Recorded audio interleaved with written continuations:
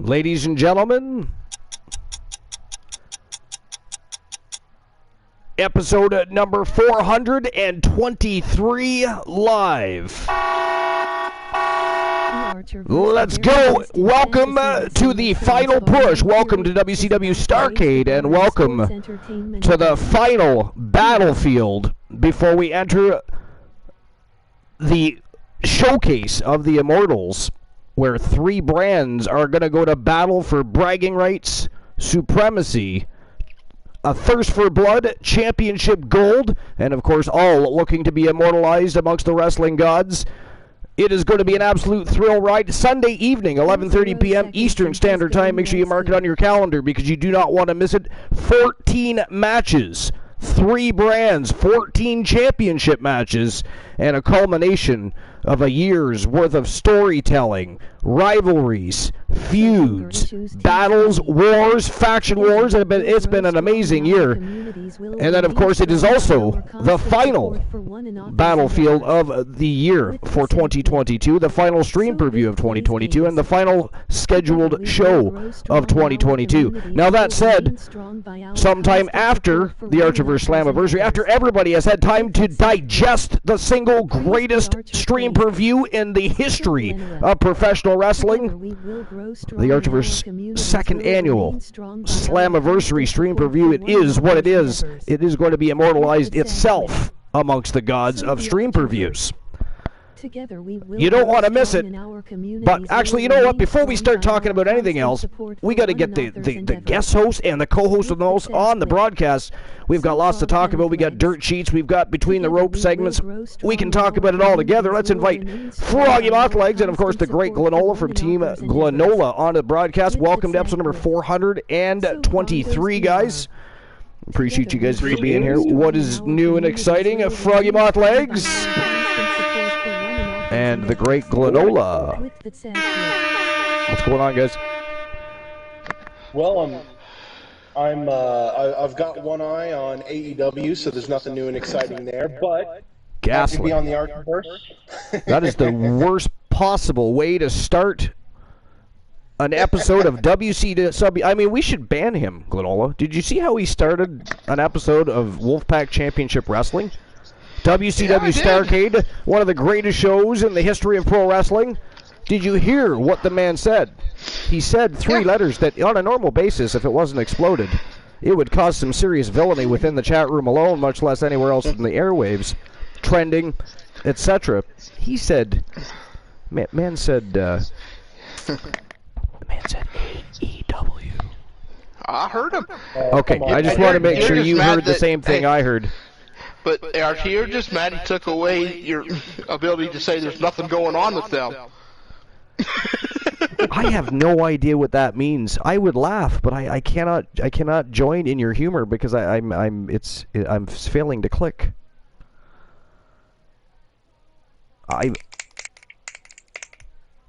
That covers the clicking. That definitely covers the clicking. Okay, you know what?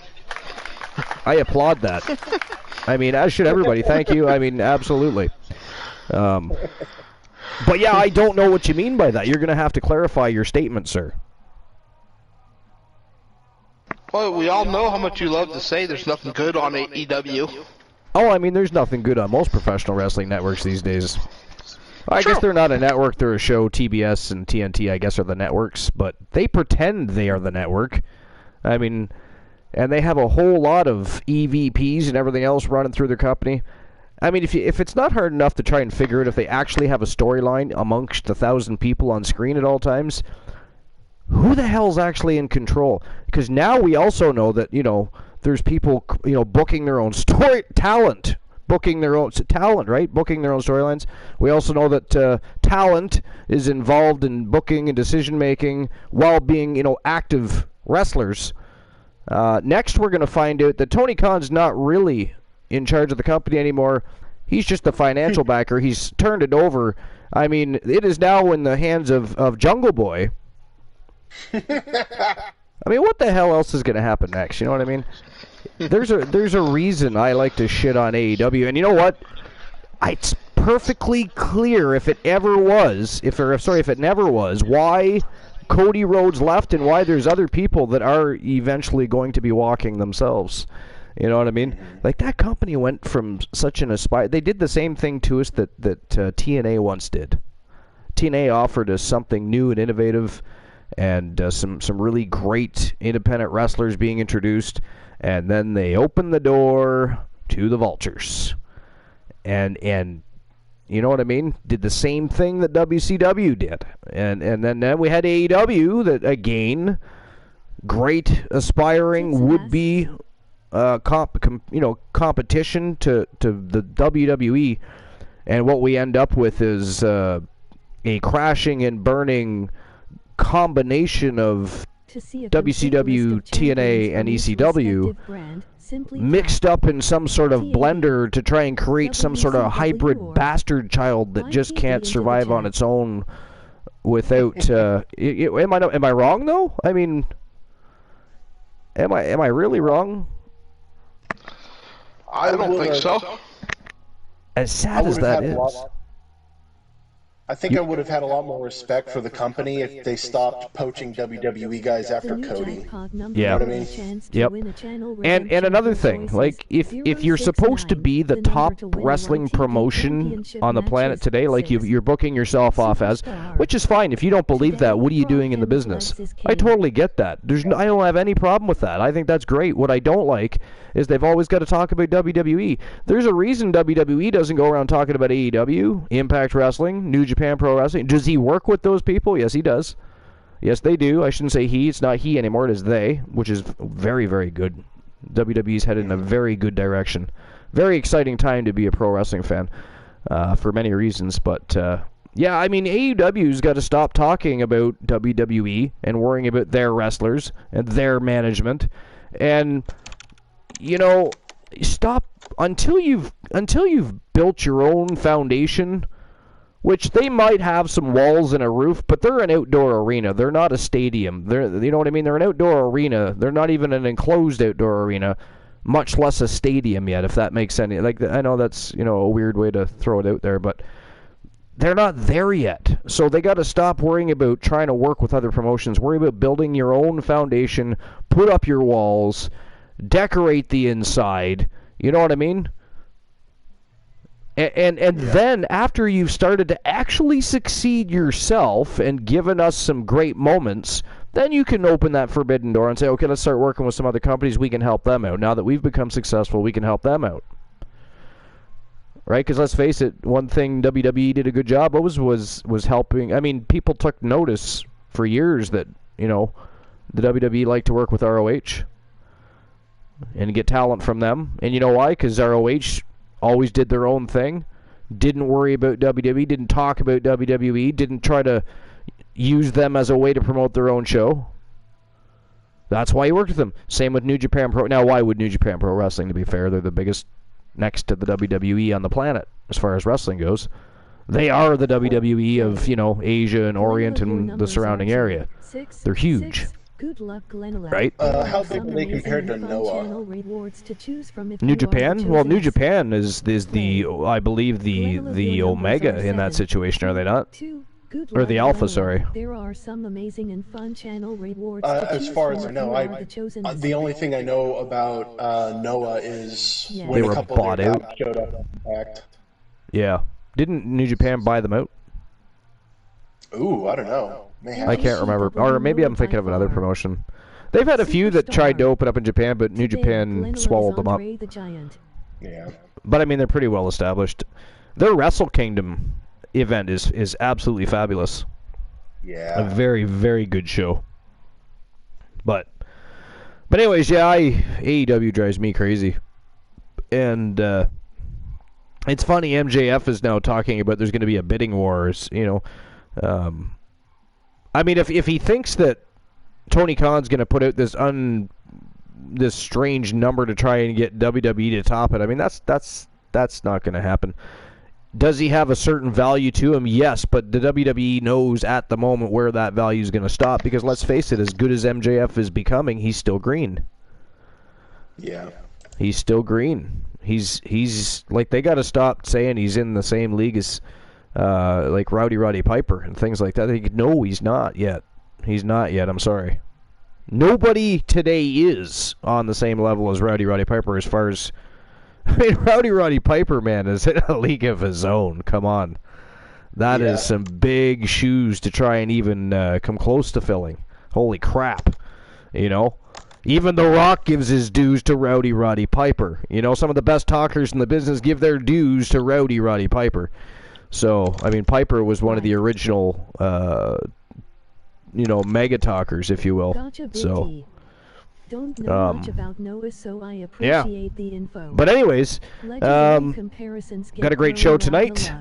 Obviously, no championships on the line as per usual. It is the final push. Actually, this is the final evening for the final push. We are but 2 days away from the second annual Archiverse Slammiversary.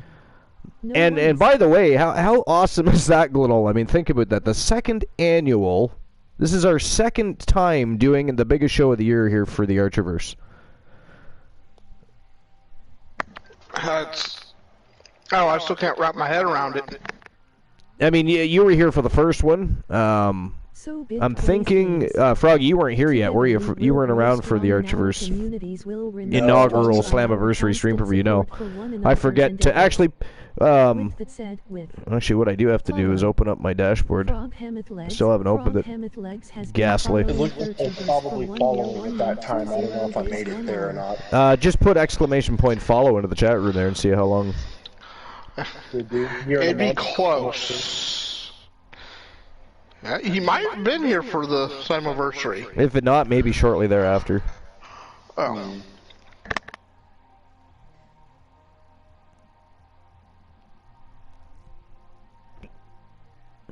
It's not coming up in the chat yet. 1 year, 1 month, 20 days, 1 hour. It's weird that did not pop up in the chat room. It popped up on my screen. Strange. Maybe you did it just before I opened up the chat, and that's why. That might be. Yeah. Oh, there's Glenola's. 1 year, 8 months, 10 days, 14 hours. Yeah, so we know Glenola was there. Sorry, what was yours, Froggy? 1 year, 1 month, 20 days. So you might have been there for the Slammiversary then. I might have been. Yeah, at least watching. Yo, Big T plays games. What's going on? Welcome in. But yeah, so no title matches tonight, obviously. It's the final push. It is the final evening. We are only 2 days away from the second annual Archiverse Slammiversary. So all championship matches, and believe me, you're going to get your fill on Sunday night. 11:30 p.m. Eastern Standard Time is the kickoff for the Archiverse second annual Slammiversary stream preview. 14 matches, 14 championship matches, 3 brands. All hell is going to break loose. It is going to be an absolute fucking thrill ride. I'm excited for one, I got to be honest. It is the second annual Slammiversary. The first one was a big success. We had a lot of fun. A lot of great people stopped by to congratulate us on the big show. You know, and we all had a lot of fun, and we reminisced on the course of the year. Now we have 2 years to reminisce about. We have 2 years of people that we got to talk to, meet, the times we've had, the moments that have gone by. And again, this is only the third. We've talked about this before. Glenola just actually mentioned it not too long ago. This is only the one of 3 stream previews that stood the test of time over the last 2 years. We've had different stream previews in and out. But number 1 was Bash at the Beach. Number 2 was Halloween Havoc. And now number 3, the Archiverse Slammiversary. And now we've all 3 of those we've done second annual events. Or sorry, 2 of them we've done second annual events. We're about to have our second annual Slammiversary on Sunday. So it's just really cool. It's awesome that we've been able to build such a fantastic community, that we've had so many great evenings of fun. I mean, think about it. I was saying this the other day when I was talking to one of my sons, because actually it was my oldest son's idea to do this, because they remembered when I used to do e-fetting, which, again, you just simply used to write up stories and you would submit them and compete with people around the world, just like we do now. Just instead of it coming to life, it was all written, and you did compete for championships and other such things. And of course, we all had to create graphics and different things. It was a lot of work. Don't know how we ever did it. ran my own federation for over 5 years. It was called GOW Gods of Wrestling. And that's where, of course, Elijah Archer was first born, Typhus Tyson, Jason Ironman, who back then was Iron Rhino, and there was a couple of others. But so he said, "Why don't you do that on Twitch, Dad?" And at first I thought he was crazy. I'm like, dude, I'm not going to write stories and submit them on Twitch. That's not what the platform's for. That's kind of crazy. And he's like, no, Dad. He says, you sit around for about 3 hours every night and you fiddle around and you create championship belts, you create arenas, you do all this stuff. Why would you not want to do that and show people what you're creating? And so I was like, hey, that's not a bad idea. And then I got the idea to run a show. And then it's, gears started to turn and I started to think, well, the one thing I do not want to do is play the game. I don't want to do that. I don't want to be like other, because of course I watched some other wrestling channels first and saw what they were doing, and I wanted to make sure I wasn't going to be accused of copying anybody or any bullshit like that. I wanted to make sure we stood out, we were unique. Okay, we're still building followers. We don't have 30, 40 people here all the time like some of them still have, but we are growing, and we are the very best in fantasy wrestling excellence, bar none, period. I guarantee if you don't believe me, go around some of the different channels, watch what they're doing, you'll see what I mean. There's a lot of toxicity amongst wrestling channels, first and foremost, so that made me very happy to come back to my own community because you guys are all awesome. 2 years, never had a problem.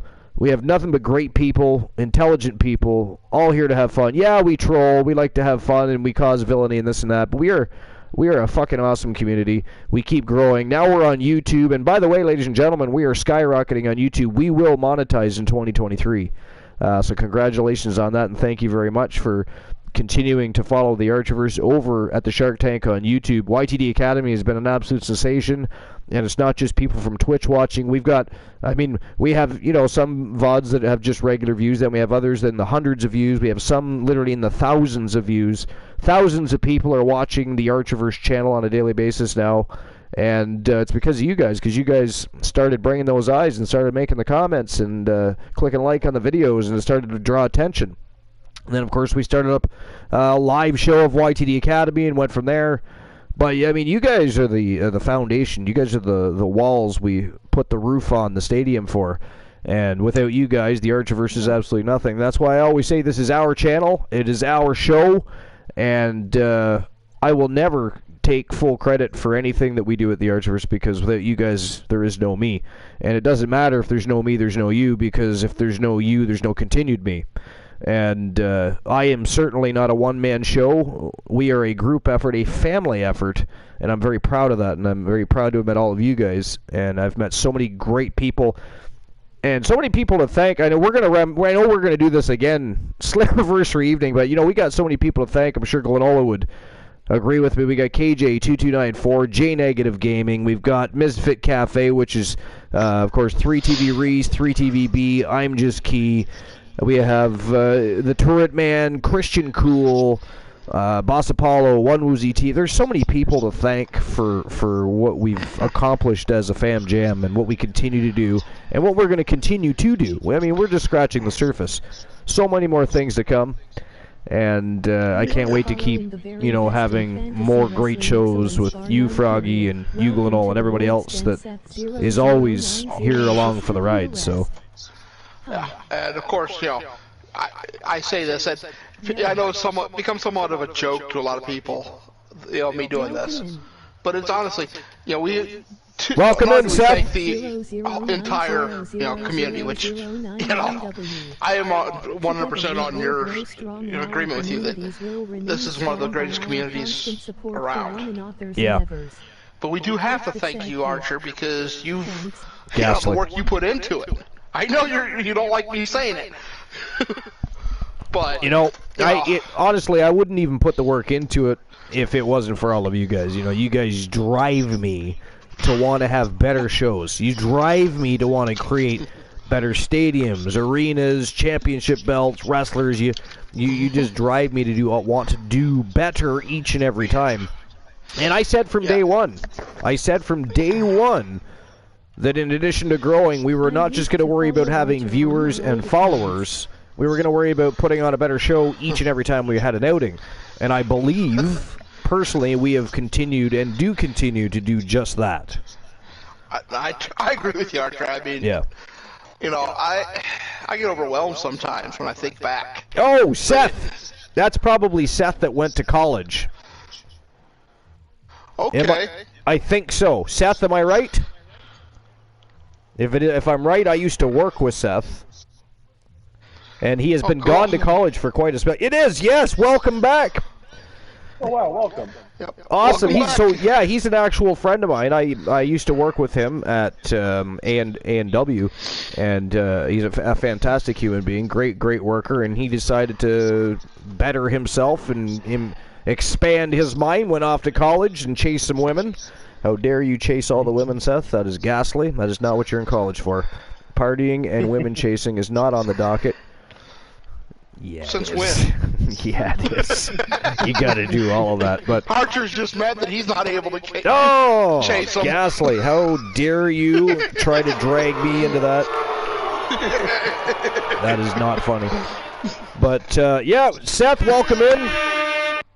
Appreciate you being here, Seth. Great to have you back in the broadcast or in the chat room. I guess you're not on the broadcast booth, but great to have you here. Welcome to episode number 423, Seth. This is one of the two final scheduled shows of 2022. The final show, or scheduled show, will be Sunday night. It is our second annual Archiverse Slammiversary stream preview, and it is going to be a huge show. 14 matches, 14 titles are on the line.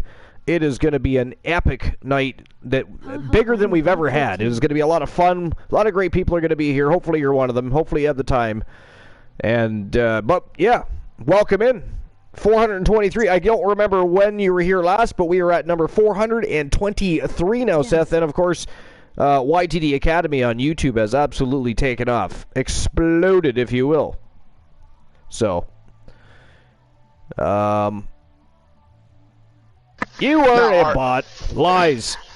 Hey, Archer. Yeah. I do have to point one thing out. You keep saying last scheduled show. Aren't you going to schedule the Hall of Fame? Well, yeah, but it's not it's not a regular season show.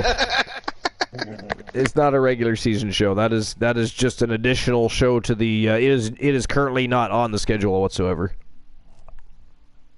So. I just have to raise a little hell, cause a little villainy. But anyways, so what are you guys looking? I mean, again, we're going to talk about lots of things over the next, especially at Slammiversary. What are you guys looking for most before we get the show on the go? Because I figure we'll have one final discussion. We'll get the show on the go, then we'll hit the dirt sheets and everything else thereafter.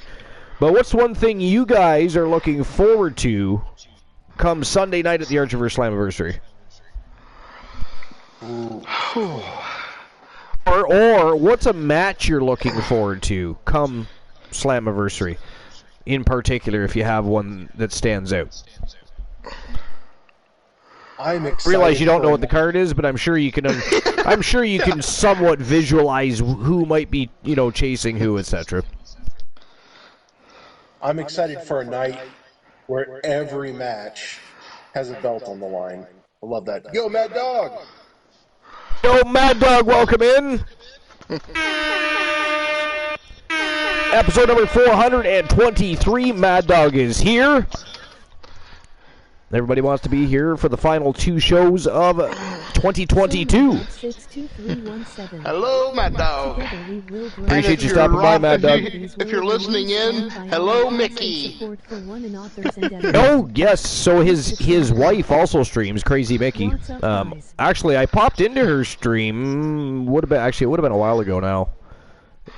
Now that I think about it, I've been in Mad Dog's channel since then, so. Yeah, I haven't seen her on that much, so. But anyways, Froggy answered the question. Glenola, what about you? Well,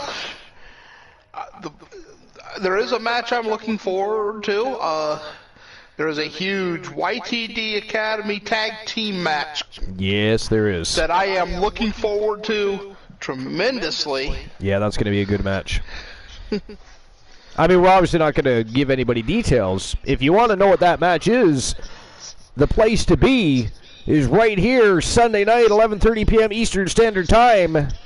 The Archiverse Slammiversary, the second annual Archiverse Slammiversary, goes live. And we continue to prove why we are the late night place to be, the most must-see show on Twitch TV, and the very best in fantasy wrestling excellence, bar none, period. Mad Dog. But anyways. And then I believe now, I'm pretty sure Woozy's that in the house, looking for acknowledgement. Welcome in, Woozy. Hey, Woozy. Woozy TV in. This is going to be one of the first pay-per-views in quite a while that the Coalition did not make the cut for. Number one, it is not a pay-per-view. Number two, how dare you drag the Coalition through the mud? They worked very hard all year. They happen to be going through a bit of a rough spot. We do not need to, throw them under the bus. That is not okay. They just jump under the bus. Gaslight. Pure gaslightness. But anyways, Woozy TV. Welcome in, my friend. Did we get a shout out for? I know he shouted himself out, but did we actually formally shout out Woozy TV? We should probably do that. Froggy got it. One of the co-hosts with the most in the chat. And apparently, very soon, ladies and gentlemen, we'll be rejoining the broadcast booth. From what he says, from what we're told, is the rumor circulating. What is all of that creaking? Somebody needs some oil. My chair. That's my chair. Good Lord, what is wrong with management these days? They can't buy new chairs. Boss Apollo in the chat room. He's on his way home. And of course, he'll be joining the broadcast booth. I mean, if you go home, you're gonna miss the show though, because we're actually at the arena, boss. I hate to tell you, we're not at your house. Only time will tell. I mean, boss is a little loco at times. Only time will tell, says Woozy TV. I will be lurking tonight. Going to spend some time with Mickey. Well, just don't tell her that the Archiverse is live, or you won't be spending time with anybody except all of us, because Mickey will jump in, join the fam jam, and enjoy the rest of the show at your expense. Well, yeah, tell her I said hi, and have a great time. Just not too good of a time. Not too good of a time. You know? Don't be exploiting things. I mean, unless you're going to record it and show us, then maybe. Then maybe. All right. Anyways, we got a great show tonight. 9 matches of pure fire. We got some faction wars. We've got all 3 brands again for the second night of the final push here, ready for battle. YTD Academy Superstars ready to roll. We've got, of course, people from the Archiverse Wrestle Wars and WCW Starrcade. Of course, these days, a.k.a. Wolfpack Championship Wrestling, at least if you ask the Wolfpack. Although, to be fair, you really shouldn't, take their advice on anything, much less take their opinions, perceptions, or anything like that. Well, you know exactly how they are. But anyways, it is going to be a good night. And I'm thinking, before we hit the dirt sheets, we simply get the show on the go, get the first match underway, get the electricity flowing, people revved up, ramped up, ready to roll. Froggy, what do you say? Let's fucking go. Let's fucking go. Glenola, what do you say? Kick the tires and light the fires. Kick the tires and light the fires. I mean, to be fair, we do not condone pyro. We don't condone playing with pyrotechnics. If you're not trained pyromaniacs, we do not, of course, condone any sort of pyromania from certain individuals, specifically Kraken Skulls. Is Kraken Skulls around? Is Kraken Skull? What's he doing? I haven't talked to Kraken in a couple days, but that doesn't mean he can't pop up and light things on fire, so we'll just stop talking about that now. We will stop talking about that now. But anyways, without further ado, ladies and gentlemen, episode number 423 live. Let's go.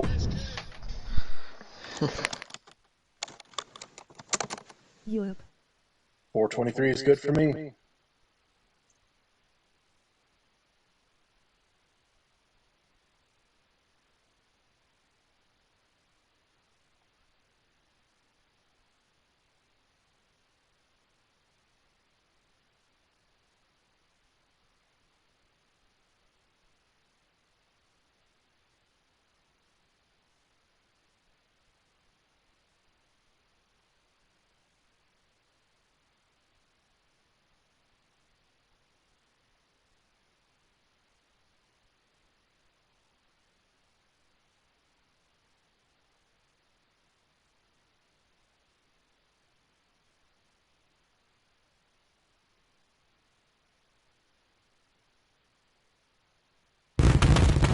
And here we go, Froggy, Glenola. It is party time. It is also, it is also showtime and go time. Glenola, what do you think? First match of the night, we're starting things off with a battle royal. Could you think of a better way to set the tone for the evening than getting 8 individuals in one ring and watching them try to toss each other over a top rope, down to a floor, bust some teeth, some chins. Who knows what could happen? We're gonna have a very high-octane evening. Perhaps even just a little bit of blood flowing would be nice. What do you think? What are your thoughts? It's how we're starting things off. Yeah. Great match. You know, Battle Royals are an awesome match. I can think of one better, but, you know, and that would be the Royal Pain match. A Royal Pain match. You know, a knockout Battle Royale. Yes, like a Fatal 8 KO, basically. Basically, kind of like the Chamber of Pain, just with 8 people. Yeah, that's the Fatal 8 KO. Yeah, that's it, yeah. Yeah. But as for this particular match... But I happen to like the Battle of Pain. I think I might rename the match. I think the Royal Pain? I might, yeah, the Royal Pain, I like that. Froggy, what says you? Solid. For a moment there, I thought he pulled a Boss Apollo on us. Very good, Froggy. Way to go. You have not sunk to his levels. A Froggy Apollo. I expected Boss Apollo to suddenly swoop in. I heard that. I can hear you, motherfuckers. Here before I can leave. Mr. Vegito Pro invading the compound with 3 villains. Welcome in, Mr. Vegito Pro. And by the way, Mr. Vegito Pro, we have this conversation every time you raid, but we're going to have it again because we're going to lay it on the line. We're going to make sure everybody is clear on the matter. But Mr. Vegito Pro, would you please type !follow into that chat? Thank you very much. Could you please do that for me? Would you enlighten us on how long you've been a follower of the Archiverse? Please and thank you. I'd be very elated, impressed, excited, overwhelmed with joy. But welcome in, Mr. Vegito Pro, and welcome in, Invaders. Appreciate everybody stopping by. Welcome to episode number 423.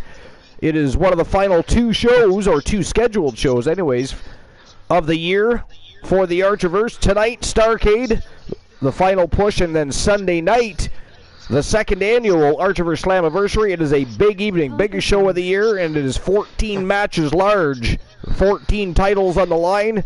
It is going to be a one hell of a thrill ride. Make sure you guys stop by. But yeah, Mr. Vegito Pro, if you could type, you just type the exclamation point, and then you type FOLLOW, and then hit the send button there. That's how that works. Don't be talking about Papa John's. If you do not have pizza to share, I mean, I will ban you quicker than you came in for the raid. So many ads! I blame Froggy Mothlegs. I mean, he's in charge of things like that, and he's been told, to have the network stifle those damn things, but much like the rest of management, they don't listen. They don't listen. I mean, you've seen how you've watched as I lose control of my own broadcast. I get kicked off my own broadcast. Are you streaming tonight? You gotta forgive Glenola. He's been drinking tonight. I mean, a fly farted earlier, and he laughed for 20 minutes. That was only 15. It's good to see you, dude. You notice he's not bothering to type exclamation point follow. He is simply being insubordinate right now. How dare you, Mr. Vegito Pro? It's my pleasure to give you the shout out. Yeah. Just having a great night tonight, so. Yeah, it's good to see you here. Good to have you stop by. How was your stream? How was the rest of your stream? I knew you were live earlier. I was a little bit busy. I didn't have a chance to pop in. There we go. 1 year. Oh, wait a minute. Yeah, okay. Did that work? Wow, it did. Thank you, Froggy. I didn't know you could do that. Interesting. I learn something new every day. Woo! It's an educational program tonight. So 1 year, 7 months, 8 days, 8 hours, Mr. Vegito Pro, and yet still does not have a client, has not become a streamer team, and does not have a client wrestling on any of the shows, winning titles, joining teams, forming alliances, none of that. You gotta Make me what he says.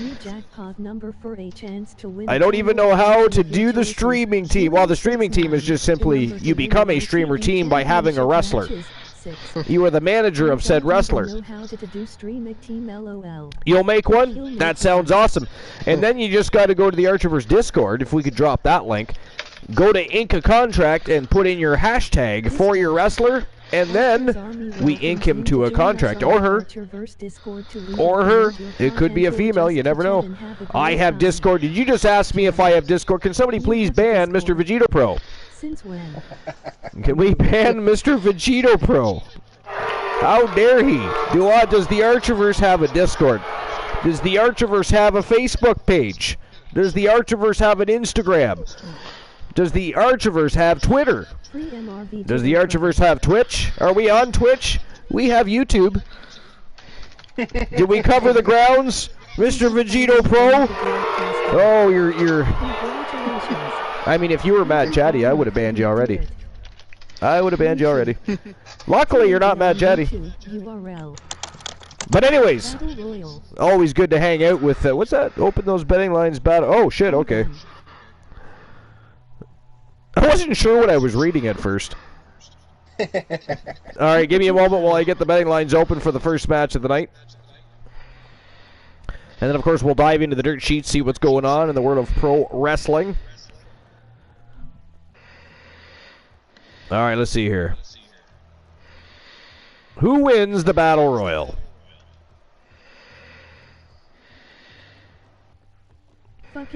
Let's see, we've got the villain of the Archiverse, Kareem Keywoods.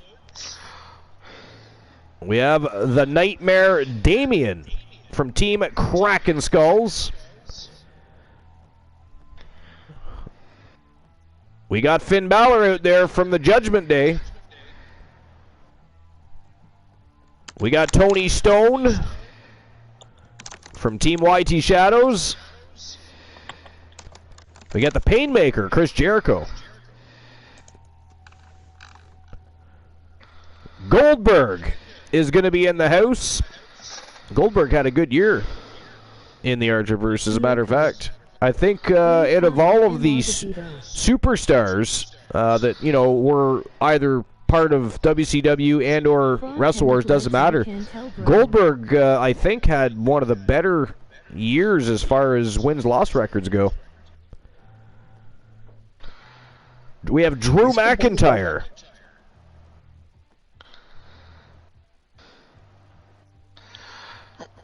And, of course, last but not least, from Team Krondos, BR, Awesome Ted Cobb. Mr. Fancy Pants himself. Mr. Fancy Pants, the junior wrestling champion.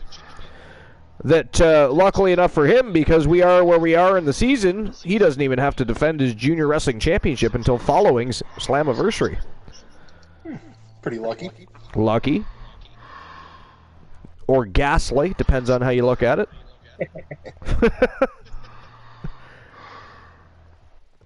All right, so 5 minutes to make your bets.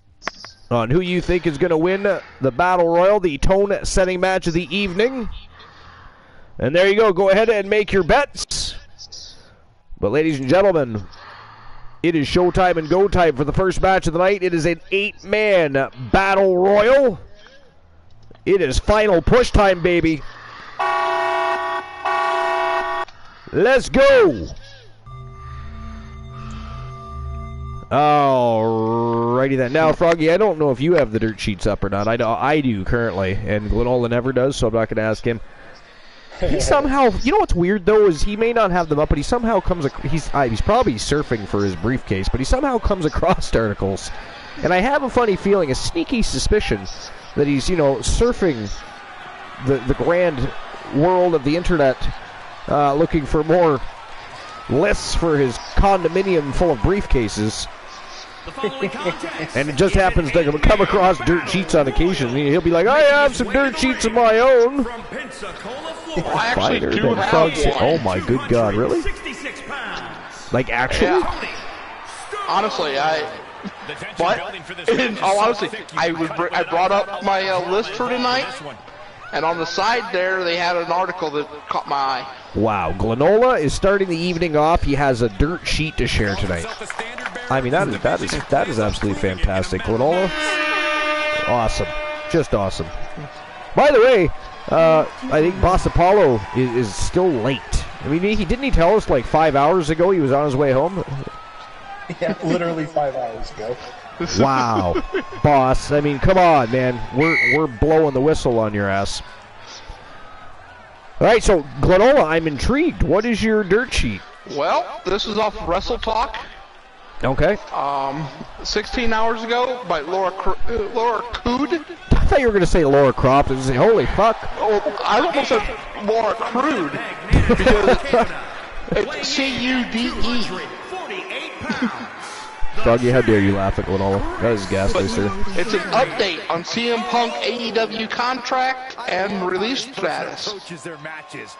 Interesting, because I also have, we'll see how similar they are, because I too have one from about 8 hours ago or so. From wrestling, mine's from Wrestling Observer, though. So it'll be interesting to see how much the two are correlated, to see if they stole from other sites, so to speak. All right, an update has emerged on BM Punk's contract status with AEW. Following the infamous all-out backstage incident that broke out after the media scrum, BM Punk, Ace Steel, Kenny Omega, and the Young Bucks were all suspended. In the months since, the Elite have returned with much fanfare while Ace Steel was released.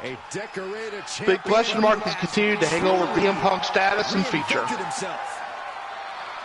Previous reports noted Punk was in talks of a contract buyout with AEW, although these talks are said to have been stalled over the non-complete clause.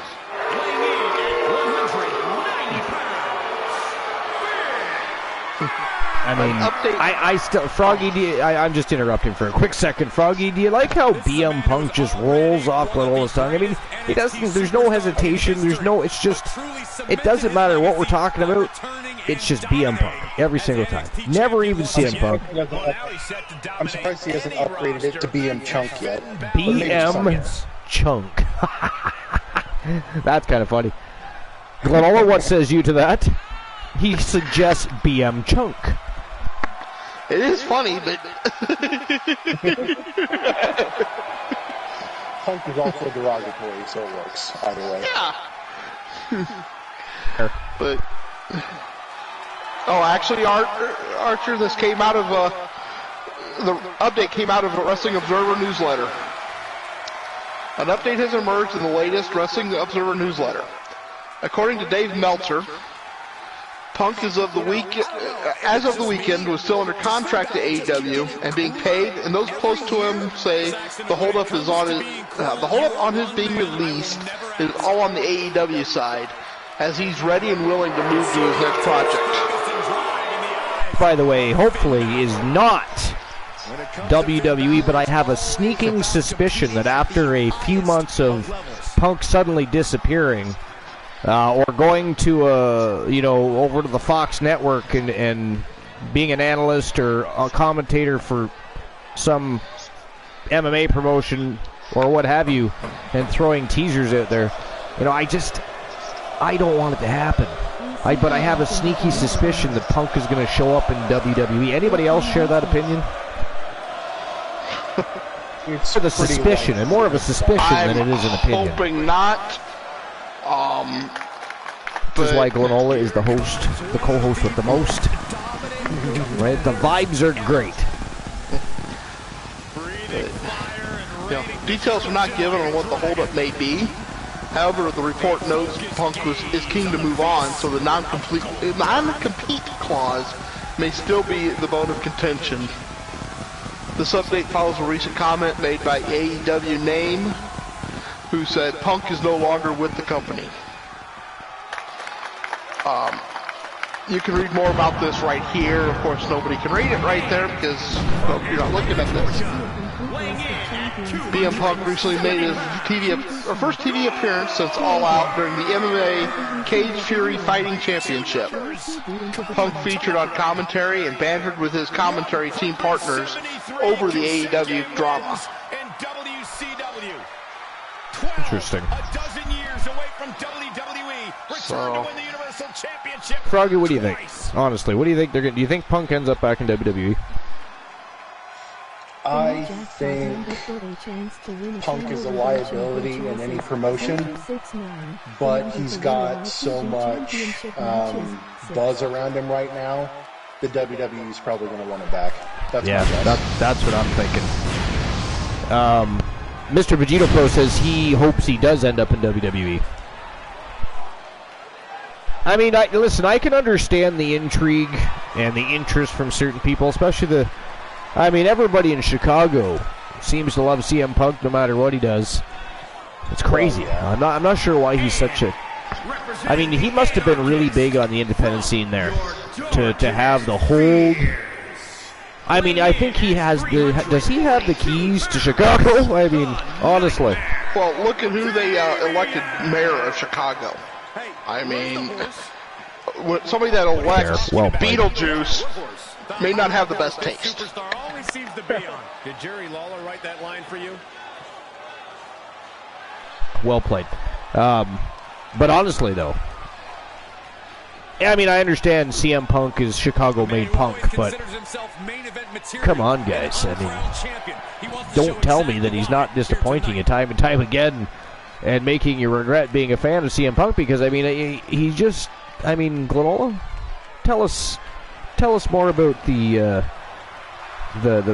mannerisms of one BM Punk, would you? He just needs flushed. Pure and simple, he needs flushed. The Scottish Warrior is ready for battle. Brandishing the King's blade. Not quite what I had in mind, but that works. Poetic and to the point. And to the point. Now that I can agree with. But yeah, I don't know. I really, honestly, I think they should just keep Punk out. And that's just my opinion. I don't speak for anybody else. I just don't know, for the price it's going to cost to get him under the banner, can you honestly and legitimately tell me there's not better ways to spend that money, both with the Performance Center, with NXT Superstars, promoting better the World Cup that could go worldwide eventually. You got the launch of NXT Europe. There's so many things to spend money on that don't include CM Punk. And what are you going to use him for? I mean, honestly, my biggest problem with Punk is he decided to jump and dive into the world of MMA and look like a complete punk, and then went crawling back to pro wrestling and tried to pull off the tough guy persona. And actually, Mr. Vegito Pro, right there is the biggest problem he's got. He needs to keep his mouth shut and just deal with it. But he's a whiny little bitch who's going to sit there cry and moan that, oh, you're not giving me any shots, you're not doing anything for me. Even though the company pays thousands of dollars to get you a special intro song. You know, actually, probably even $1 million. Who knows what that royalties cost? And And it's like when Punk gets the belt, he whines even harder, and that doesn't make any sense to me. That always bothered me too. Like, why are you whining more now that you're champion? Is it just because, what, I'm world champion, so now people will listen to me whine more? Like, yeah, I don't get that either. And it's not that we don't discredit the abilities of CM Punk. It's, you know, CM Punk is a good. I don't think he's the greatest wrestler, like some people think. He's not the best wrestler in the world. He's one of the most overrated around. Yeah, I think he's one of the most overrated. I think he is a good wrestler, though. He's got great technical skills. I don't know. I'm just, there's so many wrestlers that I always liked better than Punk, but I do understand why some like him. You know, he's good, and he's really good on the microphone.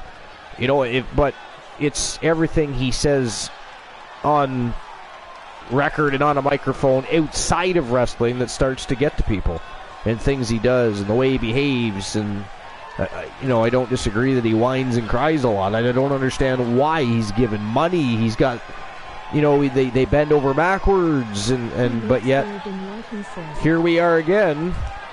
You know, the supposedly the pasture where grass is so much greener, you know, was not good enough for Punk, and yet I'm supposed to say, hey, well, you know, why don't you just come on back to WWE? You know, we'll take your shit there. You know, I don't know. There's something else that bothers me. Many things, but there's something else specifically that bothers me. The fight at the media scrum was a month ago, a little bit more than that, 2 months, whatever it was. How about that? The first time I heard anything about a dog being involved was last night when you were talking about it. If there was a dog involved in a fight at a fucking wrestling promotion, that would be headline news in every newspaper, and fucking it would trend. Because people are going to call it out for, you know, potential animal cruelty. Yeah. That would be talked about more than any of the humans that got hurt. By the way, though, if you look at that picture that was posted of the dog, he posted it supposedly a before and after picture, but one was clearly a dog when that dog was much younger, and one was much older and scruffier. Well, I actually did hear something mentioned a couple weeks ago, because that was supposedly one of his big defenses. Is his dog got hurt, so he was reacting to his dog being hurt. Yeah, I'm not saying that maybe a dog did not get potentially hurt, but I mean, if you pull the picture up that he posted, one is a scruffy-looking version of his dog, the other is a very nicely groomed, younger-looking version with cleaner teeth than the one he posted. And that's just what I noticed immediately. You know, because Foggy is one of those people that I'm not shy of admitting that I'm starting to think that myself. The media scrum might just be one giant work. You know? Anyways, guys, continue talking about this. I have to use the facilities quick before we get any further into the show. But yeah, continue talking about this because it's a great topic of conversation. And there's not a whole lot to talk about in the Dirt Sheets tonight anyway, so this is a very intriguing, well, maybe not for Noel, he absolutely hates BM Punk, but I am curious to what everybody's opinions are on what he could do, what he should do, what you think the potential of him being in the WWE or maybe ending up in Impact Wrestling. Who knows? He could go to Impact Wrestling. You know what? That would be huge for Impact Wrestling, to be fair. He would definitely rule Impact Wrestling. He'd become their world champion and then cry. But I will be right back. Sorry. Oh, yeah. I had to do it. Granola, I joined the dark side, and I'm right there with you, buddy. I'm right there with you. But anyways, before my bladder bursts, I am exiting the broadcast booth. I shall return.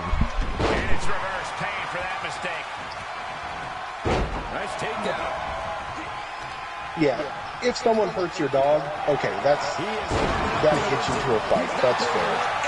But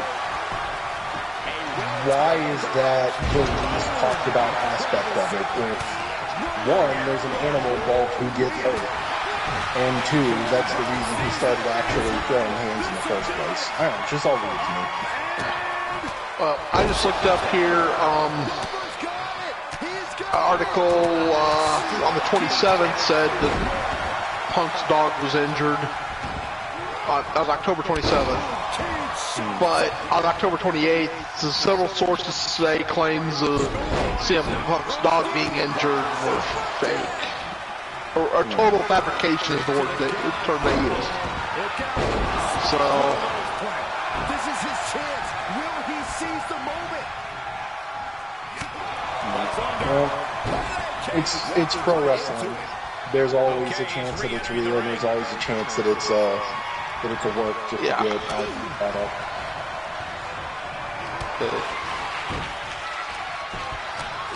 He takes control. Okay, let's start started with 8, and we're down to 5. Oh, down to 4. Jericho just got tossed. Oh, dwindling. I don't know when it happened, but the one I bet on is out. Yeah, I put money on Nightmare, but I was thinking about Balor, so I was thinking about Nightmare, but I went for Cream Woods. That's fair. That's fair.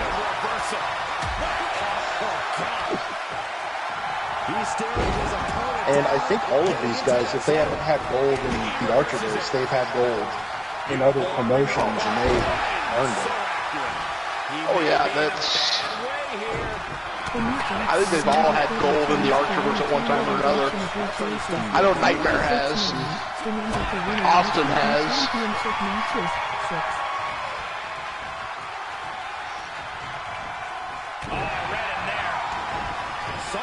And Cobble's currently light beating camp. That's what I was trying to remember. Yeah. I have returned. Holy shit, we're down to the final 3 competitors. Was I gone that long? Good God. Where the hell is Poindexter? Did he send me through another goddamn portal? Poindexter, you get his ass out here right now and send it. I want to see the rest of the match. I want instant replay immediately. What is even happening right now? Look at this. The Nightmare Damien, Goldberg, and awesome Ted Cobb from Team Crondo's BR. That's fantastic. I think it was Tony Stone that got 2 people out back-to-back, Jericho. And then Goldberg, I saw him, military... who did he drop over the top rope? Was it... I believe that was actually Tony Stone, was it not? Yeah, I gotta tell you, that was a long drop on your face. That one made me cringe. That one made me cringe. Well, I've got another article, Arthur. You have another article? Yeah. Wow. Glenola has another article. And you know what Froggy has? You know what Froggy has to say about that? He says, that's what I mean, he's very rude. He does not have good bedside manners. I apologize. But that's what he said. I need to work on that. You do have to work on that. Your bedside manners are absolutely disgusting, sir. I mean, look at this. Goldberg rolling into a goddamn knee bar. When does Goldberg do knee bars? He is trying to tear the leg right off of Ted Cobb there. Good God. Anyways, what's your article? Update on talks behind the scenes of The Rock returning at Royal Rumble 2023. Ooh, yes. Oh, did you see that? Good God. Suplex driver. Okay. And 17 hours ago by Sanchez Taylor. Oh, Ted Cobb just got Samoan dropped right over the top rope. He's eliminated. Is down to Goldberg and the Nightmare Damien here, guys. Got a 50-50 shot of getting that money. Now, who thought these two would meet up? Right? He did not. I thought he was going to drop him over the top rope. What was he thinking? He could have won the match right there. Wow, it was ground and pound on the Nightmare Damien. But I agree, Glenola. Who the hell would have ever thought you would have saw Goldberg and the Nightmare Damien in the final of a Battle Royal? Or in a match period, I guess. Have they wrestled before? I don't think they have. I don't think they have either. Uh-oh. He's not in a singles Nightmare's match. in trouble. Nightmare is in trouble here. Goldberg's got him up. Hang on. I think the Nightmare's gone. He is exiting the ring. Oh, no, he's not. Look at this. Elbow to the midsection. Elbow to the head. That was vicious. Big elbow. Ooh. Back suplex. Hello, Luke the Gooner. Luke the Gooner in the house. Welcome to episode number 423, Luke the Gooner. It is the final push before Sunday night's second annual Archiver's Slammiversary. And Froggy just all night keeps saying things like, so you'll have to excuse him. He's got really, the flatulence is ghastly tonight. I mean, you should be up here in the broadcast booth. It absolutely reeks up here. Usually that is just Lanola's snacks for the evening we're smelling, but it is Froggy Mothlegs tonight. Yeah, well. I mean, what did you eat? Stop that. Honestly, that is not funny. We do not want to smell that. He keeps laughing. It is not funny. Oh, big elbow right in the liver.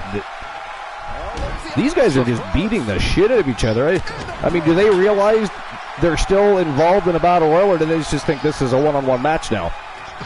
I don't know. This is almost its own grudge. Oh, look at this. Oh, there goes Goldberg, ladies and gentlemen, the winner of the Battle Royal from Team Kraken Skulls. He is one half of the Anarchists with his partner in crime, The Fiend.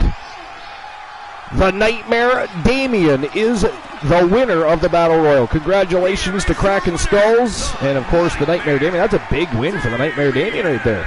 Going into Slammiversary? Wow. Okay. What a way to start the show. And Glenola, while I issue the payout on that, you may as well go ahead with your article there. We kind of, Froggy is constantly interrupting. Froggy, stop that. And hello, Cold Logic Wolf. Seriously. Good God. Don't feed him anything else, Glenola. Nothing. I'll try to... What is wrong with you? Jesus. Okay, Glenola. All right. Before you can't speak because there's too much methane in the air. I just light a match. Light a match, yeah. Cold Logic Wolf in the house. Welcome in, my friend. All right, so an update has emerged. Can we get a shout out for Cold Logic Wolf, please? Already done. Oh, thank you very much. Appreciate it. Sorry, go ahead. But an update has emerged on rumors of The Rock making a return at the Royal Rumble, marking the beginning of the road to WrestleMania 39 and the first Royal Rumble event booked under the Triple H regime. The January 28th Premium Live event is already highly anticipated. WWE recently confirmed the event has broken the record for largest gate for a Royal Rumble in company history. Really? With so many eyes already on the upcoming show, many have speculated that some big names will make their return to the event. Following reports that The Rock's in-ring return is penciled in for WrestleMania 39, there were rumors the Hollywood star will first make an appearance at Royal Rumble 2023. In the latest edition of the Wrestling Observer newsletter, Dave Meltzer gave an update on the situation, noting that the idea has been discussed. Noting that nothing was official as of writing, Meltzer wrote, "The idea was being talked about behind the scenes, but as best as we can tell, while rumors certainly exist within the company, as far as those who would be in a position to know, there is no real answer. If Johnson wants to do it and can be sold on the idea, it would be the most perfect scenario for the company. The only thing we were told is that the close to finalized plans for the WrestleMania main event need to be locked in by mid-January. And whatever involvement Johnson wishes to do and has time to do, they would like to be finalized by that date." But the close to finalized. Okay, that hurts my brain. So obviously they're still pushing for the, family feud between The Rock and Roman Reigns to see who the true head of the table is going to be. But I mean, honestly, if you're going to pull The Rock in, I mean, you got to have The Rock be the one that beats Roman Reigns then, don't you? Because, I mean, do you have Roman Reigns put over the... I mean, I don't know. It's hard to say. It's not like he needs to be established for any reason. You know what I mean? So at this point, do you put Roman Reigns over, or do you have The Rock beat him and put him in his place and humble him? Originally, the belief was if his schedule allowed for it, Johnson would do likely. Here we go again. Would do likely his last match at Mania.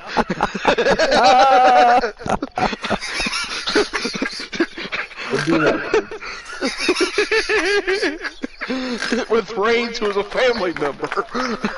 Oh man, I love Way to go, Glenoa! You got through it.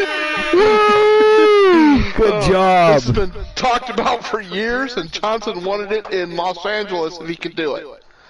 There was talk regarding Dallas last year, but Johnson was more interested in LA, so they went with Brock Lesnar. Yeah, makes sense. Previous reports indicated the belief was that The Rock will headline the April 2nd and 3rd event against Roman Reigns if his schedule allows him to train for an in-ring return. Excluding the 6-second bout against Eric Rowan, or Redbeard, at WrestleMania 32 in 2016, The Rock hasn't wrestled a full bout since dropping the WWE Championship to Cena in the main event WrestleMania 29 in 2013. Yep.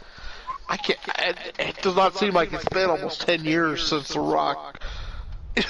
I mean, he's been at WrestleMania since then, but he didn't wrestle in any singles matches or anything. Yeah, it just doesn't seem like it's been that long since he was, active in the ring.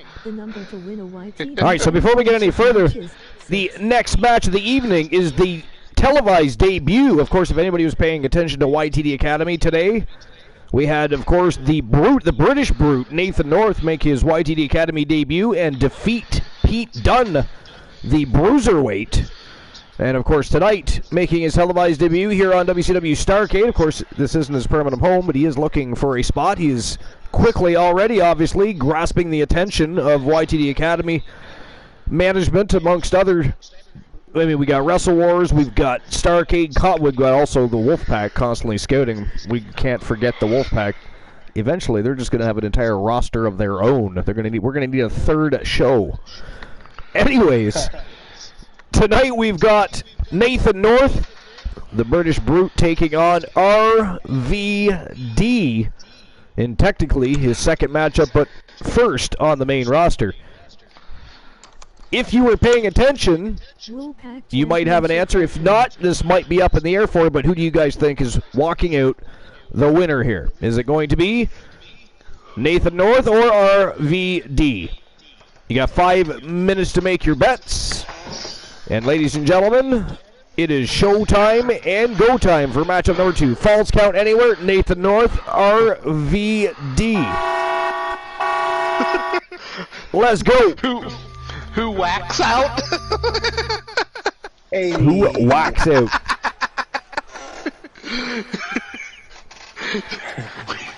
All right, here we go. I put my money on RVD whacking out with the W, but Nice. Nathan North. I mean, technically speaking, considering his state of mind most of the time, he could be whacking something out. Ooh, that's true. But I think North has the rookie momentum, if that makes sense. He's got to prove himself here. Right. He's going to have a tough time ahead. Fair enough. The assessment is there. It is good. What about you, Glenoa? What do you think? What are your thoughts? Did you see the matchup with him and no, I Pete Dunne? You didn't. Okay. Did you, Froggy? No, I haven't. You didn't either. Okay. Very impressive. It was a very good matchup. I mean, everybody knows, the Bruiserweight. Pete Dunne, one of the best cruiserweights on the planet. Now, I understand Nathan North, not exactly a cruiserweight. He's either heavyweight or super heavyweight. I'm not sure which. I can't remember. What did they say he weighed in at? I didn't catch it. Nobody caught it? Okay. But in any case, it was a very impressive matchup over at the YTD Academy between him and Pete Dunne. I expect to see, RVD's involved here, so this is, either way, it's going to be a high-octane matchup. You're probably going to see a lot of high flying, and, well, it's RVD, so rolling around the ring. Rolling Thunders is one of his favorite moves to perform. I never did like that move, I'll be honest. I enjoyed it, but I preferred Coast to Coast. Coast to Coast was definitely more fun. Now, hopefully for Nathan North, that doesn't happen to him, but it is very possible. It is in the realm of possibilities. Archer, you got 2 joke times. Froggy's got a joke time. Joke time! All right, who wants to go first? Joe Link. Joe Link, how dare you? But welcome into episode number 423, my friend. And we got a shout out for Joe Link. Yes, we did. Thank you very much. Froggy Moth Legs. Even though he's on the broadcast, he is still fulfilling his modding duties. Now that is noble. Is that Luke the Gooner? That is Luke Bomber. That is the Gooner. Hey, wait a minute. What the fuck is Luke? Why the hell is the Gooner out here attacking RVD? Get him away from our announce desk. Oh, right. Good God. What was that all about? Holy shit! I mean, I realize both men are from the. Come in and help him for one match, and he just thinks that's how we do things here. Come on. I mean, don't get me wrong. I understand that Nathan North and the Gooner both from the UK. I get that, but I mean, the match just barely started. Did North really need assistance there, or is there some sort of beef we don't know about between RVD and the Gooner? I don't know. Maybe some bad weed or something. Bad weed. That's it. That's a bad trip.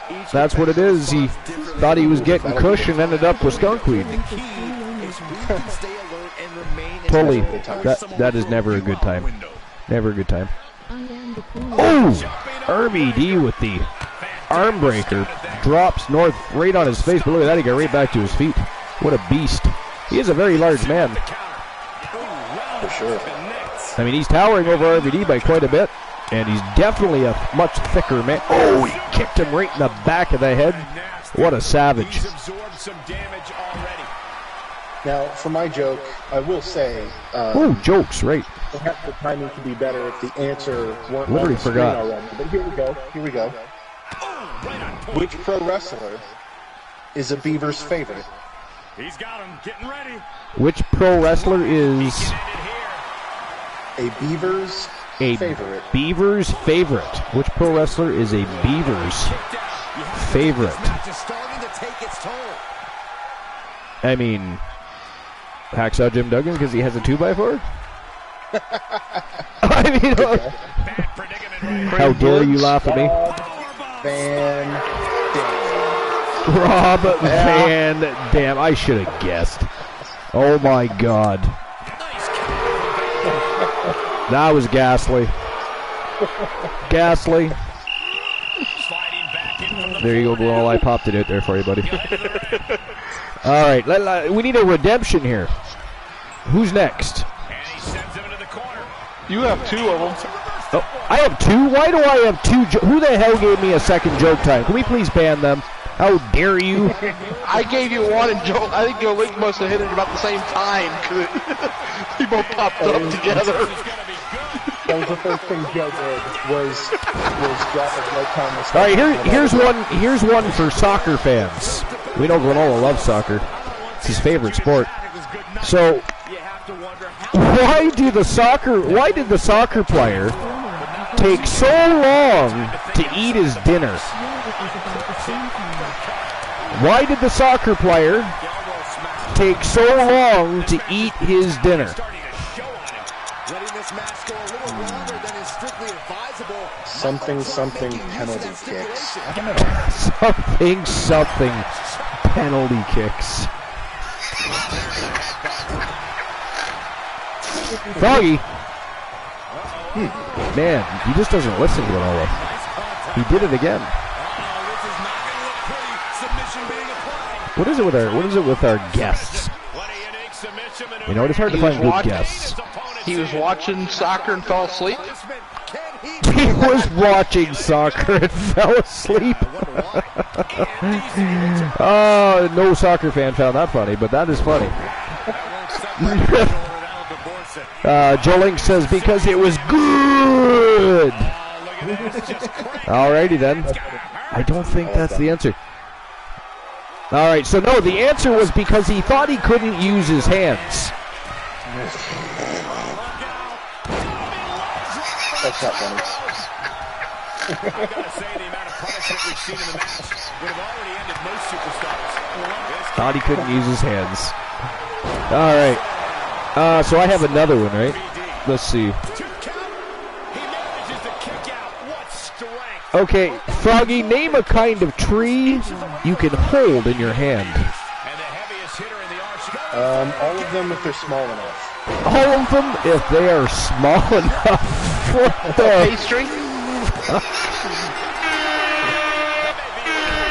Oh, Glow says a freaking pastry.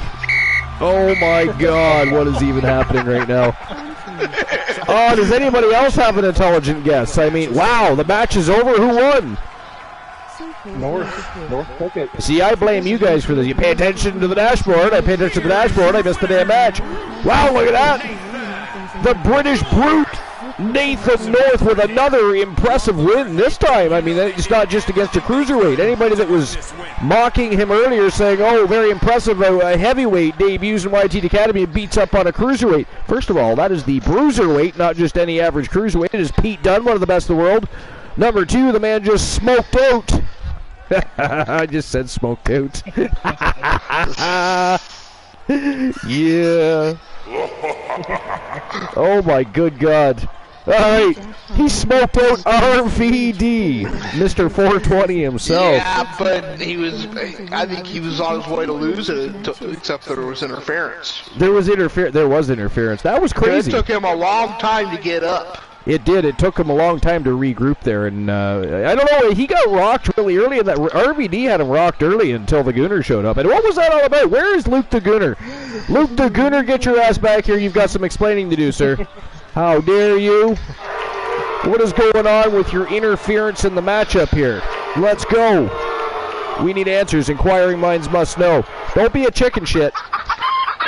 Don't you be a chicken shit. You get back here and explain yourself to the rest of the management teams. What the hell was Luke the Gooner doing out there? Luke Ballmer did not need to be out there. Does he not have a match later? Does he not have better things to do? Maybe he thought that was his match. Maybe he did. I mean, sometimes the British get a little ahead of themselves. They get excited over strange things. You know, like tea and crumpets. Things like that. So, you could be right. You could be on to something there. You could be on to something, Frog. Yeah, I think, you know...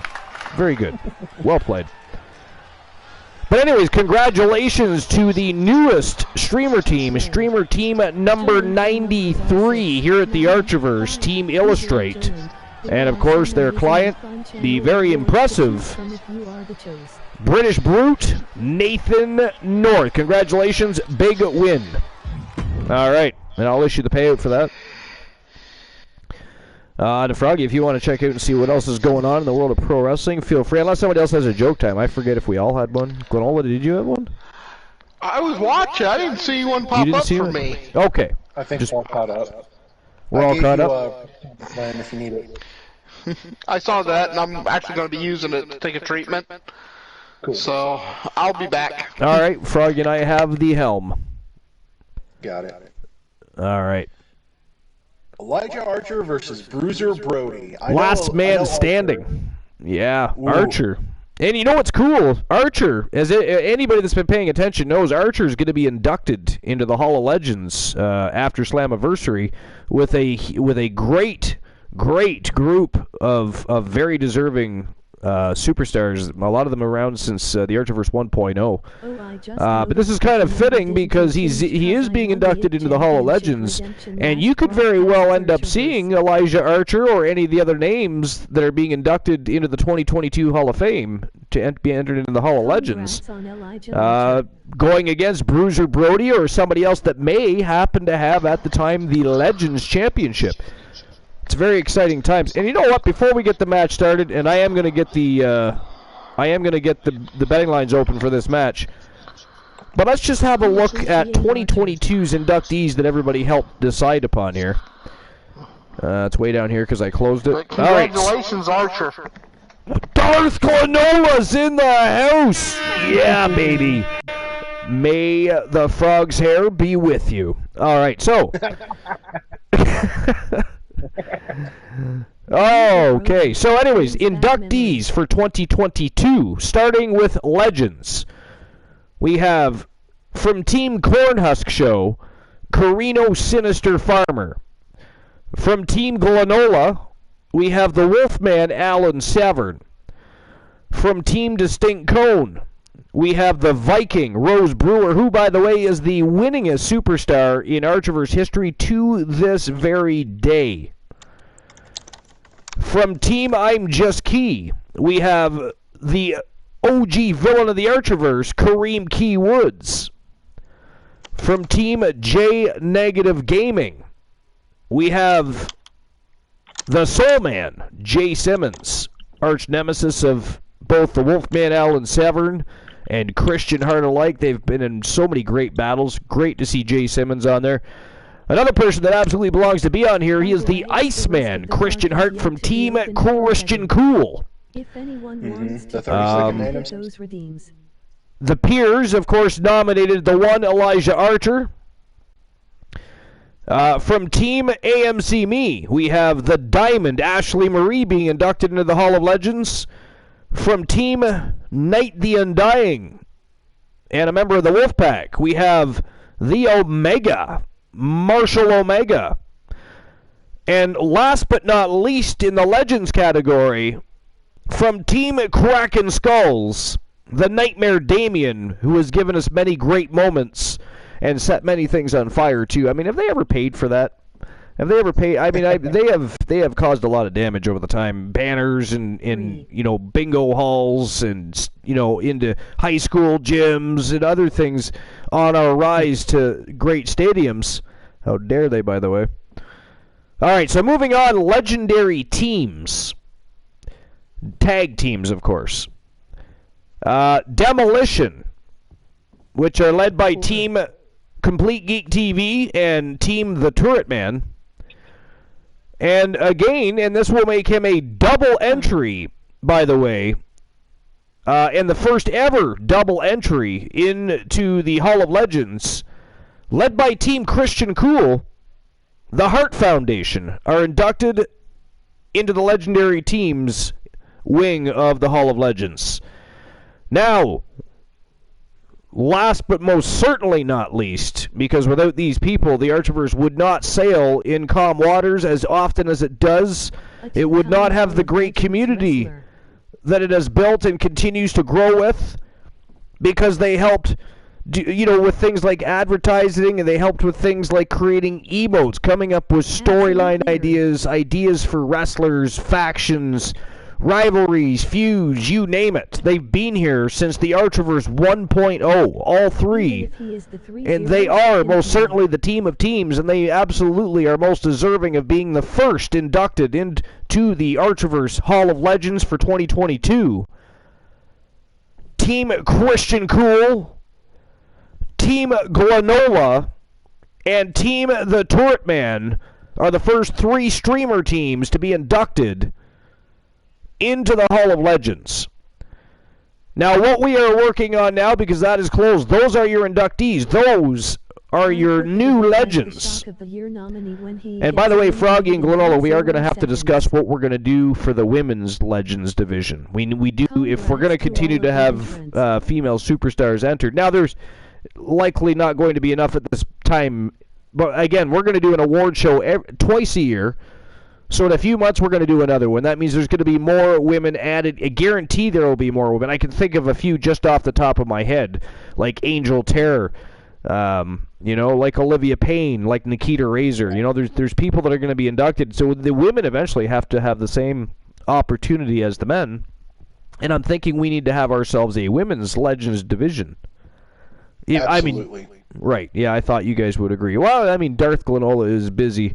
He's talking to the Sith Lords about the increasing amount of frogs that are moving into the neighborhood, and not all of them are finer than frogs' hair, and they are trying to determine why that is and how they can potentially make the ecosystem finer than it is to make their hair much greater than it already is, so they can all be in unison finer than frogs' hair. But anyways, all right, did I open the betting line? I didn't yet, did I? No, not yet. I did not. G got Stop booing. There's no reason to boo. I apologize. I'm opening it now. Froggy, how dare you? Froggy! Good God. See, at this point, I wish I was Glenol and had a mask on my face. You really do need to stop doing that. Is that really not okay? Not pleasant. I mean, it is not. Your ass is not an air freshener. Okay? Stop spraying like a skunk. It is crazy. It's quite ghastly. I do not appreciate it. Episode number 423 is going to go down in history as the fart show. The fart show. The Froggy Fart Show. If I see that trending on any social media, I will ban all of you, by the way. I will ban all of you. Alright, so, who walks out with the W here? Remember, this is last man standing. And Bruiser Brody going to be looking for vengeance. He has already faced the one Elijah Archer once over at YTD Academy, and he was starched very quickly. And surprisingly, by the way, Joe Link and I talked about it. I believe Froggy and I did too. It was very interesting how quickly Archer beat Brody. So Brody is definitely not going to be in a good mood coming into this matchup to face Elijah Archer. But who's going to walk out with the W here? Is it going to be Elijah Archer? Make sure I spell things right. We don't want Colonel to die laughing and losing oxygen. The new jackpot number for a chance to win or Bruiser Brody. 069. It's my job to steal oxygen. It is your job to steal the yes. Yeah, that is the most foul way to do it, though. 5 minutes to make your bets. That's not funny, Froggy.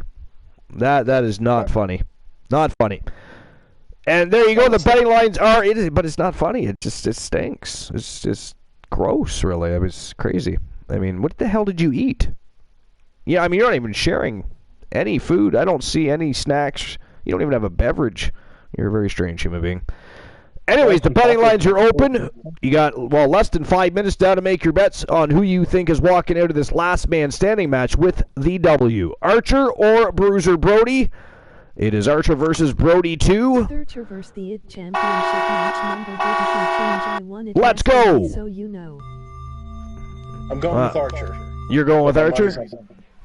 But your money's on Brody. Nice. Pulling a Boss Apollo. Speaking of Boss Apollo, what in the blue hell is... But did Boss Apollo move? Does he, live in China now? The man told us how long ago he's on his way home. Right? Yes, he deserves to be booed. I agree. I totally agree. And, we got to blow the whistle on things like this. We can't have this kind of tardiness going on. Teasing the masses with his, potential inclusion of the final push, but, as of yet, still no Boss Apollo. It's more like Lost Apollo, really, isn't it? Oh, that's good. That was good. I thought it was good. I really do. Thank you. I do appreciate that. Appreciate the applause. All right. Archer making his way to the ring. I am, of course, going with Archer on this one. He's probably not going to starch Bruiser Brody.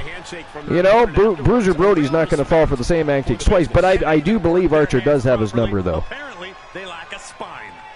I mean, if he stops dancing and gets to business, that is.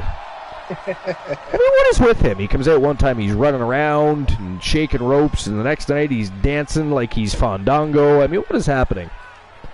What's going on with Archer? Yeah, I don't know. It's crazy. Right there before the fall. Indeed. We'll see.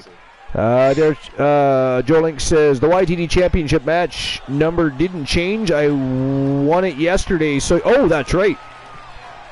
Thank you, Joe Link. Appreciate that. I'll change that right now. So anybody that's already played the lottery, you're going to get a chance to do it again twice. Just give me a moment.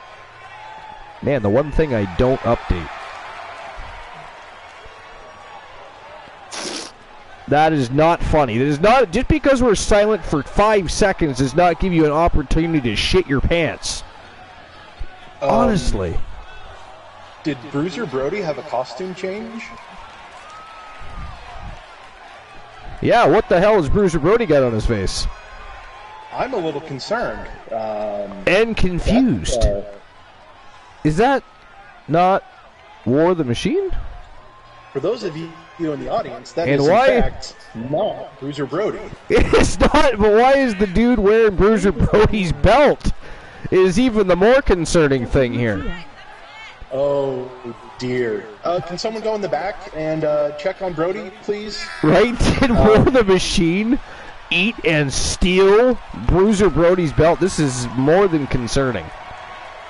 More than can we get the eyes back there? Look at the look on Archer's face. He's like, what is this shit? Archer, I've never seen a look of concern on Archer's face. I mean, he is definitely not prepared or was not expecting. That is War of the Machine right there. That is not Bruiser Brody. And he is also by the... He is not the Legends Champion. What the hell what happened to Bruiser Brody, and why is he no longer the champion without a match actually happening, sanctioned, and actually lost the title? Can somebody explain to me what is going on right now? If I had to guess, the Machine is taking things into his own hands. He apparently has a problem with Bruiser Brody. Yeah. Whoa. I am so confused right now. This is going to be a grudge match, and now it's a grudge match.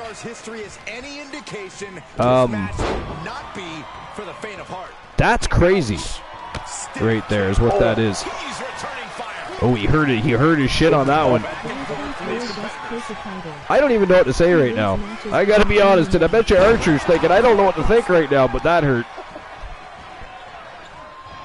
But that hurt.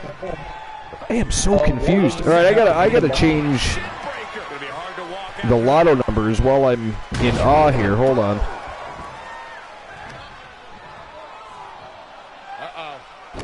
Archer's not looking good out there. No, he's not. He is in all kinds of trouble right now. Look at this. Wow, War of the Machine with a huge flying elbow right across the throat of Archer. Whoa. Oh, God. Now this is the kind of match where you can really push the bounds of damage you can inflict. I'm not saying that a no disqualification match should mean carte blanche to do whatever you want to someone, but it does provide an opening to be creative in your offense. So just about done with the new jackpot numbers. Oh, finally a little bit of offense back from Archer.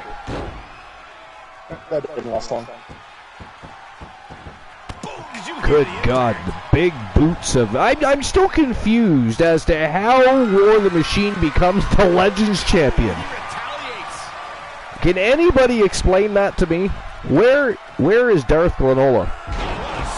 What the hell is even happening? What dominance! Hell of a slam. Thanks for coming. Guys, I think this one's over. And the electricity of this moment. Even better question, like you said earlier, Froggy. Where the hell is Bruiser Brody at exactly? Yeah, can we get someone from the back to confirm Brody's whereabouts? Is he even in the building? Is he okay? I'm a little concerned here. It is a little crazy. A little sketchy. Things are a little sus right now. All right, there we go. So again, nobody's won the channel redemption reward in quite some time. But the new number, it is still 069 to try and win the channel reward. To win the YTD Championship matchup. Now again, there's no championship matches until after Slammiversary, so make sure if you redeem a YTD Championship matchup, you put it in YTD matchup requests on Discord and put title up beside that. So I remembered I can go to those matches after Slammiversary is through. So the number for the YTD Championship matchup is now 769. Good dodge from Archer. And to get all those dodges you can't take too many hits from War. And so kick out of anything. Well, it's a last man standing match. You can't take too many hits from War. I was just going to say, it's a last man standing. If he takes too many, he's just simply going to go to sleep. Hey, Glenola, can you shed any light on this? The only thing I can think of Ripcord clothesline. Why not Ward taking a title? I mean, he wins matches without even being in the match. Yeah, but he's well, he's not a legend. Apparently he's a legend in his own mind, though. But the greater question is, where the hell is Bruiser Brody in all of this? No clue. Wow. And I'm telling you, War of the Machine looking impressive in there tonight. To be fair, Archer is in some deep shit right now, I think. To be fair. I mean, we're supposed to be doing the dirt sheets, and we're so awestruck here, we can't even get the dirt sheets going. We're too busy watching Archer get his ass kicked. He needs to make himself a comeback. Although he needs to, there we go, I was going to say, oh, nice kick to the head from the bottom. I was going to say he needs to get regrouped and get back on his feet for starters. Actually, or no, that was Carino Farmer and Hulk Hogan, never mind. For a second there, I was thinking, wasn't Archer the one in the match that 4-1? Yeah. But it was Hogan and Farmer. It was Hogan and Farmer, yeah. Archer fired himself. Stop posing in the middle of the ring and whip the shit out of War of the Machine is what you're supposed to be doing. Like, what is going on right now? It is a pose down. I feel like I'm watching Dino Bravo and the Ultimate Warrior. Oh, and there was just kind of stupid. He got to a 4 count, so what's he do? Go break the count up and hit a little more, right? You know? I mean, to be fair, he's probably a little disoriented after getting his ass whooped for the last 5 minutes. I mean, let's face it, War of the Machine was all over him. Yeah. You yelled at him to stop posing, and he just started throwing feet. I guess that's better. He's feeling it now. This fight is pumping him up. Getting up at the count of 8 is War of the Machine. Oh, good God, look at that. Repeated. Huge right mitts to the liver.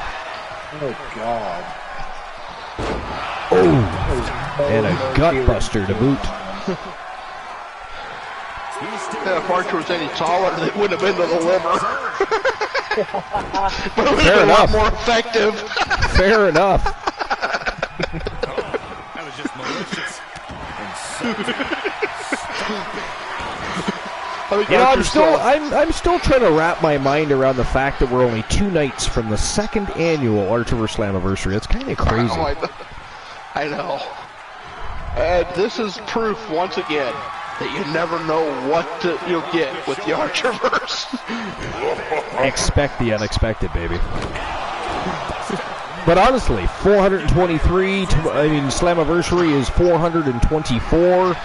Can you believe we're well on the way to the road to 500?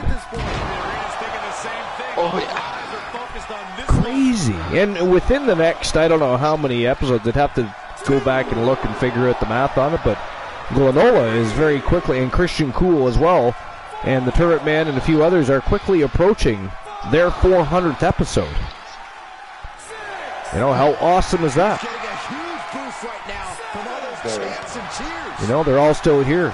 Many people are. I mean, we've got 93 streamer teams that still come back and visit, even if they're not, you know, some of them are busy with our all, and that happens, and it should happen.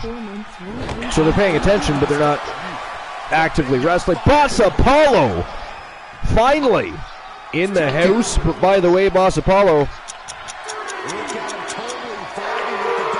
you are late, sir. We would like to know, did you move to China?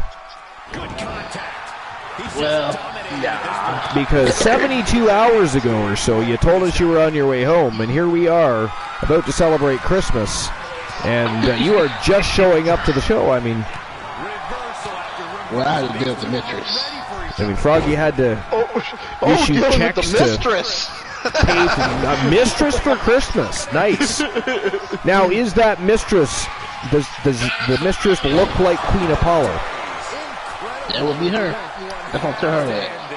Don't tell her that.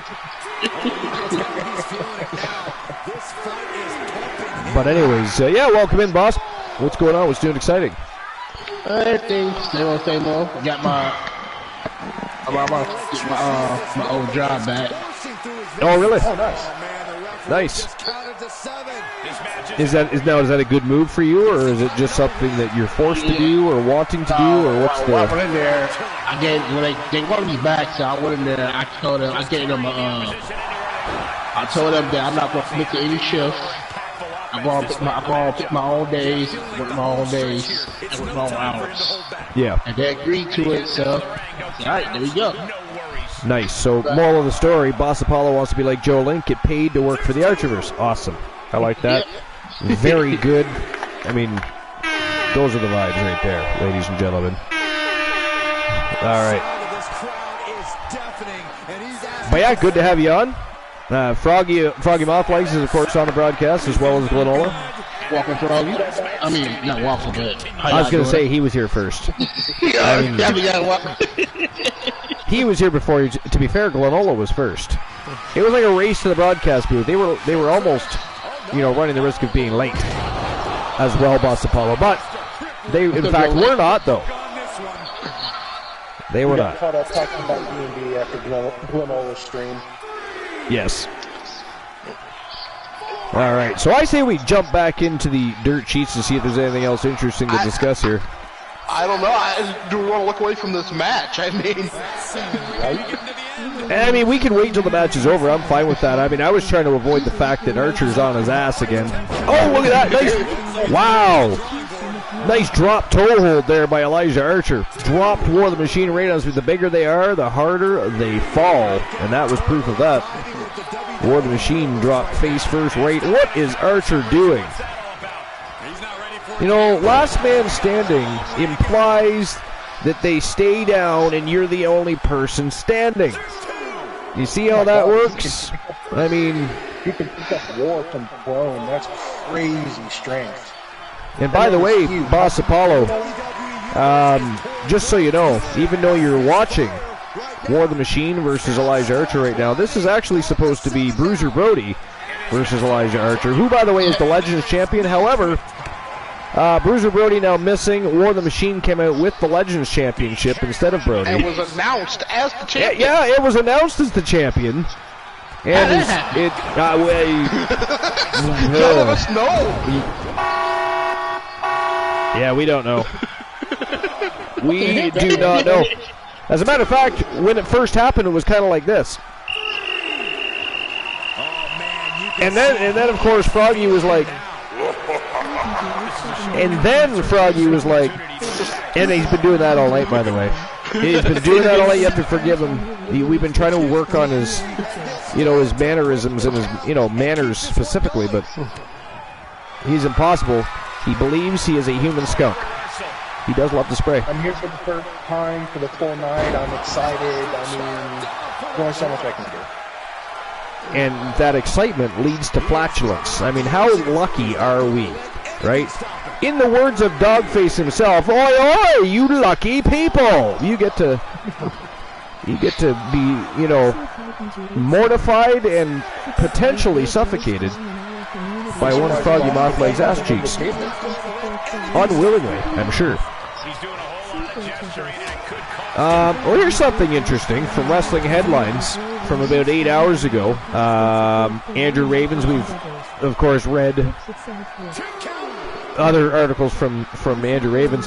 So Mick Foley, we all know who Mick Foley is, names 2 modern WWE stars he wish he could wrestle, or wish he could have wrestled. And before I get into it, do you guys want to take a gander or a guess at who might those wrestlers be? Are they still wrestling now? Yeah, 2 modern WWE stars he wishes he could have wrestled. Let me see. I would say the first one is Roman Reigns. And the second one I would have to say is Seth Rollins. Okay, what about you, Glenola? Oh, I'm going to guess Ricochet, just because of style differences. Now you gotta dig deep. And let's Going to push on through the current WWE.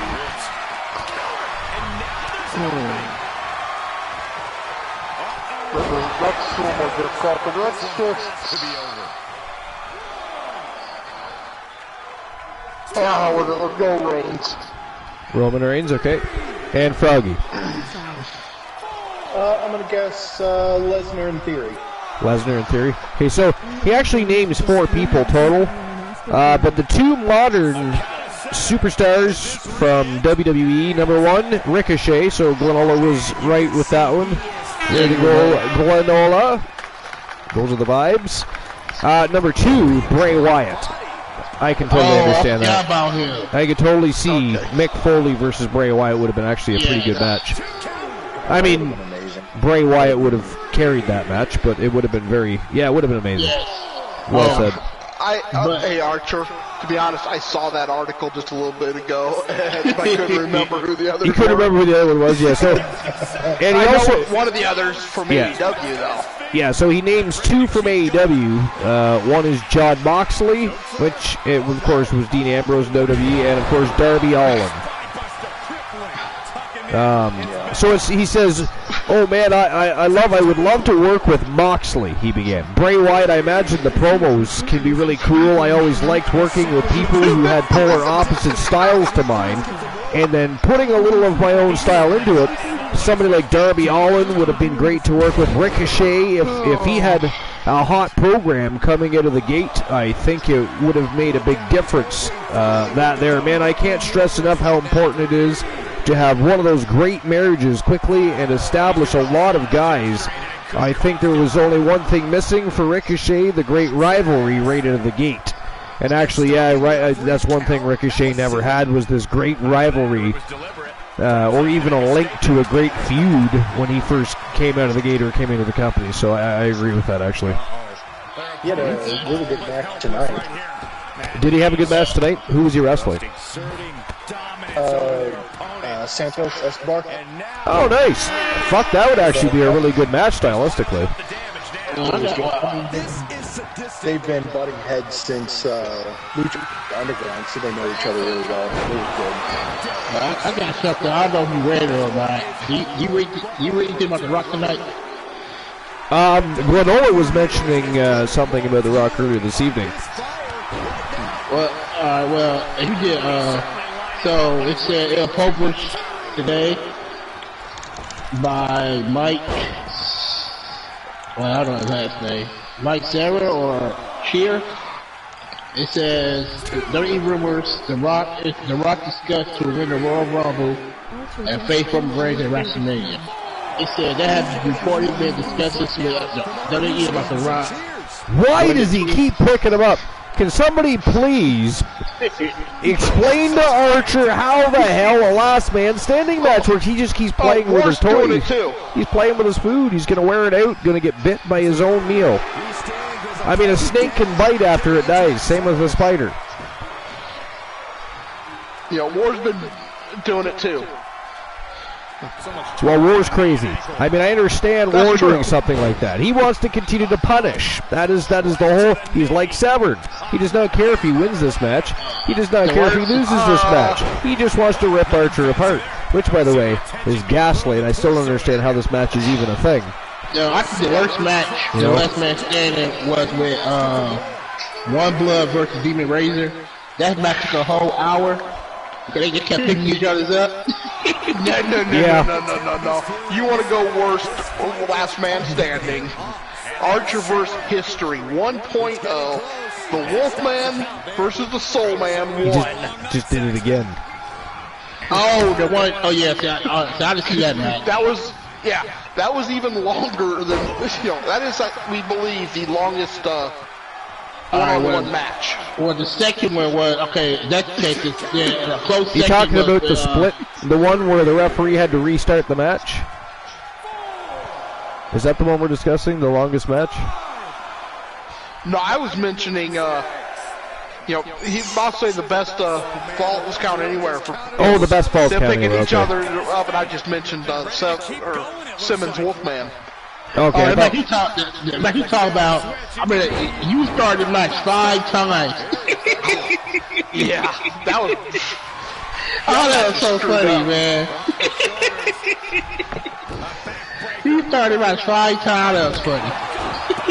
But yeah, I thought maybe you were talking about the longest match in history, because it's always a toss-up of whether or not it's still actually the Wolfman versus Simmons, or if it's a different matchup. But I know that one there. Another one where it was me versus Muzi and Last Man Standing. That match took forever, and they kept picking each other's up. Yeah, that was a long match too. But I believe that still was under the hour mark, though. I think it was like 50. I think it was like it was 50. Yeah, it was like 50-something minutes. Yeah, 50-something minutes. Because I remember at one point we did say, "Hey, this could end up going longer than the Simmons versus Severn matchup." And then after that, Ruby won the match. Yeah, he like did. Yeah. Minutes. Yep, he was like 50-something minutes. Yeah, exactly. It was real close though, but. We've got to talk to the. Look at Archer got up on a 9 count there. Holy hell! This war with war. Has anybody heard anything about Bruiser Brody? Like, I'm seriously concerned. No, I haven't heard anything backstage yet. I mean, is nobody else concerned? I mean, again, let's not forget and remind everybody, this is supposed to be Elijah Archer versus Bruiser Brody. And, by the way, Bruiser Brody is actually the Legends champion, not War of the Machine, so we have no idea really what's... I mean, it is crazy. It is nuts. Oh! Holy fuck balls. Did you see that? Whoa! That was awesome. Yeah, that's right. That deserves applause. Absolutely. Wow. It gotta be over now. I mean, if it's not over, Elijah's got some bigger cojones than even we know about. I mean, if he get up, it was like a Scud missile coming across the ring through the. He's getting up. He is getting up. What War needs to do is power slam him. Uh-oh. Ooh. Or power bomb, probably a power bomb, and then turn out and walk to the backstage. That might work. Then it'll be over. That might work if he's got nobody to get back up for. That's what happened with the Wolfman Soul Man. I can remember it was either a power slam or it was a power bomb. We got an 8 count. He's getting up again. Wow. Oh, big right hand by War.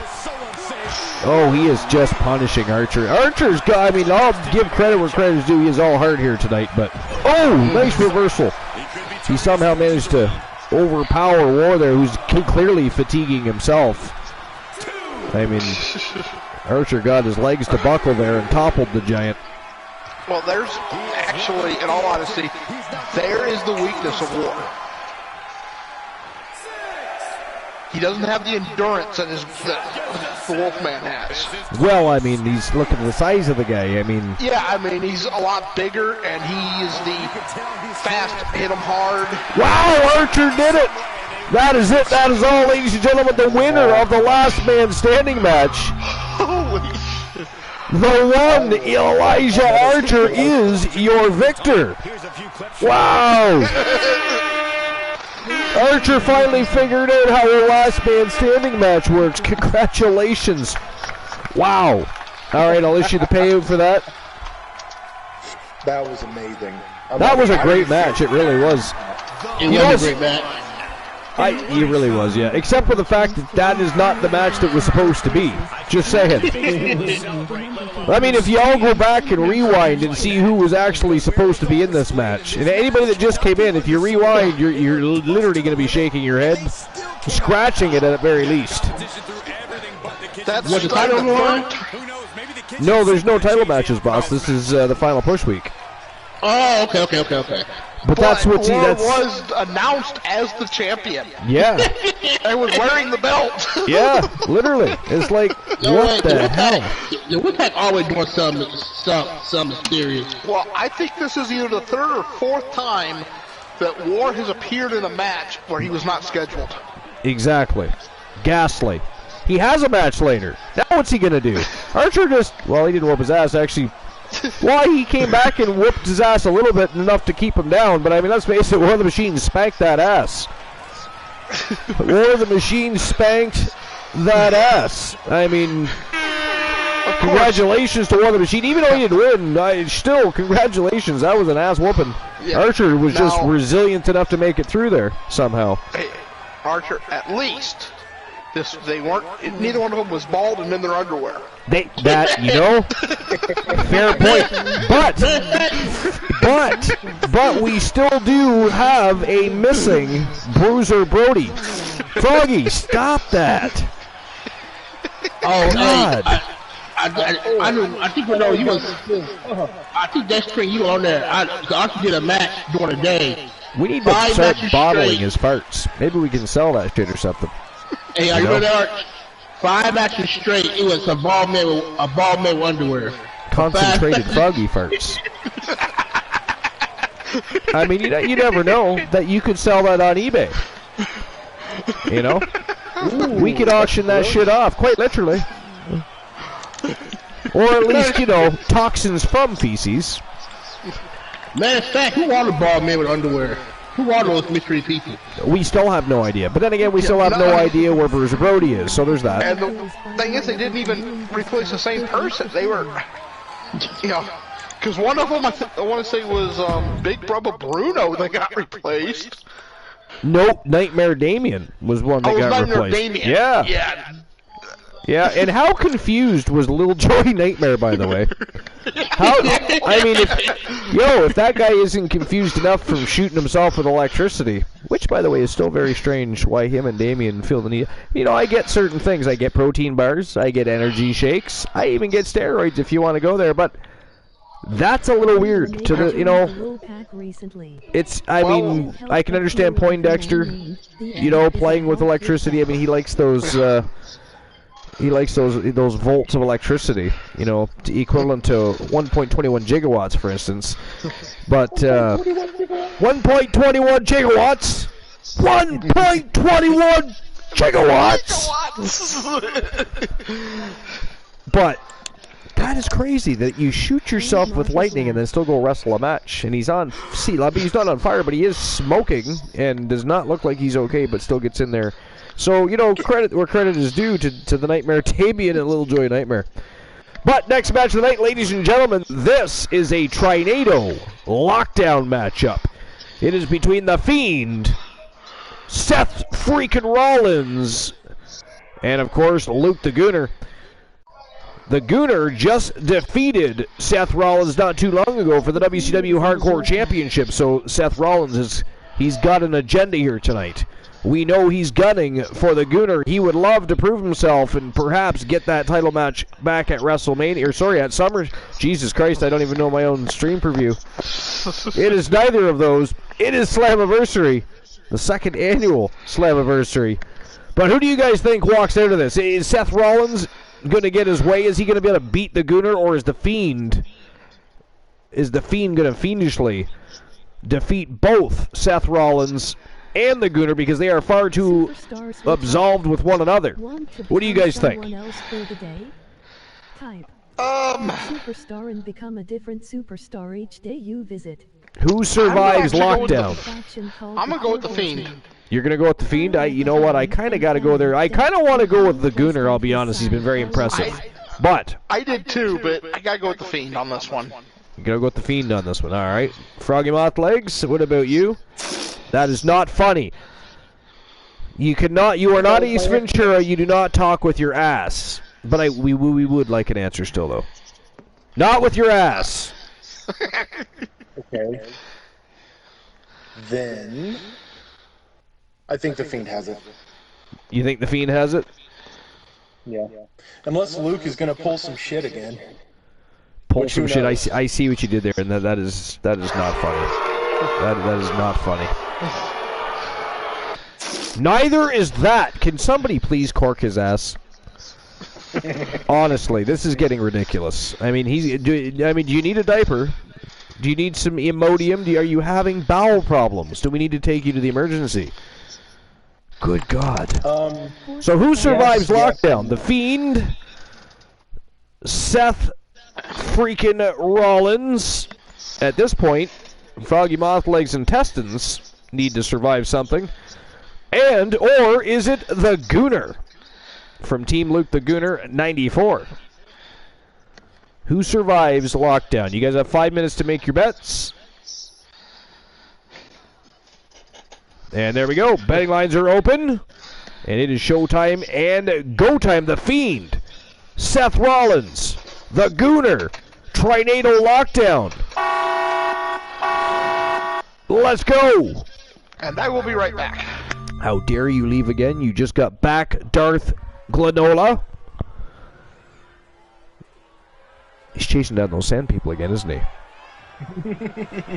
He does not like the fact that they can easily survive in the sand, because, you know, of course, him being fine of the frog's hair gets a little toasty in the sand. Needs cooler. Exactly. All right. But anyways, that was a great match between not Bruiser Brody and Elijah Archer. But, Archer came in on top, but that was crazy. I mean, he was all sorts of... I mean, let's face it. War of the Machine definitely caught him off guard there. We do need to investigate, though, what the hell happened to Brody and why it is that War of the Machine had his title and was announced as champion when he is definitely, most certainly not the Legends champion. Hell, he's not even in the Legends division. Crazy. I am not saying... I am not talking to the man. Glenola can talk to the man. Glenola can tell him that, matter of fact. It is his team. Matter of fact, you are correlated with that team. I'm not going to go talk to him.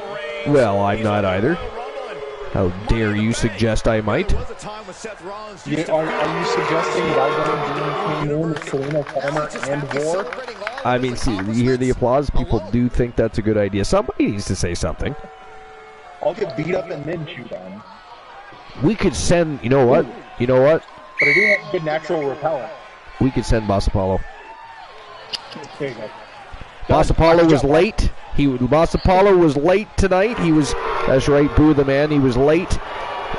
That could be his punishment. That could be his punishment. Send him to talk to War of the Machine, who just, by the way, lost to Elijah Archer in a last man standing match. I talked to him.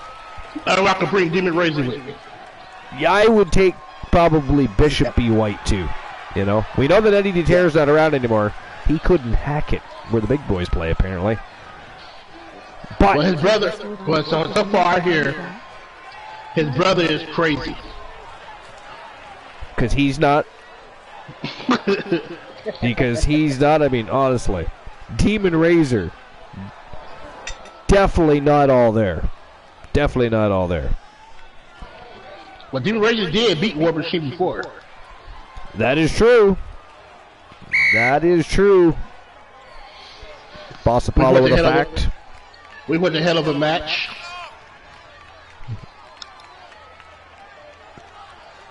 Who else has... Let's see. I'm trying to think. Who else has Demon Razor fought monster-wise? Because I know Archer has officially faced every single monster on the roster. I think he fought... I think he faced mostly... All the person he haven't faced was... all the monsters he haven't faced was... what's his name? He beat Nightmare already. He was Joey Nightmare. So he's beaten both of the Nightmare? Yep. Superstars, okay. And one-on-one and tag team division. Only one he had fought was Torino Farmer. That's the only one he hasn't fought yet. That's the only one he hasn't fought yet, or that's the only other one he has? He hasn't. Hasn't, okay. Interesting. They fought tag team wise, but they haven't never fought one-on-one. Alright, I'm just looking to see if there's anything else interesting as far as the dirt sheets go. Oh yeah, let's think more about The Rock. Well, I mean, it depends what we're discussing, because like Glenola had already mentioned the fact that they're talking about bringing him in to face Roman Reigns. Okay, well, just look. I put that one in the trash. But here's something interesting, though, from Subberjeet Mukherjee. It is obviously ringsidenews.com. And it's apparently a spoiler on AEW's plan for MJF as world champion. And I mean, at this point, can we even believe anything they tell us?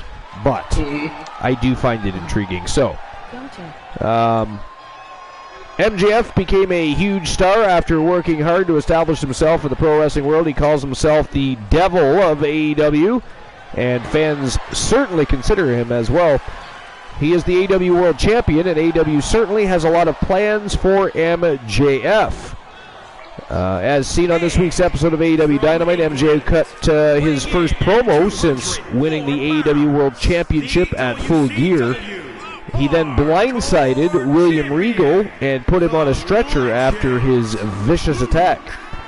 According to Dave Meltzer on Wrestling Observer Newsletter, AEW is currently planning on Bryan Danielson engaging a feud with MJF for the AEW World Championship at AEW Revolution next year. He says, and this is a quote, "The idea is to build a major program with MJF versus Danielson for the title, and MJF putting Regal out as the catalyst, whether that's the Revolution main event for March 5th in San Francisco, which would mean it would take 4 months to get to the match, which feels way too long, or they do a TV match and perhaps use that to build to a pay-per-view match is unknown." I mean, they have to learn how to have storylines and ones that make sense and how to build them. Actually, you know, you got to have established on-screen characters to have said rivalries and feuds with, to then build said storylines to hype up said potential pay-per-view. You know what I mean? Like, anyways. But yeah, so that is unknown, but we will have to wait and see how MJF will be booked as the AEW World Champion in the coming months. A program with the American Dragon will certainly elevate MJF to the next level. You know, I never did understand the American Dragon thing. You know, I know he's wrestled Lucha Libre style, etc., but when I think of dragons, I think of larger-than-life mythical creatures. I think breathing fire, which, you know, can be figurative as well, but now you don't see something like that from Daniel Bryan. You know? Yeah, I don't... No. You know? Maybe if he was, you know, the world champion of the Hobbit division. Or something. He could be considered a dragon. But I just think the term dragon... You know, to use it loosely, because he's let's face it, he's no big guy. What is he, 5'11", right?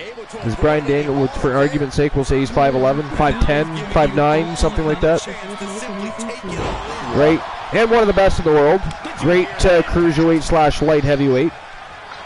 But a dragon, when I think of Daniel Bryan or Bryan Danielson, I don't think dragons. You know? Personally. But... So I don't understand that, unless that has special meaning to him. I've never really looked into it, but I always did wonder why he utilized the term American Dragon. Was he a fan of Bruce Lee? 5'10". He's 5'10", okay. Was he a fan of Bruce Lee? Did he like Bruce Leroy and want to be the last dragon? I mean, I'm confused, but if somebody else will explain that to me. I mean, does he glow? Right? Does he glow? Is he like a glowworm? These are things inquiring minds must know. See what I'm saying? Leaves much to the imagination.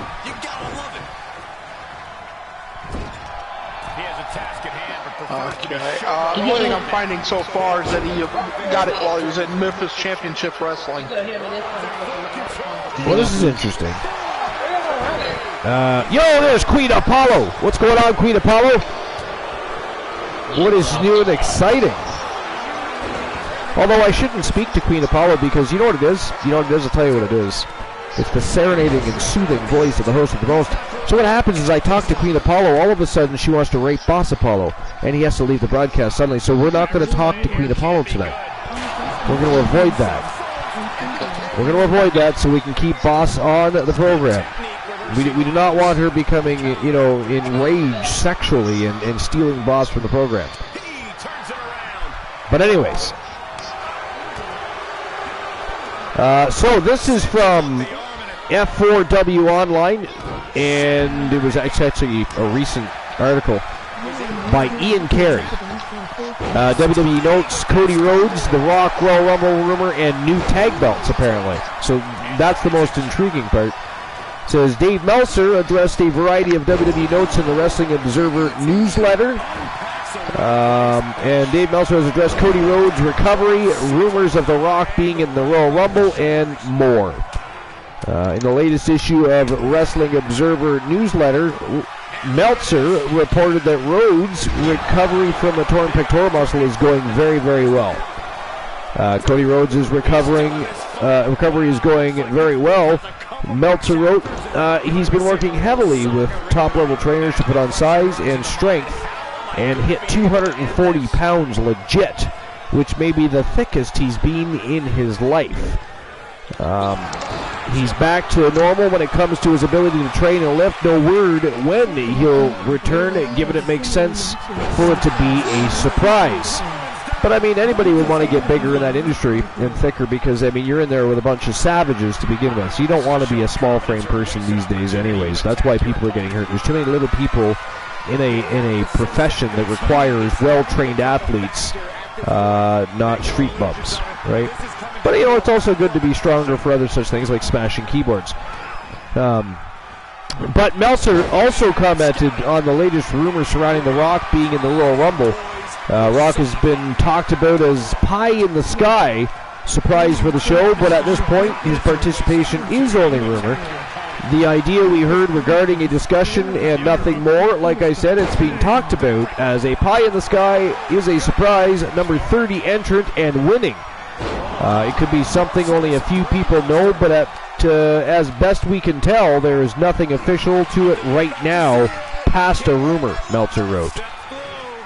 Meltzer is also reporting that WWE has a commissioned new tag team title belts for the Usos. Belt Fan Dan and Zero News have reported the same previously. They have commissioned new physical tag belts. I'm very excited about that. I do hope they're nice. Oh, no way! The Gooner has just been eliminated from this Trinado lockdown matchup.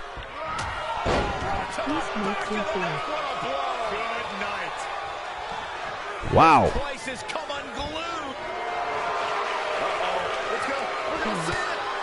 Oh, he just got curb stomped.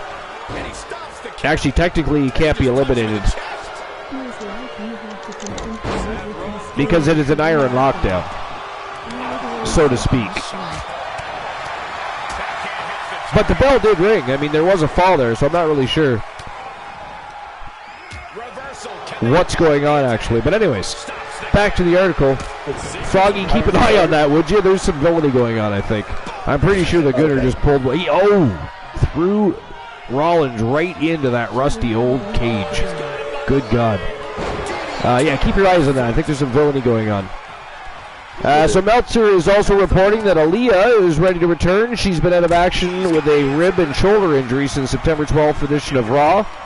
Aaliyah's cleared to return after being put on the sidelines with an injury which led to Shotzi taking her spot on the SmackDown Women's depth charts and going babyface.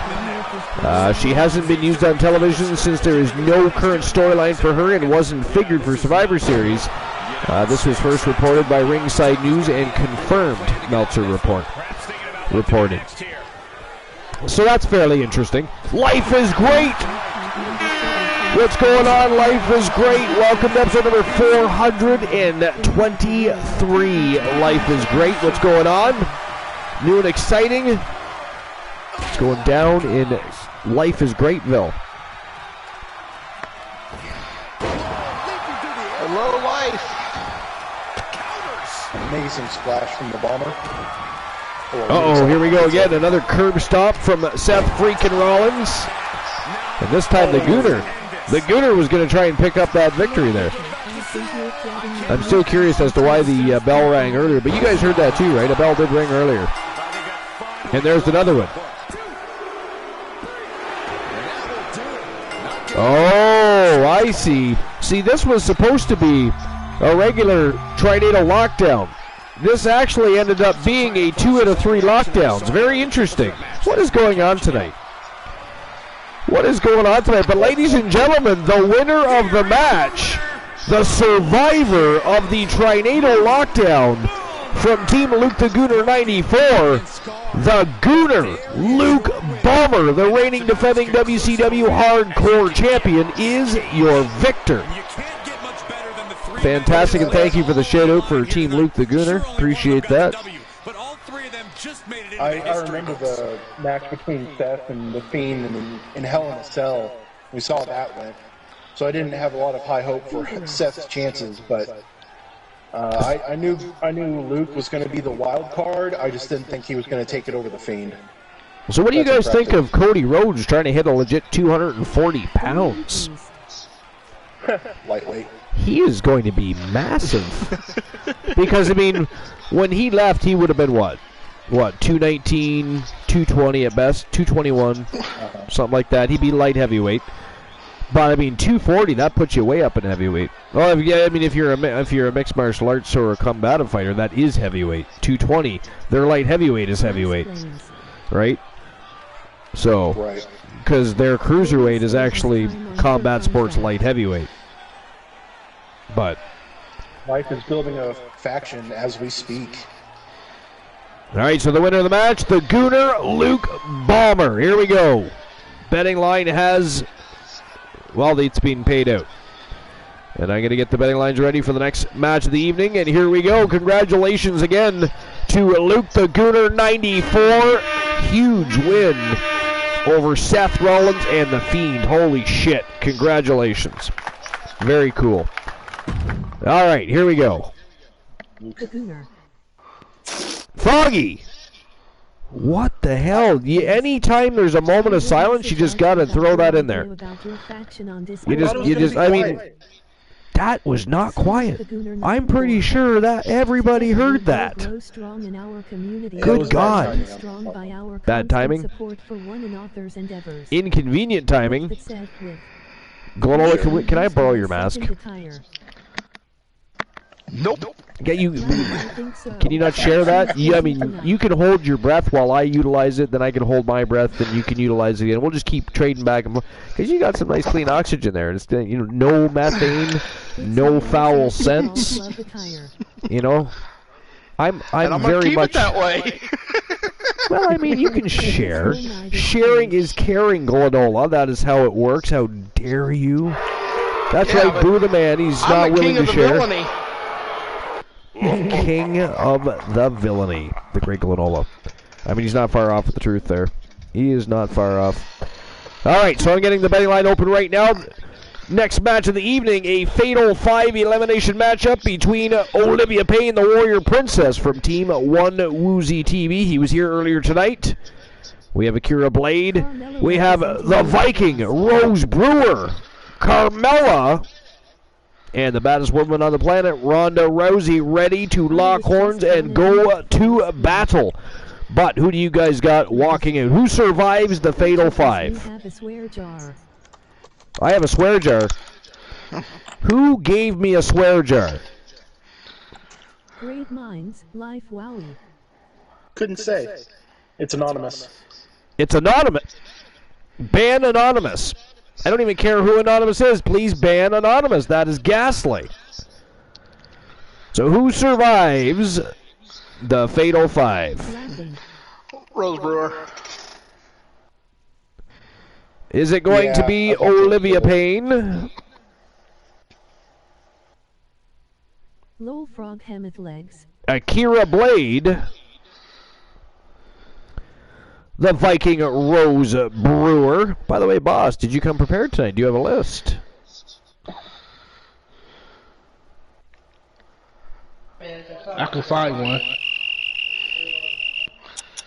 And this one, I'm going with Olivia Payne. Wow, you're going with Olivia Payne? But who are you thinking about? Who are you betting on? And who do you like the most? We got to cover all the angles. Boss has to, you know, find a way to make sure he doesn't lose in any situation. Okay, well, Now, Froggy, you have to Archer, excuse we're him. trying not to get Boss killed by making him say which woman he's thinking about. Fair point. Don't answer that. Fair point. Do not answer that question. Not. I am going for Olivia Payne, but I am betting on Keela Blade. But I am yeah. Well said, Boss Apollo. I mean, none of us could have said it any better, honestly. All right, the betting lines are open. You guys have 5 minutes to make your bets. Who survives the Fatal 5? Is it going to be Olivia Payne, the Warrior Princess? Akira Blade, the Viking Rose Brewer, the winningest superstar in Archerverse history? Carmella, or the baddest woman on the planet? Ronda Rousey. It is showtime and go time. Let's go! And guys, I don't think there's a whole lot of extra real interesting information in the dirt sheets. If one of you want to get one of the lists for the evening on the go, I'd be okay with that. I mean, I'm looking right now, but I don't think there's a whole lot of really interesting information. The following contest is a Fatal 5-Way Extreme Rules Well, I've got a couple options. If you guys want to hear best title belts or worst entrances. Ooh. All worst entrances. Ooh, yeah, worst entrances sounds like a lot of fun. I'm down with that. I am down with that. Let's do that. That's right. Applaud the man. That is a great list to start the night of lists. Between the Ropes begins now, folks. And we turn it over to Froggy Mothlegs. Thank you. Today we've got WWE, the 25 worst entrance songs in wrestling history. Fantastic. By Robert Aiken. I'll skip the intro here and just get to the crunch. And these are not the opinions of myself or the other announcers here at the Archerverse. This is the opinion of Robert Aitken on Bleacher Report. Bleacher Report usually has some pretty good publishers, so it should be interesting. Number 1, the Mount. I feel like he targeted Archer's people in this one. I was gonna say, but I gotta tell you, I gotta be honest. I actually liked the Mountie a lot, and he was a great Intercontinental Champion. From Staten Island, New York, one half of and a great heel, by the way. Tag Team I'm the Mountie. I'm handsome. I'm brave. I'm tall. The Mountie also does this a solid few seconds later. What? The Mountie also does us a solid a few seconds later and informs us that he enforces the law. Good to know. Seriously, if I had ever seen the Mountie before and you told me this was his theme, I would think you were joking with me. This is such a ridiculous theme that it's actually funny. It makes me think that the Mountie got a boo-boo on his head and suddenly became a little loopy. It wasn't a bad can of Labatt Blue, was it? I probably should have thrown an arrow in there somewhere too. Because I actually enjoyed the Mountie's theme song. The whole thing was obnoxious. You know, most Canadians actually hated the gimmick, but we loved him. He was a great in-ring technician. I mean, he was he was just a great superstar for the era too. Like I said, he was a very good heel. He was a very good heel. He was a Rougeau, I believe. The moment this match was announced, the Rougeau or a Dupree? I think it is destined to deliver. No idea. Can somebody fact check that? I'm on it. I'm trying to remember now. Was he Rene Dupree? Or was he a Rougeau brother? Jacques Rougeau. Jacques Rougeau, okay. Thank you. We got it, number 2, and I think this one was intentionally bad because that's kind of the gimmick. Disco Inferno. I knew this was coming. Uh-oh, here we go. What the hell is wrong with Disco Inferno? He had the guy was great. His theme was not bad, and it fit perfectly for the character. Disco Fever. Disco Fever.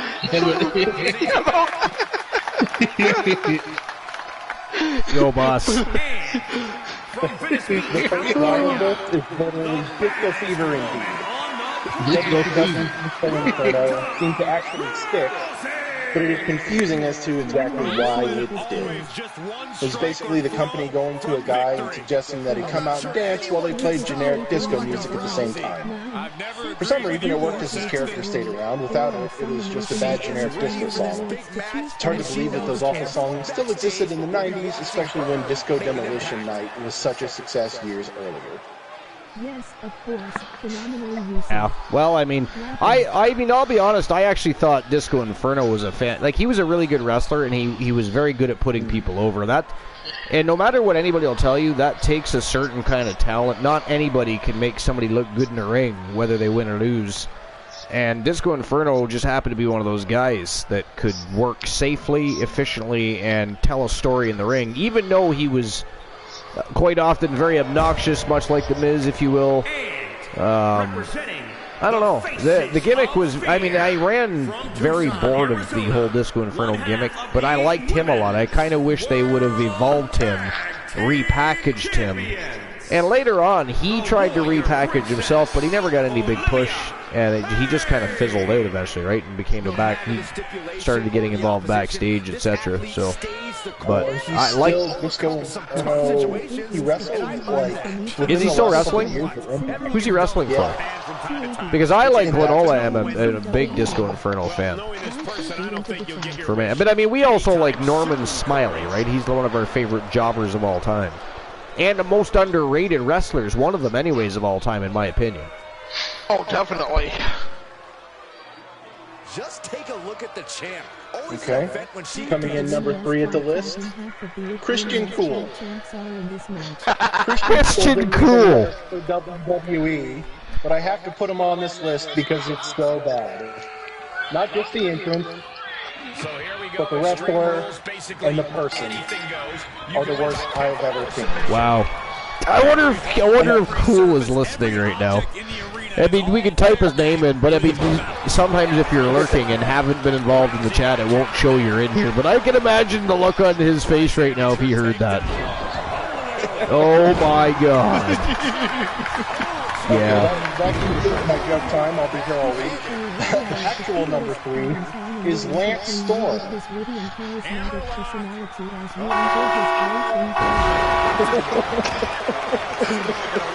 Okay, Glenola. I don't even remember his music. I think I fell asleep every time I heard it. There's something coming out of the ring. So Lance Storm was one of the greatest wrestlers to never have, charisma, a personality or anything else there. And if he could have somehow developed that, man, he would have been huge. Because, I mean, the man could wrestle. Right? The man could wrestle his ass off. He was trained in the dungeon. He was every bit as good as, the rest of the people that were trained there. But, not including, certain people. But, I mean, he was... I don't know if Lance Storm was ever as good as Bret Hart, but... For the technical side of things, you couldn't find a better trainer. I mean, Storm was a great technician. But boring. I mean, when Lance Storm's music hit, the entire pro wrestling was like... Right, which is a bad thing because it gives Froggy way too much time for things like... Froggy, can I get the words out of my mouth first? Honestly. Okay, can we just kick him off the broadcast, please? I mean, do we really have to put up with this? It is beyond gaslight. Boss, I apologize. I know you just got here. Froggy and the flatulence has been an ongoing issue tonight. We've been trying to curb it. It's not working. The man just keeps stinking up the broadcast booth, so I do apologize. I mean, we've tried air freshener, but he thinks he's a human skunk. So there's that. France with 2 out. France, how dare you? What? Somebody ban France, please. Ghastly. How dare? That's right. Boo France. Boo France. That is correct. That's the vibes. Well, you might have Alex Wright fan. Am I who? Well, you might have Alex Wright fan. Alex Wright?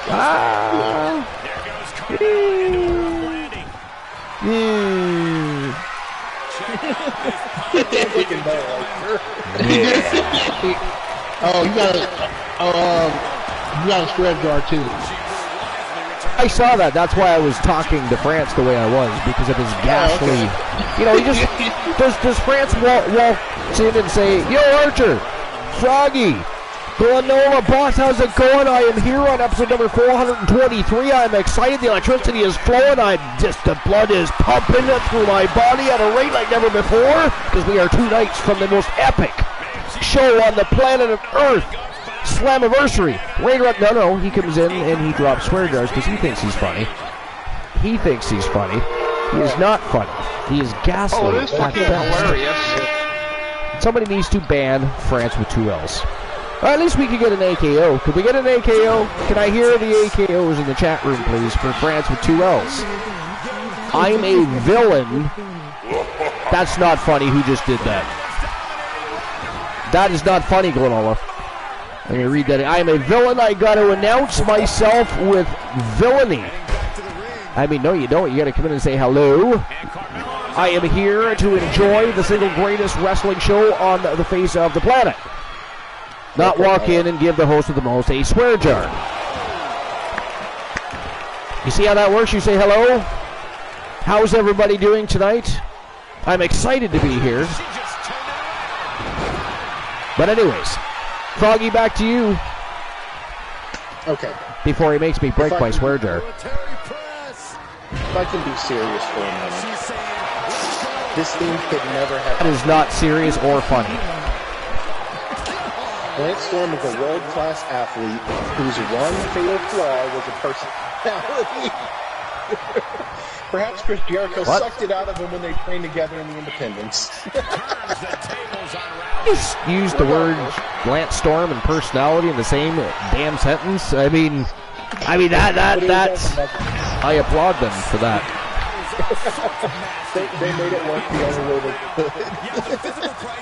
Regardless, this theme is nowhere close to fitting him. Whoever thought it was a good idea to do this to Lance Storm obviously does not like Lance Storm. There's no way that Storm willingly agreed to do this to his own. Good God. Alright, I'm going to jump out and grab myself a beverage. You guys keep the list going. I'll be right back. Keep your eye on France, though. Keep your eyes on France. I don't need anything else sneaking up and biting me while I return. BRB. That's actually a pro move, leaving in the middle of your swear jar so you can't fail it. That's smart. Yeah, I know. I think we paused the counter. I'll pull that. 3 minutes in. Number 4, coming in at number 4 for the worst entrance themes ever. We have Red Rooster. That shoulder targeted there. Oh, the Red Rooster. Red Rooster's theme will always be awful. Not only did it have way too many noises from a real rooster, but the rest of it sounded like a Tecmo Bowl video game. There's no possible way that the Red Rooster could have liked this theme. It was as lame as his character, especially considering how Terry Taylor, who portrayed the gimmick, supposedly turned down the chance to be Mr. Clean. After turning down one of the all-time greatest gimmicks, this is exactly what you expect for the man they call Red Rooster.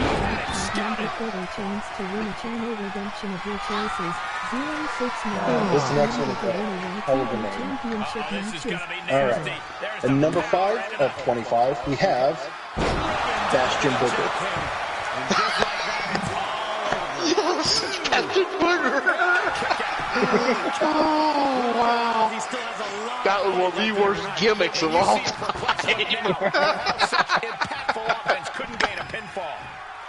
Bastion Booger scared me as a kid and is still a scary dude to look at. His name alone can pierce through you and tell you how gross this guy must be. His theme perfectly exemplifies it, but it doesn't make a great theme. Booger's theme includes him saying, "I'm the Booger Man," and sounds of what can only be described as him developing phlegm in his mouth. It's one of those themes that just makes you feel gross all over. If you need to wash your hands before the next slide, I won't blame you. We've got some good ones coming up. We'll get there. Number 6. This one's group. Men on a Mission. I still can't believe people got behind a tag team like Men on a Mission. The rap music itself is enough reason to look back on this and wonder what people were thinking. The rap is about as lame as anything Will Smith has ever put out. We won't even get into how awkward it is to see Mabel, who became the king of the ring under that persona, before he morphed into Viscera or Big Daddy D. There was certainly a long journey for him in the business. It's a hell of a way to put it. One of the best to ever do. Oh, we're down to 2 in the match? Well, What is it going to take to Will's almost had that one. All right. answer might be more than her opponent. Number 7. You got to give a lot of credit Dr. here. Isaac Yankem, DDS. Many other competitors. Isaac Yankem was a bad gimmick with an even worse theme. The idea that anyone thought a dentist gimmick would work in the wrestling world is a confusing one at that. Don't look at AEW's roster. Luckily for Yankem, he would bounce back with a different gimmick, becoming Kane first, and sticking out well with that one. For now, the offense and ear-splitting drilling of Isaac Yankem lives on in the memories of fans. Can she shut the door on this one? Is it enough?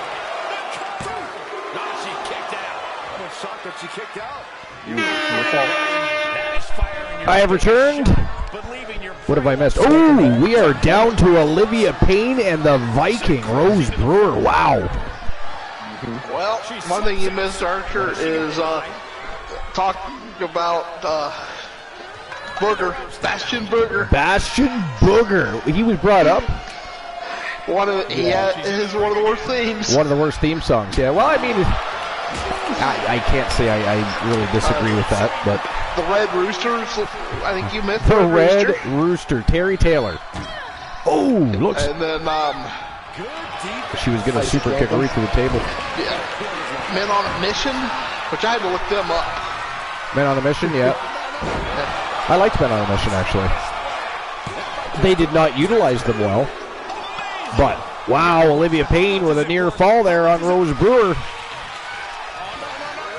Big body splash, going for that pinfall again. Here we go, 1, 2, wow! Ladies and gentlemen, the survivor of the Fatal 5 elimination from Team 1 Woozy TV, one half of one of the greatest female tag teams in modern times at the Archerverse.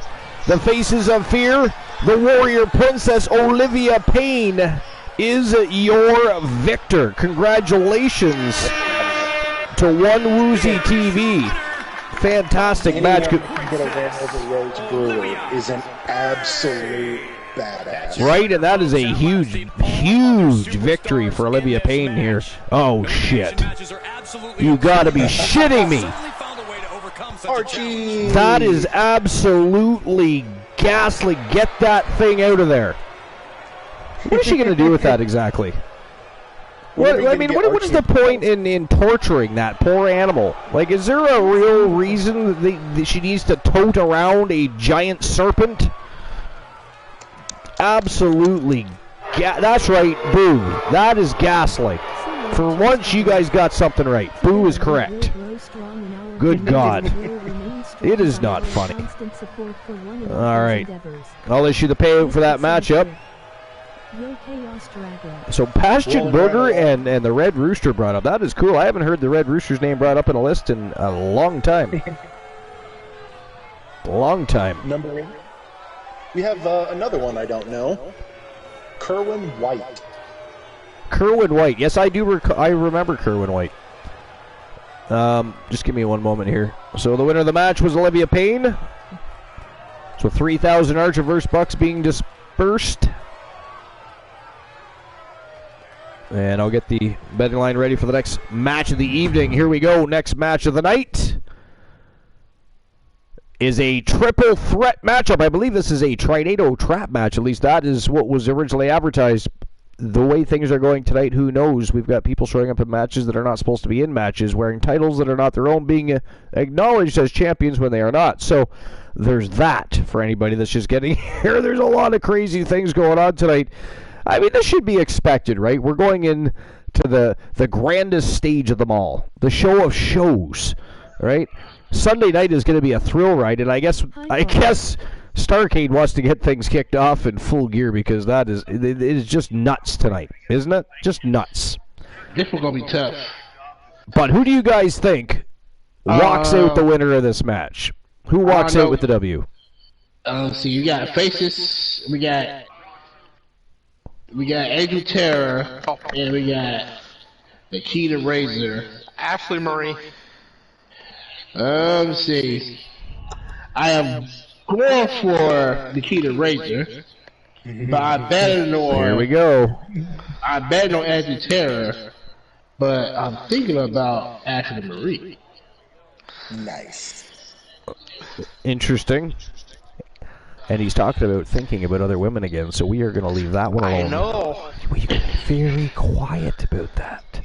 We are not condoning or supporting anything Boss Apollo says. Froggy, just ignore the statement by Boss Apollo. Do not acknowledge anything he said.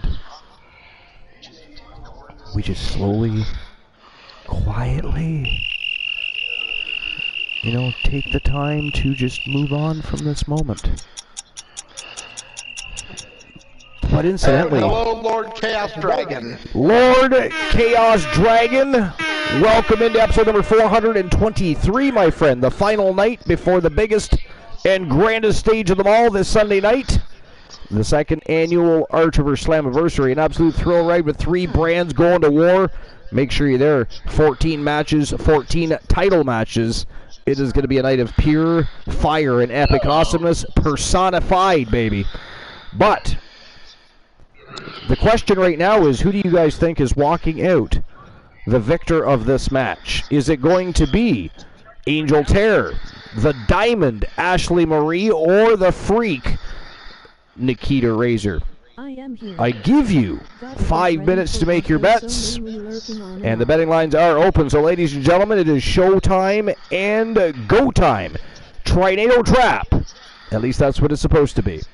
Angel Terror, the 3 Faces of Fear, the Diamond Ashley Marie, and the Freak Nikita Razor. Let's go. Team Leo. Now we are enemies. I'm, of course, going with Ashley Marie, member of the Coalition, by the way. I might add and throw out there. Archer already successful today. The big, crazy match. I'm still confused about that. And has there been any word on poor Bruiser Brody? What the hell happened to Bruiser Brody, and why is he not even acknowledged as champion anymore? And why was his title given to somebody not even in the Legends division? So many questions from tonight. They need to be answered. That's not funny, Froggy. Listen, honestly, just because there's a moment of silence. A moment of silence can be utilized just as that. We use it as a time of lamenting, not relieving our bowels. Epiphanies happen, all kinds of beneficial things can come out of a moment of silence. It does not mean let's flatulate. Oh, sorry, Archer. That was you? We do not. Why are you entertaining?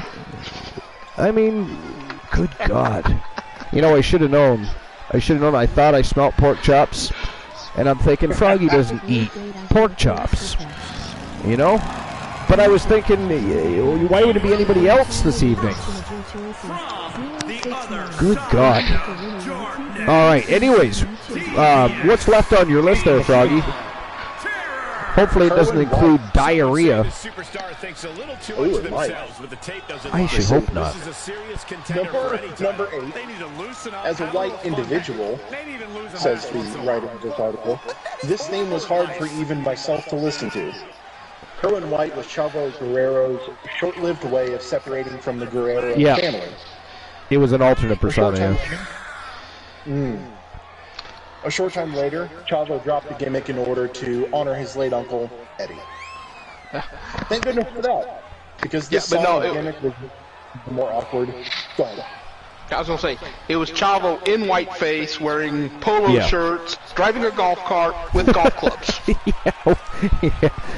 With a sweater draped over his shoulders like he's some sort of preppy in college. It was actually pretty genius. I thought he was doing a good job, but then, of course, everything that transpired and things took place that, are tragic, and that whole thing was dropped. And he went a different route. Actually, Chavo Guerrero really never recovered from that. And I think his career kind of spiraled after that, to be fair. Yeah. To be fair.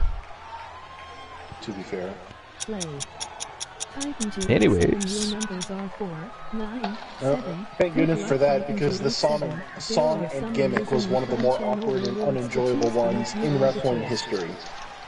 Not only is the song intended to sound like a Frank Sinatra classic, but the words are very pro-white.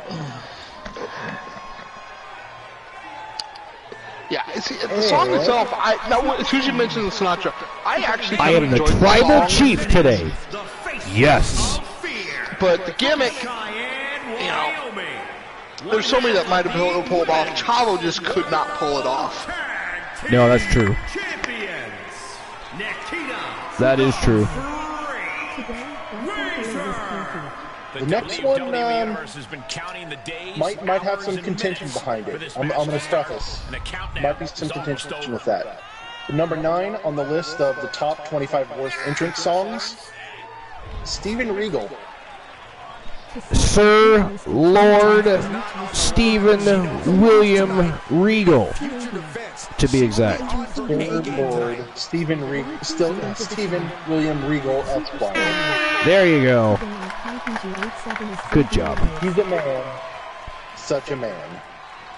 William Regal's stint as a real man's man. Steve Regal seemed like it was a punishment. But it was just Vince Russo's attempt at creating a brawny man-type character. So why not use a man from England for it? The video is now hilarious, since we all know William Regal is the same. Since we all know William Regal in the same light for over a decade in WWE. Here, his theme is all about him being such a man, as if they were trying to convince us. Well, they probably were, and he really isn't. That's a little rude. The video consists of him pouring concrete, and his outfit resembled the construction worker from the Village People. That's entertaining. That is good stuff. And by the way, Titan G is Xavier Woods. And by the way, Titan G, welcome in. A member of the Public Enemy has arrived. Matter of fact, I'm surprised he didn't announce himself as the Public Enemy is here. You know what? You know what? That's right. Boo the man. How dare you come in here and not, acknowledge yourself like you normally do. We do not like change. How dare you change up your entrance? You have to keep the same song even if it's terrible. Right? I mean, commit, my friend. You got to learn to commit. You got to have some responsibility, Titan G.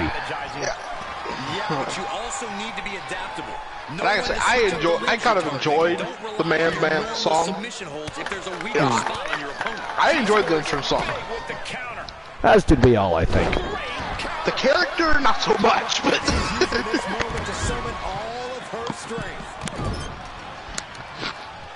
well, I mean, he pulled it off though.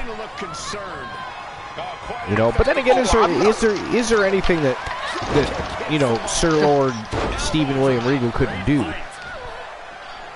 Yeah, he did. I mean, he gave it everything he had.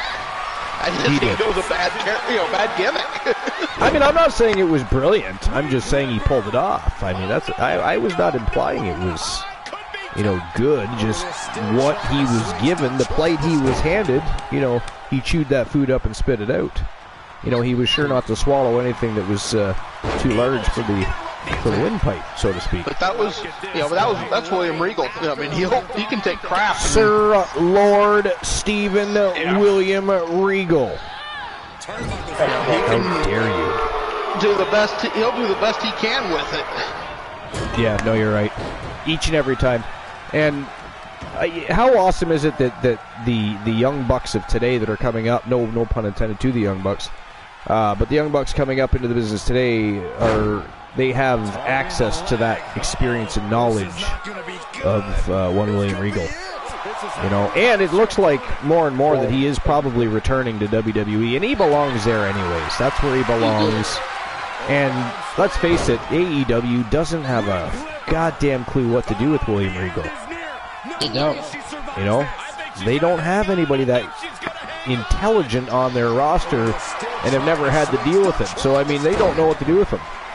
Yeah. Well, Regal, you know, I've said it before. You know, he's actually in a unique position where he can lower himself in a match to put over anybody. Yeah, that's true. And do it very well. Yep. You know, but he can also elevate himself. You know what will be awesome is William Regal goes back to WWE where he belongs, and then later on there's a joyful reunion between MJF and William Regal. Because, I mean, let's face it, we all know MJF's going to eventually end up in WWE. Whether it's 2024 or 2025 or 2026, the man's only 24. He's going to end up at WrestleMania at some point. Nicely done. That's right, folks. You heard it here first, right here live. Episode number 423 of the Late Night Place to Be, the most must-see show on Twitch TV. And Froggy, what's the other part?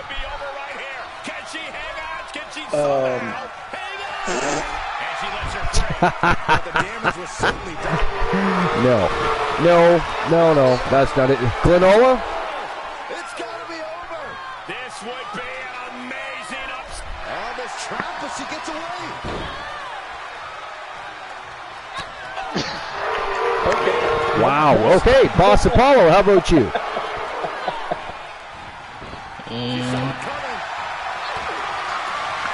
Wow, guys. Wow. I mean, really? Absolutely. My brain is completely blank. I know, mine did too. All right, here we go. Say it with me. Say it with me. The very best. Come on, put some stank on it, guys. Some stank. Let's go. Come on. Best. It. Oh my God, I wasn't serious.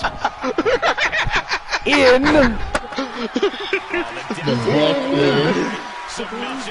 fantasy Final Fantasy wrestling excellence bar none period.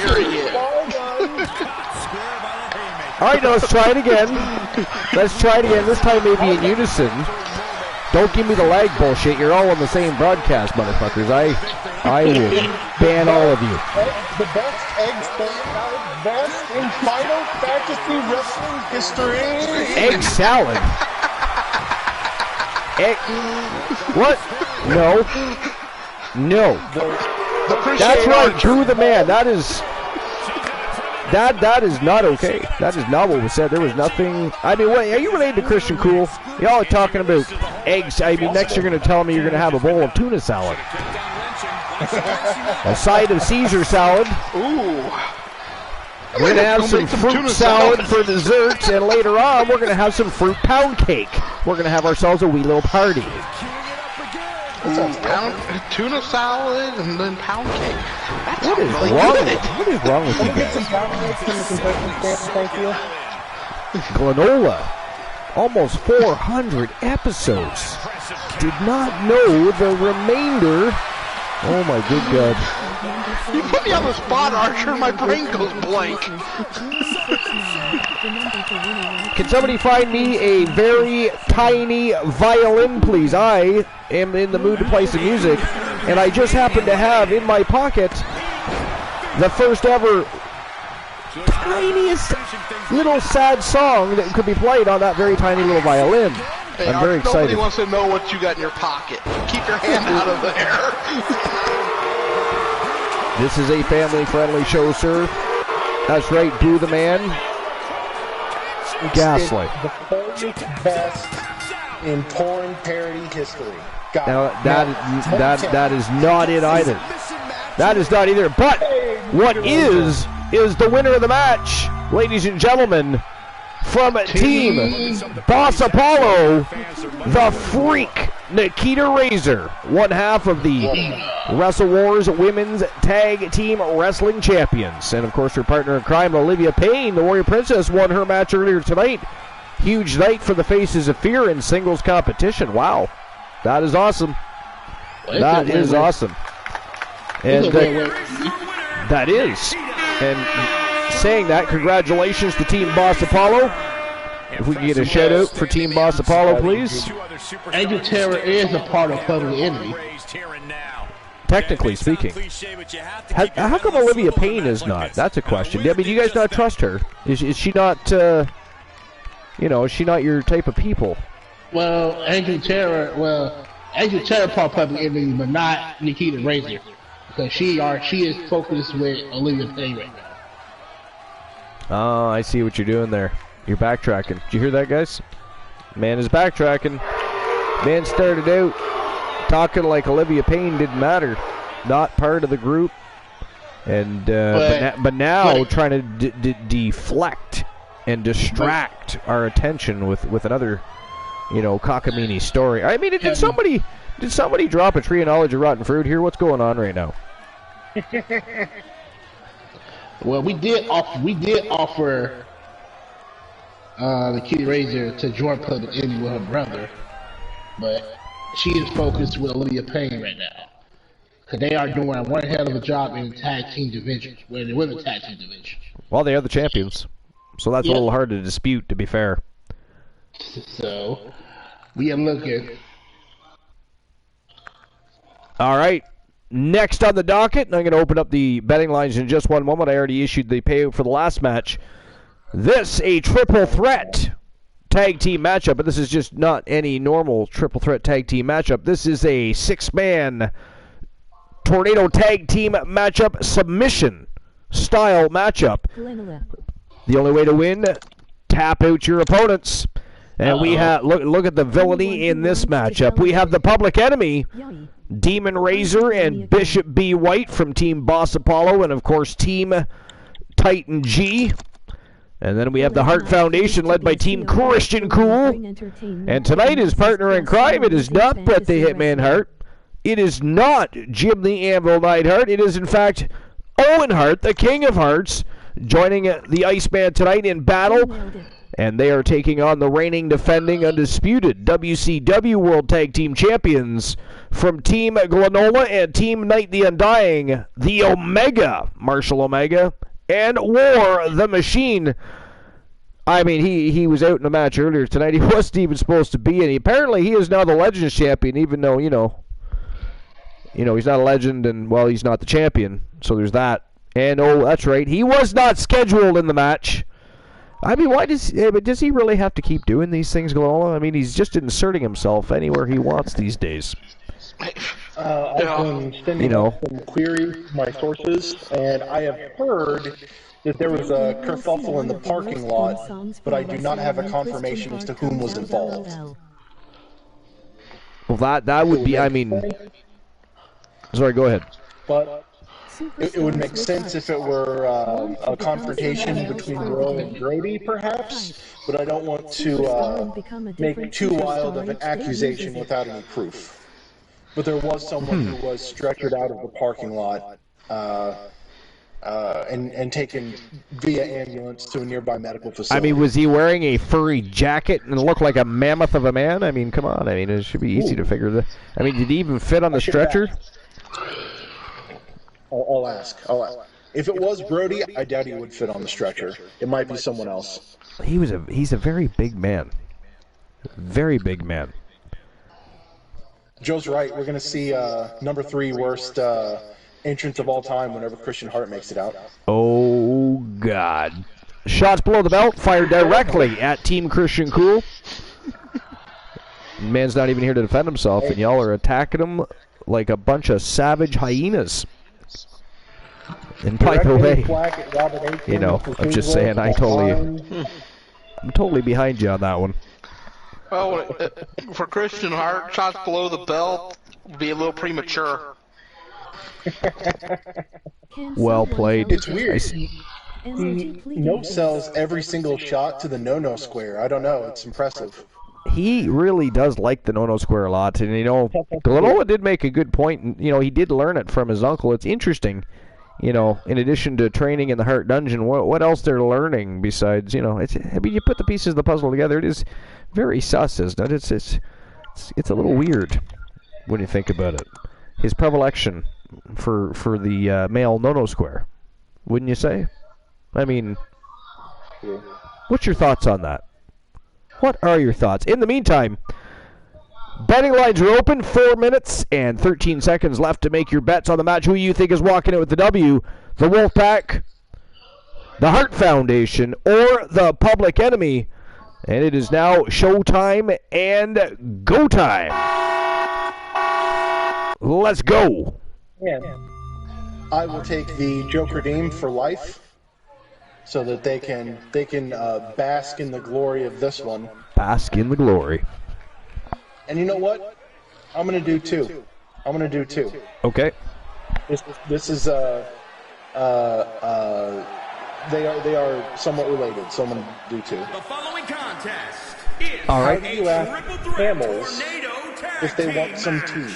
Introducing first, representing the Hart Foundation. He asks camels if they want some tea. Correct. 261 Would you like 2 humps with that? the Iceman.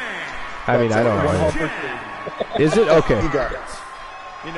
That was the only thing that I could come up with.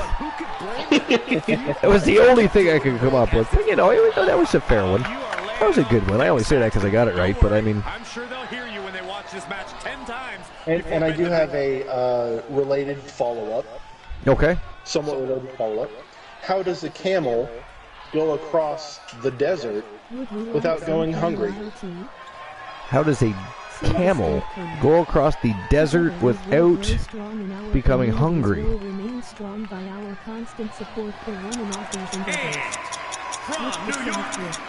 I mean, I don't know. 26 pounds. Boss, Glenola, you guys want to take a shot at that one? Gentlemen, this has all the makings Can they of always an wet? all-time classic match. What? Can expect it to deliver on the promise. Oh, God. Has everyone backstage buzzing. He's an exciting competitor to watch. Oh, God. So, you know, some of Boss's answers just crack you up, don't they? I mean, I'm gonna forget what was the one night, Glenola, we were talking. Yo, DC in the house, and DC Rose Brewer already had her match. I don't know if you caught any of that. I can't remember if you was she here earlier? I'm trying to remember now. Nothing to know of. I think she just got here. Okay, I thought so. Oh, hey, look, one of the machines coming out. Shocking, I didn't even know he was here tonight.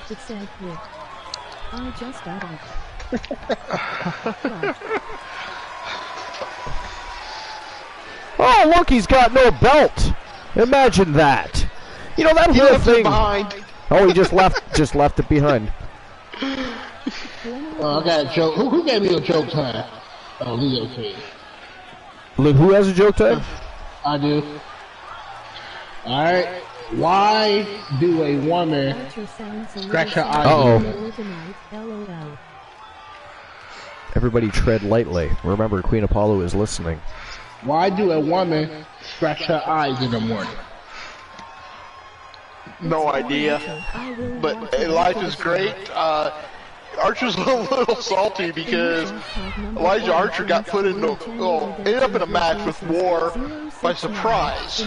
Well, by big surprise. I mean, if his matchup wasn't, he went from one giant to the next, and one missing, by the way, was temporarily defamed. You were here at that point. I forgot you were here at that point. Oh. But hey, Froggy, how does the camel cross the desert? Representing the it has its choice of sandwiches. What was off there? Wow. Weighing in at 3. Wow. Boss's answer is because it's wet. Yeah. I mean, because it's wet.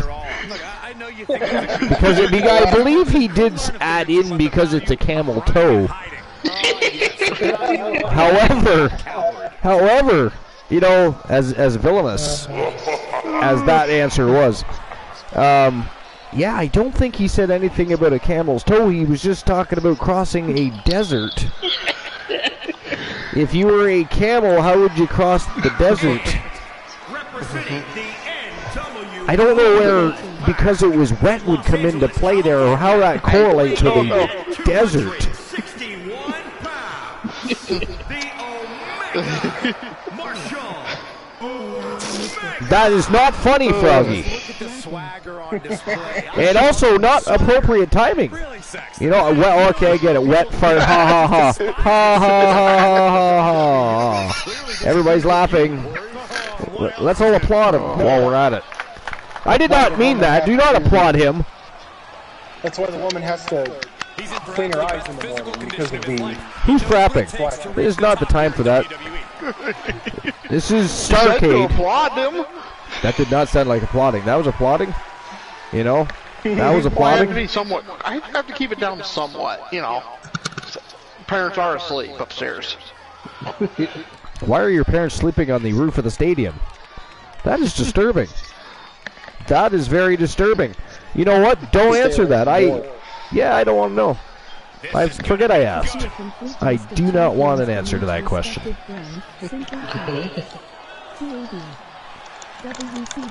Oh, hey, DC, just to let you know, Rose Brewer is in the going to be on the Hall of Fame. Yes, Rose Brewer has officially been nominated to be inducted into the 2022 Hall of Legends. Our very first award show, and of course it'll be our Hall of Legends show. Our Hall of Fame show, if you will. Yeah, along with 3 other members of the Wolfpack. This is true. The Wolfpack is kind of dominating the first ever Archerverse award show, aren't they? The electricity in the arena right now is unlike anything. As a matter of fact, now that, you know, since DC and everybody else is here, I will run down that list one more time. So, ladies and gentlemen, for the past couple of weeks, we were all going back and forth on who we thought should be, you know, nominated and then inducted, of course, into the very first ever, our inaugural award show coming up after Slammiversary. The date has not been chosen yet, so stay tuned for that. We will let you know, of course. But the 2022 inductees and the inaugural group going into the Archerverse Hall of Fame, Hall of Legends, if you will, starting with the Legends. From Team Cornhusk Show, Carino Sinister Farmer has been inducted. From Team Glenola, the Wolfman Alan Severn has been inducted. From Team Distinct Cone, the winningest superstar in Archerverse history and continues to blaze a trail, the Viking Rose Brewer has been inducted. The original, the OG villain of the Archerverse, from Team I'm Just Key, Kareem Key Woods has been inducted. From Team J Negative Gaming, the Soul Man, Jay Simmons has been inducted. From Team Christian Cool, I think Boss Apollo got himself in trouble again. He has very quickly exited the broadcast booth there. You know what? I told you guys. It was that whole comment about camel toe and talking about ladies and the stuff. I told you, see, don't acknowledge that, because look what happened. He's probably dying as we speak. He will probably need resuscitation. And I, for one, am not giving a mouth-to-mouth. Froggy, that is up to you. So, from Team Christian Cool, these oddities. Of course you would be, Froggy. I should have known. From Team Christian Cool, the Iceman, Christian Hart, has been inducted. Now, this was not my doing. I did not even nominate him, and it was not my choice. But the one Elijah Archer has been inducted. From Team AMC Me, the Diamond, Ashley Marie, has been inducted. From Team Night the Undying, the Omega, Marshall Omega, has been inducted. And last but not least, from the Legends division, the Nightmare Damien from Team Kraken Skulls has been inducted. Welcome back, boss. We were just about to call 911, the FBI, the RCMP, and the CIA. We were concerned for your life after, certain things that transpired and were said. Queen Apollo in the back, but we thought maybe, she killed you. So it's a good thing you're... Froggy, can you call off all those phone calls, please? We don't want, fines for falsely calling the, feds. Yeah, sure. Appreciate that. All right, so moving on to legendary tag teams. From Team The Turret Man and Team Complete Geek TV, the Terror Johnny Braddock, Cyborg Adam Colossus, they are known as Demolition, and they have been inducted. The next team, and the only other tag team, at least in this award show, for the inaugural Hall of Fame show, being inducted into the Hall of Fame, the Hall of Legends, with Demolition. Led by Team Christian Cool, it is the Hart Foundation. Last but not least, legendary management teams, which happens to be our streamer teams. We have one person actually we have two people becoming a two-time award winner in the very first ever and inaugural show for the Hall of Fame. Team Glenola is inducted as a legendary management team. The second, being inducted for a second time in the inaugural Hall of Fame award show, is Team The Turret Man. Now, last but not least, and being inducted into the inaugural Hall of Fame and Hall of Legends for a remarkable third time by his peers, Team Christian Cool. And congratulations to Team Christian Cool, because, who knows if anybody will ever be a three-time Hall of Famer, especially in one induction. That is awesome. All right, so now that is very impressive, and the fact that his peers did that for him is even more impressive. Christian Hart was living up to that.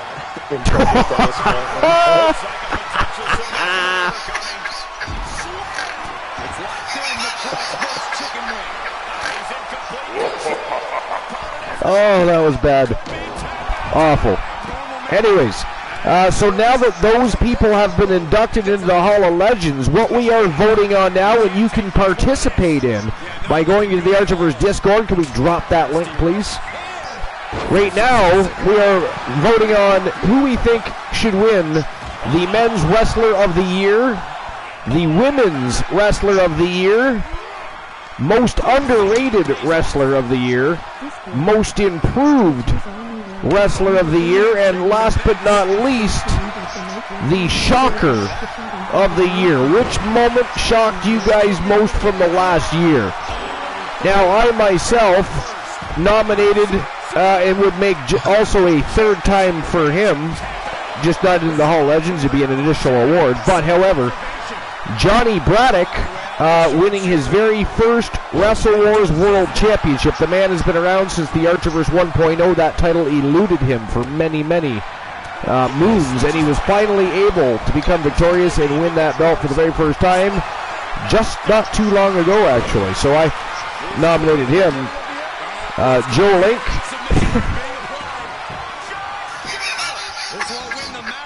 Joe Link nominated Christian Hart due to being eliminated in 30 seconds after coming in number 30 in the Royal Rumble.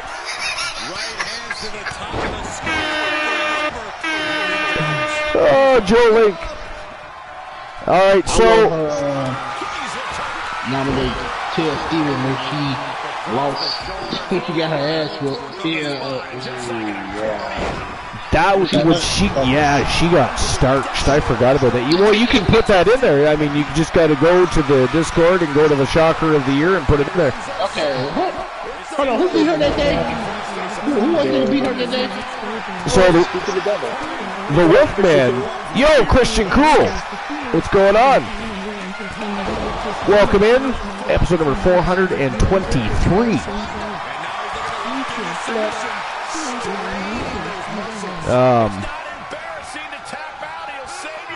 Cool's boy's getting roughed up pretty good. Christian Cool is likely dropping in right before he goes live, or he is live and is dropping by to show a little love before he continues on with his own superstardom.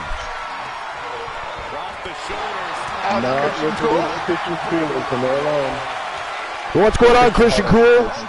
He is the mayor of Coolville, the leader of the Coolverse, captain of the Cool Kids, and also, especially this time of year, most infamously known as Santa Claus. Christian Cool, I don't know how long you've been here, but we just ran down the list of inductees for the very first and inaugural Archiverse Award Show and Hall of Fame show, where we'll induct our legends into the Hall of Legends. Did you happen to hear any of those inductees? Oh, he's already live, so he might not even be technically fully paying attention right now, so we may or may not get an answer to that question from Christian Cool. Ward just tapped out to right. Ward tapped out to Leo Quickly slips behind into the tournament. Yeah, so they just beat him. Bishop B. White. Bishop B. White, it is, yeah. I got a question, though. So Bishop B. White comes out to the ring with Demon Razor, right? Yeah? We saw that. We can acknowledge that. Hell, they're tag team partners. They're wrestling right now, right? So we can acknowledge that. Fair. So, Bishop B. White comes out. Man's got black hair. I mean, did he talk to God? Did he go up to Mount Sinai? I mean, did I miss some shit in this match? Why is all of a sudden he looking like Moses just talked to God and came down with the motherfucking Ten Commandments? Like, what did I miss? Anybody want to answer that question for me? I saw it, but I really think. You know? I mean, I would love an answer to that question. That is crazy, is it not?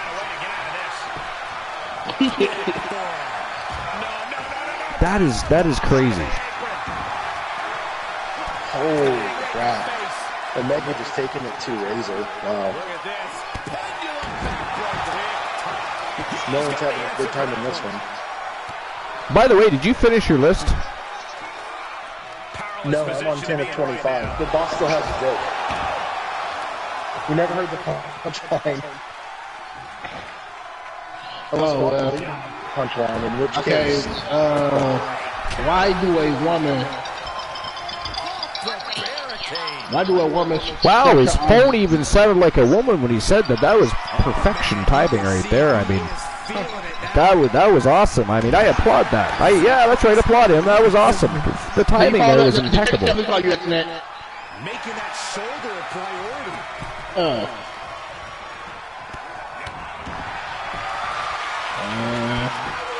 Oh yeah, why do a woman specialize in women?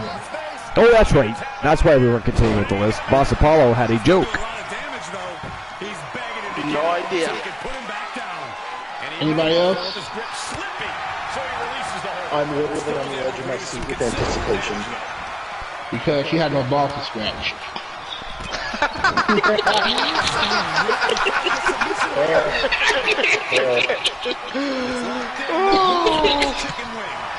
Okay. Wow. God, the line for that one was like 10 minutes. I agree. Boo. That was ghastly. We need a. I like that one. Did somebody redeem that? You should ask for a refund. Well, they should just pack one from each team. There's also a there was a joke time on me. So hey Archer, did you hear that there's talk of a 80 star tag team being formed? Sorry, say that again. An 80s star tag team being formed? No, I didn't know that. No. Yeah, Ralph Macchio and Pee Wee Herman are looking to form a tag team. Oh, please tell me the name of that team. Wax on, wax off. Wax on, wax off. Yes. Yes. Yes. That was beautiful. That is the best bad joke ever. You know what? Best bad joke ever. That's right. Applaud the man. That was fantastic. That was fantastic. Froggy. No, not that's. I said applaud, not with your ass cheeks. Okay? Seriously. Like there could be children watching the show. We do not want to, teach them to speak from their ass. It is not funny. It smells not even funny. That is no, just no. Okay, stop it. But what you should continue is your list. Okay, I'll take a Pepto tab and then continue my list. All right, you guys are gonna have to help me with this one. You're gonna have to educate me a little bit. Number 10 on the list, Marcus Corvon. Anyone know the guy? Yeah. Okay. I enjoyed Monty Brown in TNA, and when I heard that he was coming to WWE, it made me excited. Finally, the alpha male would get a chance in the big leagues. Then his music sounded like this. This theme doesn't fit him at all. It sounds like it is one of those songs for a cocky guy, which the alpha male could be. However, Corvon was always full of anger and energy and deserved more of a monster theme. The song seems more suited as a theme for a season for Hanging with Mr. Cooper. Sorry, Hanging with Mr. Cooper. No G on that. Yeah, I will say I was disappointed with his theme in WWE. Actually, I was disappointed in what WWE did with him. The alpha male was. I loved watching the alpha male in that ring. Fair. All right, Indeed. number 11. To be fair. Finlay. Or as I like to say, Finlay. Finlay's been for seemingly forever. The song may be even older than that. It's a menacing song that makes you fearful. What was that, boss? Okay, Finlay, go ahead. Okay. I just invaded Christian Cool's channel for a minute. Fearful of the Irish fighter coming to the ring. Actually, no, it doesn't. It just sounds like an old school Irish execution or something. Then again, maybe that was the point. I still don't enjoy the song though. It's just way too Irish stereotype. For me, I couldn't possibly imagine a worse Irish-related theme. I like it. My name is Corey. I love to fight. Yeah. Finlay had an awesome theme song. I like it. My name is Corey. And I love to fight.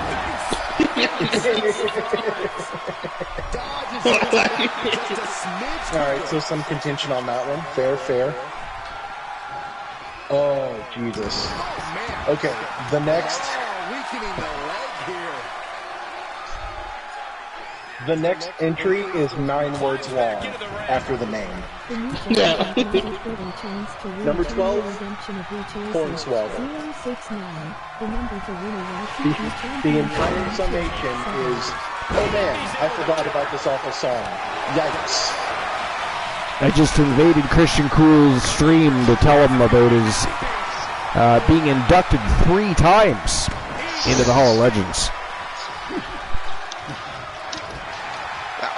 Hornswoggle, I enjoyed the theme. Of course, I like Hornswoggle. I actually liked Hornswoggle too. I thought for a little guy he was a really good wrestler.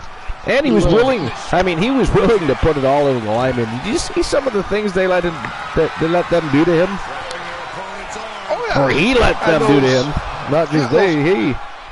Those top rope missiles where he'd actually climb up on the top turnbuckle and then get hurled. Yeah. I mean, he took some serious abuse from a lot of very big people, and you know what? I just liked Hornswoggle. I thought he was awesome. I did too. A soft spot for little wrestlers, though, because Glenollo and I came from a generation where midget wrestling was actually a pretty big thing, and people like Hulk Hogan, King Kong Bundy, so many people wrestled and had little counterparts, and little counterparts. I made myself laugh with that one. Hey? Now, we're not talking about Archer. We're not. Hey, ouch. How dare you? That is ghastly. DC says BBL. Big Bubba Lion. We're fans of Big Bubba Bruno as well, but I don't know why we're just randomly discussing Team Soul Embers and his clients. It's kind of strange. That's kind of strange. But anyways, Joe Link says, I figure Cool is probably glad that Christian Hart is being inducted before Jay Simmons. Well, actually, he's not. He's not. Jay Simmons is being inducted at the same time. I neglected to tell him that. I neglected to tell him that. Hey, Archer, when you make the official announcement, though, you got to listen to Jay Simmons first.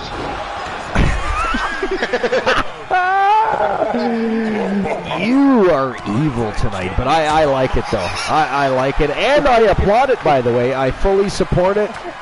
Glenollo is on a roll tonight. All right. 3 inductions for the inaugural Hall of Fame. It's only fair that Jay Simmons get mentioned first. Yeah, but to be fair, Team Glenollo is going to be inducted twice, right? Congratulations. What the hell did Razor just do? And Team the Turret Man. What the hell he just do? Wow. What did just happen? Oh, shoot. Where's that? Come on. To be fair, that was the only way Christian Hart could have had the submission long enough. Right? But still, what the fuck? But Christian Hart technically now has bragging rights over War of the Machine. Or was that Marshall Omega? Was that Marshall Omega he tapped out? Pardon me? That was Omega. Sorry, Mumbles. I didn't understand it the first 2 times. It's locked in, the cross-face chicken wing. Good God. A frog and cat's got his tongue.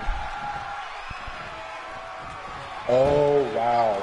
Wow, cross-face chicken wing. There goes Demon Razor has been eliminated, and that is it. That is all, ladies and gentlemen. The winners of the match from Team Christian Cool, I may never see anything like that ever again. the Iceman, Christian Hart, and the King of Hearts, Owen Hart. They are the Hart Foundation, and they are your victors. That was a big win for the Hart Foundation right there. A little surprising, I might add.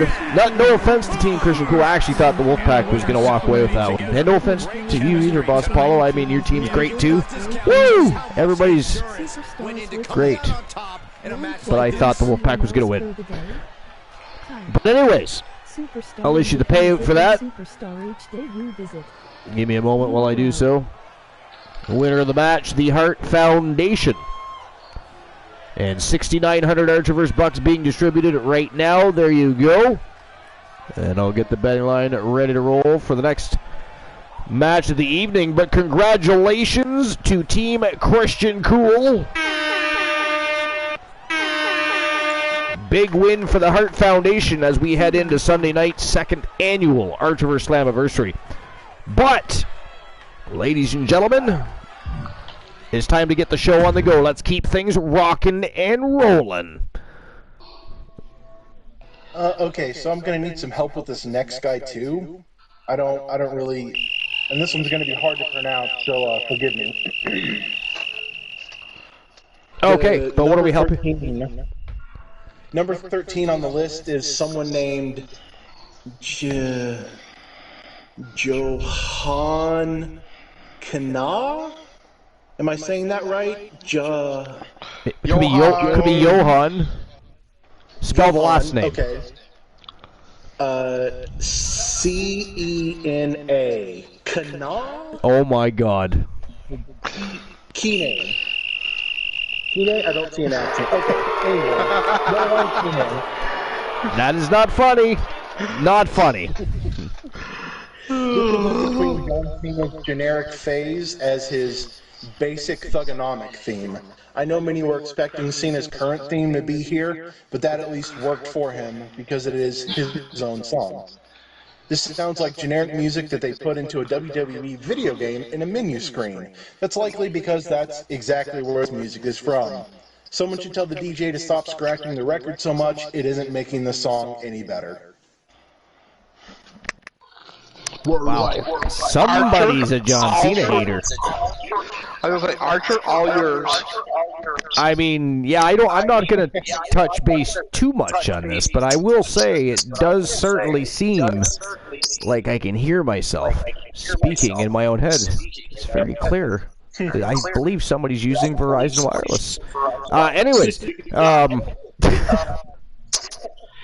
sorry, I had to shoot that out there. You know. Anyways, John Cena. Somebody's definitely a John Cena hater, and that's all I will say about that. That's all I will say. They do say that his current theme song works for him because it's his own song, but that one of his earlier ones is yeah, the Doctor of Thugonomics is actually Archer's favorite Cena. Yeah, that was my favorite iteration of Cena. I thought he did his best body of work as the Doctor of Thugonomics, I thought. Word life. Oh, yeah, I got work in the morning, so I'm a very solid night. Well, morning. Take it easy, boss. Lovely having you here. Yep, great to have you, boss, even though you were tardy as usual. How dare you, sir? That is ghastly.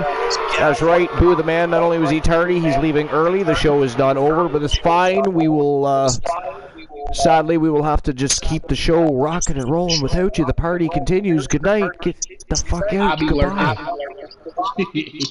No, I'm just kidding. Thanks for being here, buddy. And don't forget, Sunday night, I will be there. Second annual Archiverse Slammiversary. It is going to be a thrill ride, and of course, you've been involved with the Archiverse for quite a long time now, so you know all about what's going to go down Sunday night. It is going to be absolute fire. I'll be there. All right, we'll talk to you then. Appreciate you. Have a good night. All right. So, anyways, before we get any further into discussions about other things, let's get to the next match at hand. Ladies and gentlemen, Fatal 5 TLC matchup. And look at the villains in this match. We've got from Team Glenola, the Wolfman Alan Severn. We have Austin Furious from... Good God, somebody's going to turn me down. Is it you or is it Froggy? It's Froggy. I haven't changed any settings. Are you getting an echo? I can hear myself. It's horrendous. I can hear myself very clearly. Yes, it's like, you know, episode 423 is actually in my head, as opposed to being, well, not. Anyways. Take whatever we say, add a second, then we'll hear it again. Yeah. Oh, all right. But anyways, next match today, Fatal 5 TLC matchup. The phenomenal Joe Lincoln from Team Joe Link, from Team 3 TBB. it is the All-American Uptown B. Henry, Lil Joy Nightmare from Team Kraken Skulls. We have Austin Furious, and of course he is straight from the doghouse and correlated, of course, with weapons of mass destruction. Last but not least, it is the Wolfman, Alan Severn from Team Glenola. But who do you guys think is walking out with the W here? Is it going to be Lincoln, Henry, Lil Joey, Furious, or the Wolfman, Alan Severn? 5 minutes to make your bets. Okay, Froggy's going to reconnect. And there we go. Betting lines are open. And it is showtime and go time, ladies and gentlemen. Fatal 5. Again, phenomenal Joe Lincoln. Uptown B. Henry. Lil Joey Nightmare. Austin Furious. And the Wolfman, Alan Severn. Let's go. And, yeah, I don't know what happened with Froggy there. Like, I didn't hear that the entire show, but it certainly got louder and louder as we went. Did you not find?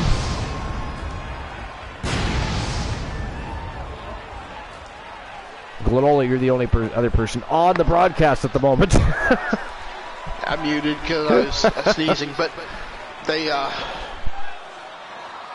didn't hear it until just a few minutes ago, and it just all of a sudden, about a full second delay, and it was crystal clear. Welcome back, DC. Welcome back, DC. Thanks for popping back in. Appreciate you. The VIP, the OG VIP of Archer's Army is DC. Ladies and my G. voice is echo coming from you. Really? Say the superstar thinks a little too much of Oh, wait a themselves, minute. the tape doesn't lie. This is a serious There we go. contender for any title. They need to loosen up, have a little fun. They need to lose them. Ever so often it echoes. That is horrible advice. But it isn't nearly as loud or anything. I find you're not echoing on the broadcast like you were the very first time we utilized the sound pad, too. I wonder what we did differently. Something has to be different to have eliminated that, and at the moment we don't even know what that is. But yay! I mean, yay, we are not... That's right, applause. It is a very good thing, because that was annoying as hell. Really, for the most part. It was.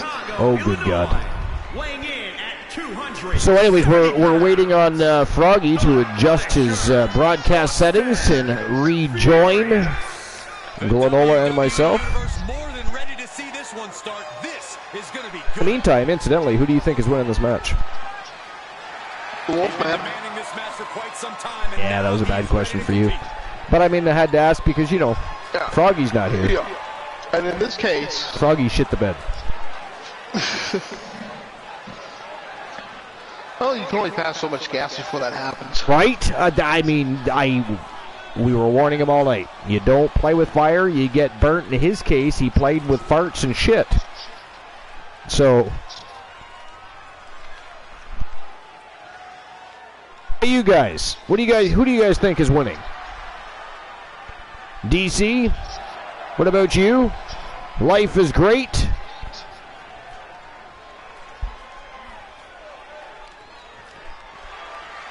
And anybody else that wants to actually answer the question.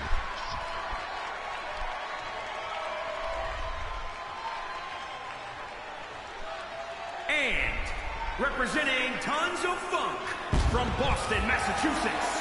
Weighing in at 293 well, pounds, me, myself, and I, American B. For me, it comes down to two people, I think. I think for me, and I could give many reasons, but it could take a while. Hence many. But I believe this comes down to the All-American Uptown B. Henry and the Wolfman Alan Severn.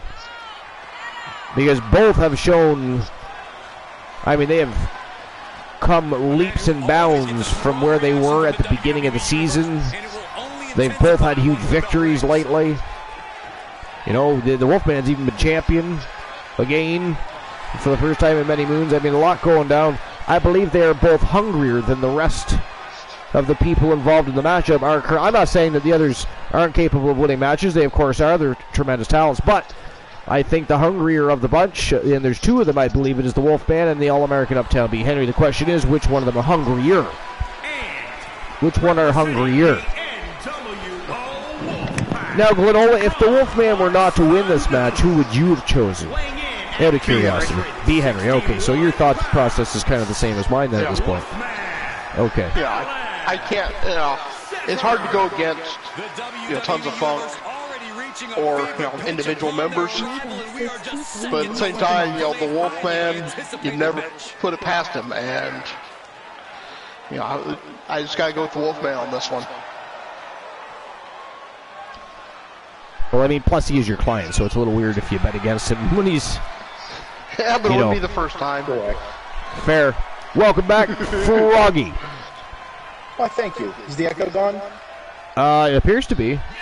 And the other thing that appears to be gone is the echo on the stream or the broadcast. Remember the first time I used the sound pad, we had that echoing, and I didn't seem to hear it when I was listening to the playback. I didn't hear it, at least not with Glenola. Glenola, do you want to check and see if you can hear anything from Froggy? Go ahead. That echo of the Froggy had a little bit ago is gone. Is there any other echo you can hear? Yeah, I hear the one that we had with you, but it's very faint. Yeah, it's soft. Interesting. So progress has been made.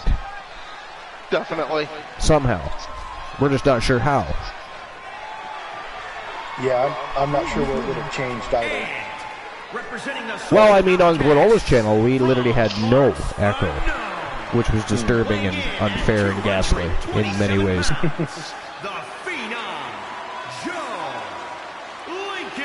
Wait, Froggy. I can't watch this entrance.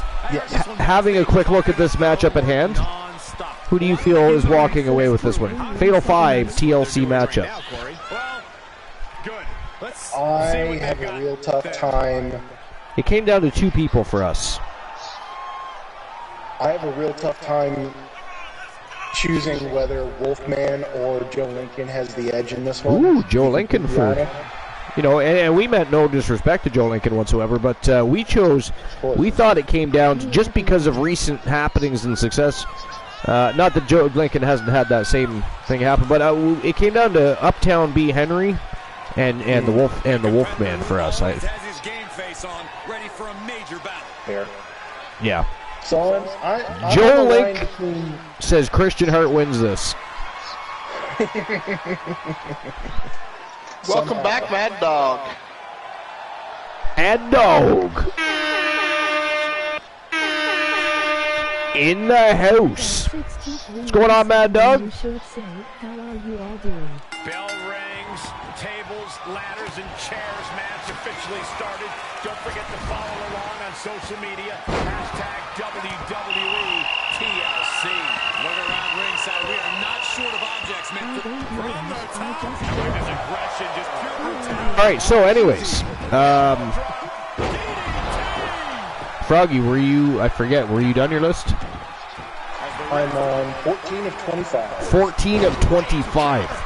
But only you may never get to your list at this rate. I already closed it out. You already closed it out? Yeah, I mean, it is possible you get to it. We'll see what happens. We'll see what happens. Still, at this point. This is a pair. Michael McGillicuddy and David Otunga. Oh, the Michael McGillicuddy thing always hurts my feelings. I vaguely recognize the name David Otunga, but I don't really know the pair. Oh, you're not missing anything there. Yeah, no. You are not missing anything there whatsoever. That was ghastly. Oh my God. Guys, I'm stepping away for just a moment. The giant puppy would like to go outside, so I'll be right back. And then don't forget to give him some coffee when he comes back in. It's more like Coming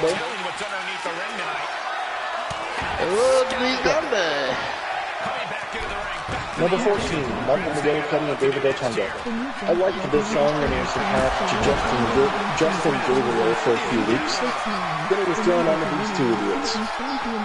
Otunga and Miguel Cuddy were tag team champions with this song for their entrance. It was the most hateful part about them as champions. The fact that we would have to hear this stupid song. It fits neither of them, especially Miguel Cuddy. The beginning had that South African feel to it that made it fine as Gabriel's theme, but it is just awkward with these two. I feel like this would be the kind of song that you would hear in purgatory in an attempt to crack your spirit. Hush words. Yeah, well, yeah, that tag team was horrendous. Otunga was horrendous. This next one, number 15, Kung Fu Naki. I enjoy Kung Fu Naki. Do I really need to explain why this is such a bad song? Yeah, Kung Fu Naki, coming for you, yeah. Is he really coming for me? Do I really care? Could I beat him, since everyone else does? Also, the line saying you better believe he wasn't born in Milwaukee is incredibly insensitive. There were additional rhymes that are just as bad. This sounds like something that Disney did create. I like Funaki. I did too. You know, I love the song.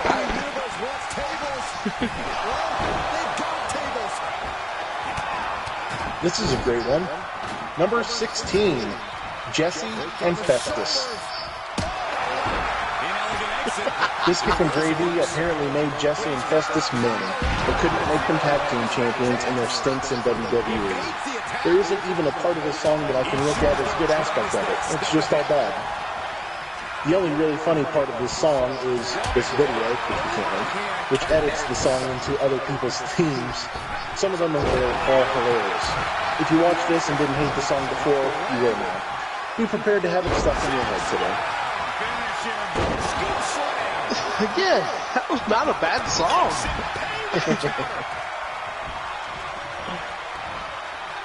Number 17 coming through hot, American Males. This song is just painful, awful, unless it is in the soundtrack to Revenge of the Nerds movie. It certainly tells us what the name of the tag team is, but not too much beyond that. It does, however, warn women that they may end up in critical condition from talking to them. Seriously.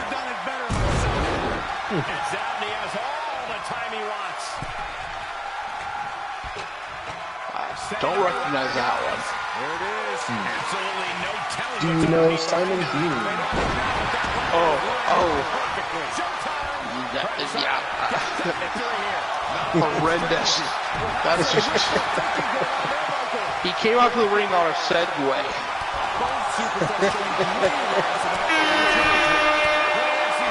I have returned. I do like doing that, by the way. In case you're wondering, I really... just to say I did. I have returned. The triumphant return of the host with the most. Anyways, what did I miss? Kevin. We got a couple on the list. American Males, Jesse and Festus, Kung Fu Naki. Oh my God. And number 18, Simon Bean. It fits perfectly with the gimmick, but it is about as cheesy as they come. Simon Bean was a gimmick of a weight loss guru, but the theme had to remind most people of a... Oh! Fuck, did everybody see that? Holy shit. Suplex from the top of the ladder all the way to the outside. Is he alive? He might need that electricity now. Somebody want to shoot him up? Wow. He's back to his feet. He got back to his feet, the man did. Whoa. You learned that from Poindexter. That is incredible. That is true. He is utilizing, and how dare you, Team Froggy Mop Legs. It is Captain, actually, sorry, it is Professor Captain Dex Sparrow. How dare you? And you deserve those boos. That's right, you boo the man. That's almost as bad as Mitchell No Name.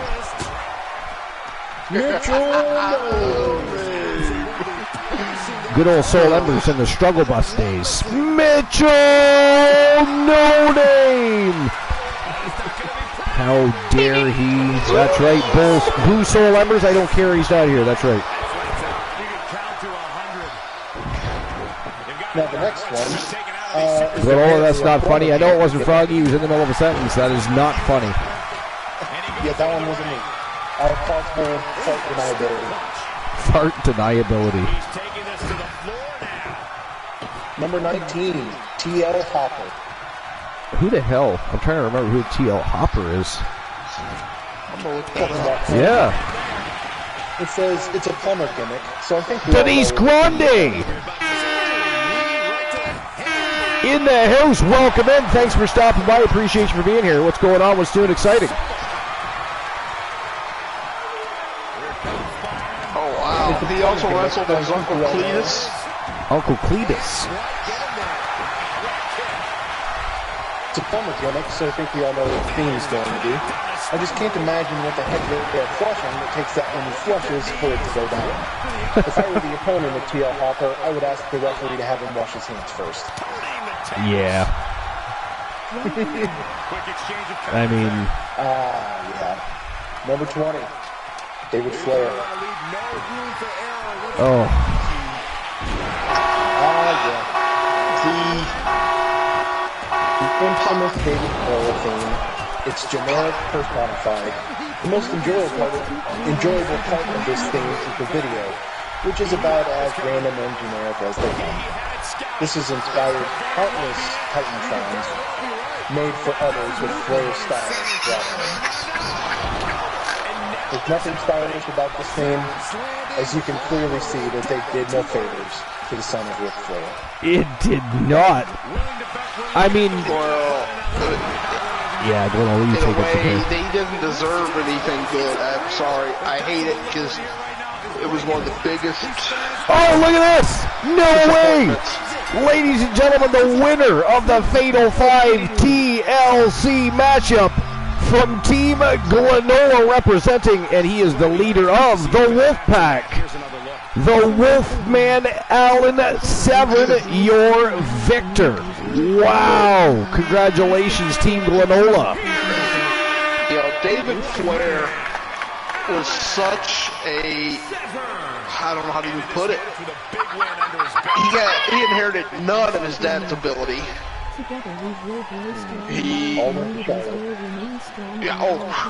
In spades. But David Flair did not seem to pay any, really care about the business. No.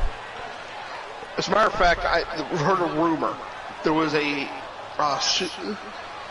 incident in WCW in the ring where Arn Anderson just ripped into him. And the rumor I heard is they planned for a spot, gave Arn the mic, but didn't tell Arn what to say. Arn was speaking from the heart. And it just, I don't know, it was... David Flair, unfortunately, should never have gotten into the business. And I mean, how could you not have any inkling on how the business works, or even care to become better at your craft, being the son of the greatest in the sport, especially at the time, in Ric Flair? I don't... That was crazy, right? And having Arn Anderson right there as, a guide. I don't know. Now I gotta look this up. But sorry, what are you looking up? Arn Anderson and David Flair in the ring.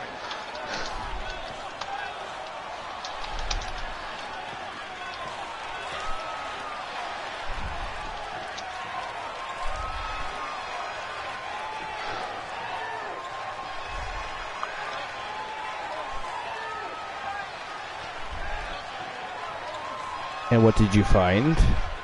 I'm not finding it yet on what I was looking for. Gaslight. I'm finding plenty of stuff about Arn Anderson shooting on why David Flair was a failure.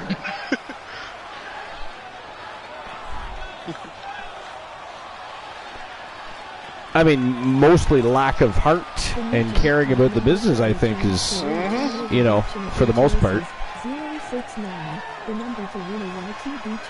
The only thing I liked about David Flair was he had a great manager for a while. He had Miss Hancock. Miss Hancock. All right, ladies and gentlemen, before we get any further in discussion and we finish off Froggy Moth Legs' amazing and interesting list for the evening. Clearly, neither of us are going to get to our list. But anyways, how dare you? Just a couple more. But we have arrived to the main event of the evening. The main event of the final push. After tonight, we won't see each other again until Sunday night, 11:30 p.m. Eastern Standard Time. The Archerverse second annual extravaganza, the showcase of the Immortals, the second annual Archerverse Slammiversary. It is going to be a thrill ride. It is going to be an epically awesome evening with a bunch of great people, so you don't want to miss it. 3 brands going to war, 14 matches, 14 title matches, and it is just going to be a night of pure epic awesomeness. Guys, you got anything to add to that? Can't wait. It's going to be a blast.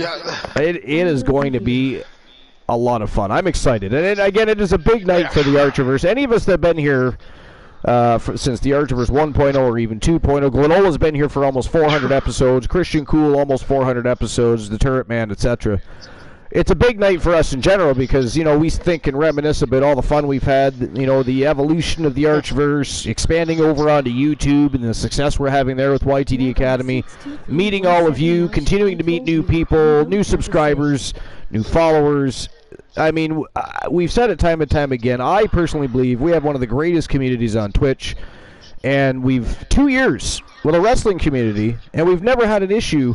We've done nothing but continue to meet more great people and had more good times than I can even, you know, count. Well, I mean, we can count because we know how many episodes there's been, so I guess that was not a good example. But, you know, it's just awesome, and we still have many plans for the future. We're going to have many more good times. Hell, guys, we are on the road to 500 episodes now, right? We're at 423 tomorrow night. Sunday night, 424. Our award show will be 425. We are well on the way to 500 episodes. Now, that is a fucking milestone, isn't it? Oh. You know, that is almost 1/3 of the amount of episodes that Monday Night Raw has done in 30 years. Yeah, I think back, you know, to when we did 500 trying to almost figure in 2. out, or when I was trying to convince you to do something for number 300. Yeah. Right? It does kind of feel like we were just talking about the episode 300. And then all of a sudden we were at 325, 350, 400, and now look, we are just about at 425 on the way to 500. I mean, it is just awesome. But main event of the evening, ladies and gentlemen, an 8-man elimination royale. And look at the villainy in this matchup. We have Rowdy Roddy Piper. We have Karrion Kross, the man called Drek, AJ Styles, MJF. We have the Voice, Reese Williams, Austin Theory, and the Soul Man, Jay Simmons. All people that have competed for a world championship multiple times over the last year, and they are all going to go to battle tonight. No title on the line. Pure competitive nature, grudge match, if you will, probably for some of them, I assure you. But this is going to be an awesome matchup. Final match of the night, main event of the evening, 8-man elimination royale. Who do you guys think is walking out the winner?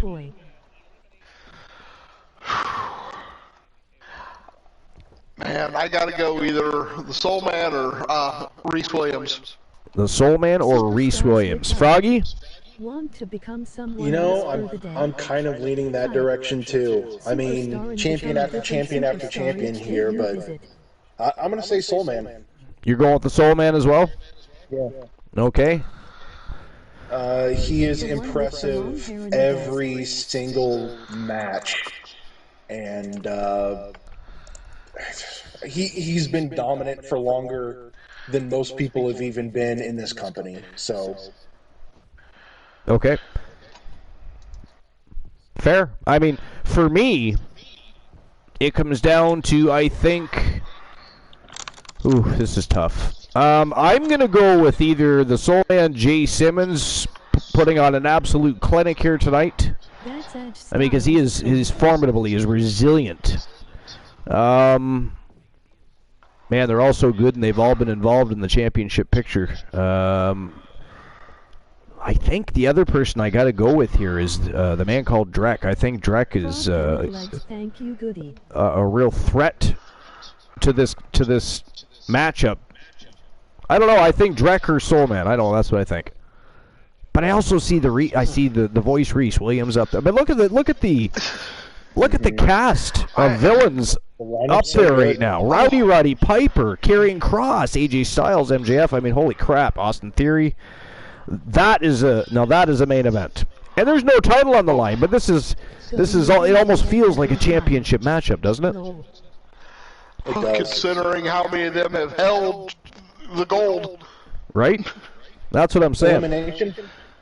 All right, well, you guys have a little over 3 minutes to make your bets, but it is officially showtime and go time for the main event of episode number 423. 8-man elimination royale. Let's go. All right. And Froggy, back to you. Back to me. Thank you very much. Moving right along. We've got 21 of 25. Billy Kidman. You know, I like Billy Kidman a lot, actually. In fact, that's what this guy says. I love Billy Kidman. Yep. I would be damned if this song ever fit him. Yeah. Yep. But something about a small cruiserweight wrestler and DMX that doesn't mesh together. There's no way that Kidman was the first choice for this theme. Yeah. No. It didn't fit him. He's not wrong. But I did love Billy Kidman. He's a fantastic wrestler. Really was. He was a high flyer. He was a great technician. He had some good submission skills, too, by the way. Mad Dog says, going with MJF every time just to drive Archer nuts. How dare you? Somebody AKO Mad Dog for me, please. I would appreciate that very much. Mad Dog needs to be AKO'd. Now we get to one of the only two gimmicks in wrestling currently that I personally find uncomfortable or worse. One of two. And this one is Mr. Ass. Mr. Ass. He's an ass man. You get it. Billy Gunn likes his butt. Can you really sing about it for 3 minutes? It's one of the greatest themes ever. I mean, I thought it was hilarious. I really did. I mean, did y'all prefer what? Did y'all prefer what was it called when he was with Chuck Palumbo there? What did they call themselves? Oh, I can't remember. Billy and Chuck, or Chuck and Billy.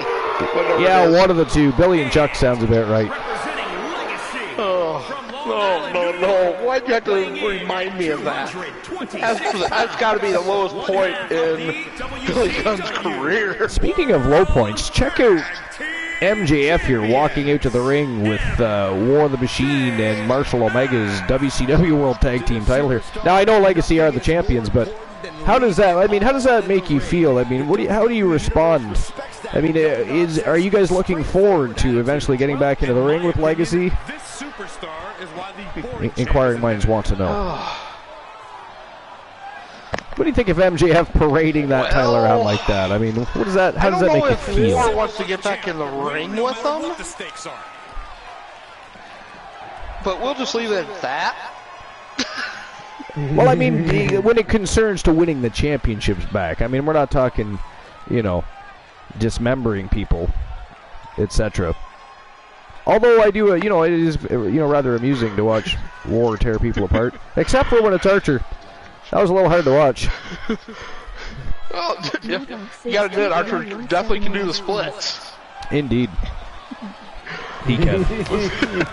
I did clip that too, by the way. Did you clip it? Good. That was a little weird. But no, in all honesty, you know, I'm not sure if War really cares about the belt so much. Fair enough. Now, getting back in the ring, he'd love another chance to dismember. But, you know. Yeah, I got a question. Why has nobody AKO'd Mad Dog yet? That is ghastly. That's right. Boo the mods. Thank you.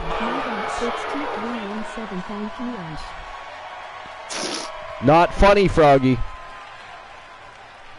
It's a little funny. Not. No. Not.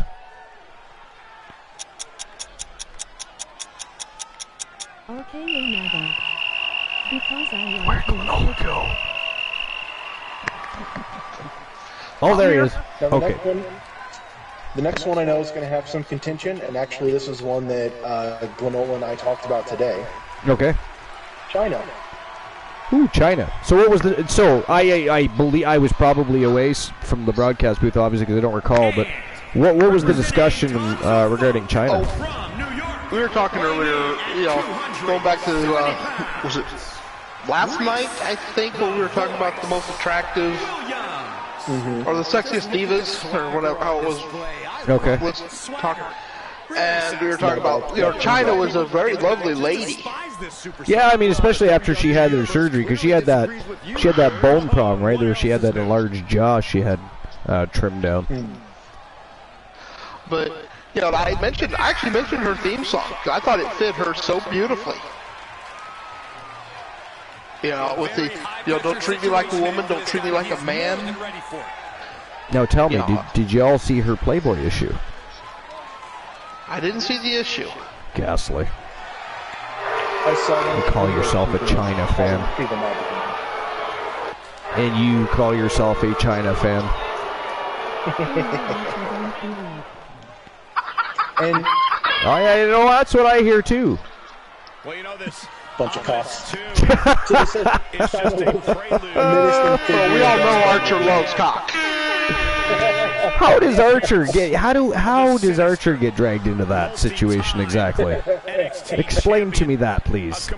Enlighten me on your logic there. Well, you are the one playing all the rooster sounds. So. I mean, I'm not doing anything. I'm just sitting here listening to you all. You know, a bunch of chickens. Supposed fans of China didn't even have the cojones to check out her Playboy issue. I mean, were you guys afraid that mommy would catch you?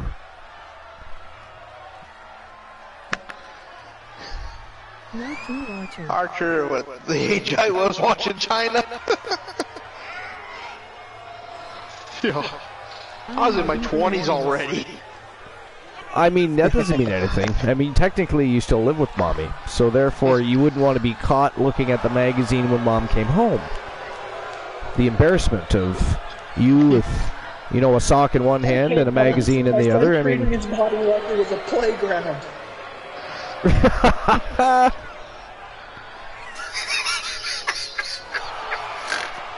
I assume your mom sounds like George's mom from Seinfeld.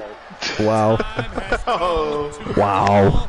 Wait, what says you about that, Glenola? I'm keeping my mouth shut on that one. Oh. Karrion Kross, the prequel to Karrion Kross. Good. Indeed. Yes, the prequel to Karrion Kross. I do not like Karrion Kross. It's a little weird. Like, it doesn't look bad, but it's not an improvement. No, it doesn't. I thought he looked scarier without the do. Now he just looks like, you know, he looks like he should have been with Max Dupree with the maximum male models. Right? So, that's what I see. He doesn't, yeah. Yep. Scarlett was the hair, Karrion was the scare. That's how it works. Indeed. It's okay to be narcissistic when you back it up. DC says, I mean, she should learn how to knock and wait to enter. Oh, fair enough. There has to be boundaries, right? There has to be boundaries. But I mean, if you heard Glenola frapping earlier, it was quite loud. I mean, it could wake the dead, much less sleeping parents. Just saying, you know.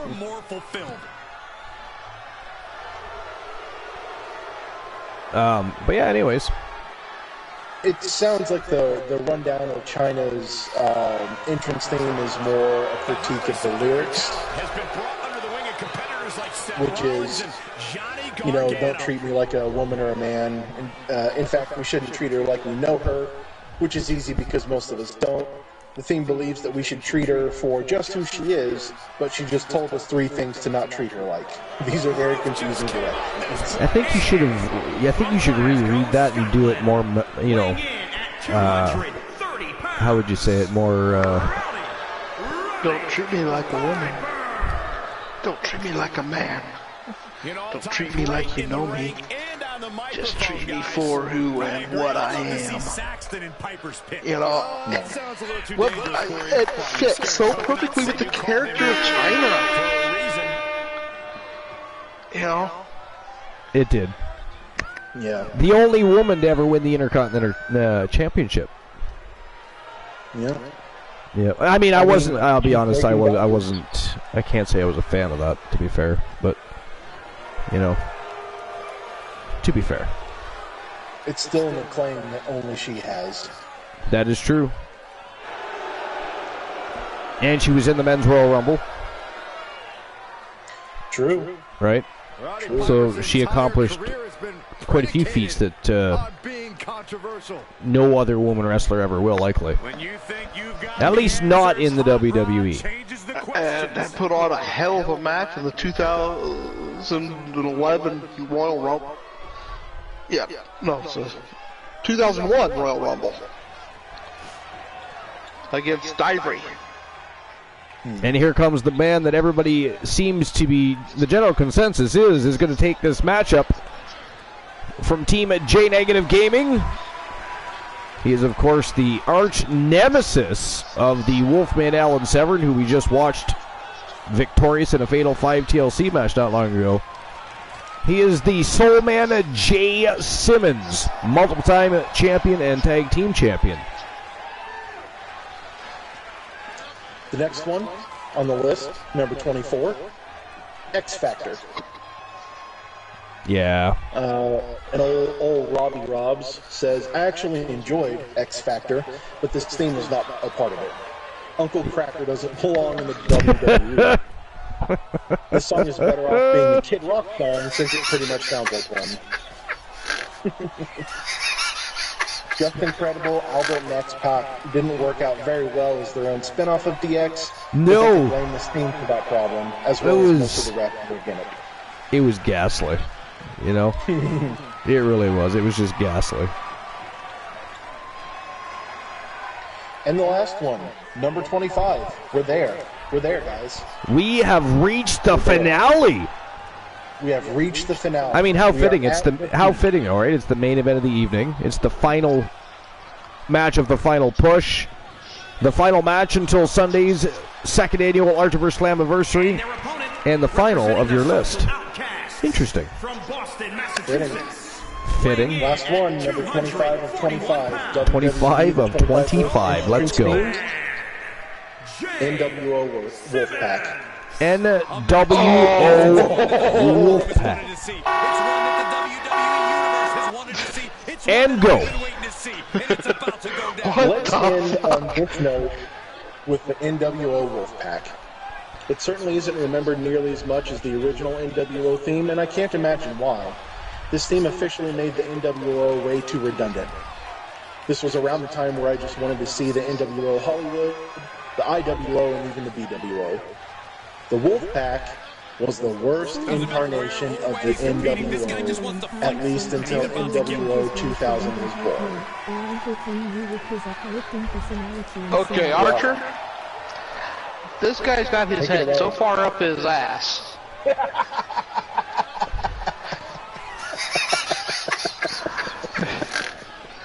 And I know you're not done there, so I'll just stay silent for the... Nash, Sting. You know, right there by some Lex Luger. Yeah. The worst incarnation? Yeah, I Nobody don't wants know. to watch the BWO? The Blue one? BWO. or yeah, BW, the superstars in the ring to start this World match, Order. there will be only one winner. And the assertion that this theme officially made the NWO way too redundant. Yeah. That's it. The entrance theme made the entire, that lineup redundant. I mean, to be fair, at that point, even the regular NWO music was redundant because, I mean, the NWO had grown to the size, I mean, they could have just had their own show. They did. Right? They had an entire roster. It was not a faction. It was a freaking roster. Right? It was a freaking roster. In a lot of ways. But still, you know, that song, you think about it's been used in New Japan. It's been used in TNA. It has. I know TNA didn't have the lyrics. I don't know about New Japan. Now, when they brought it to the WWE, they did change it up slightly. As you know, it wasn't the exact same remix, but you know, and you know, of course, you know, the original NWO. I mean, that's I like to call it the Stevie Ray Vaughan mix. the Stevie Ray Vaughan mix. Yeah. But it's still, that's an awesome song. It's the Hendrix version, but yeah. But even with, you know, you think about the lyrics, they fit a wrestling faction so beautifully, especially a heel faction. You know, don't turn your back on the wolf pack, you might wind up in a body bag.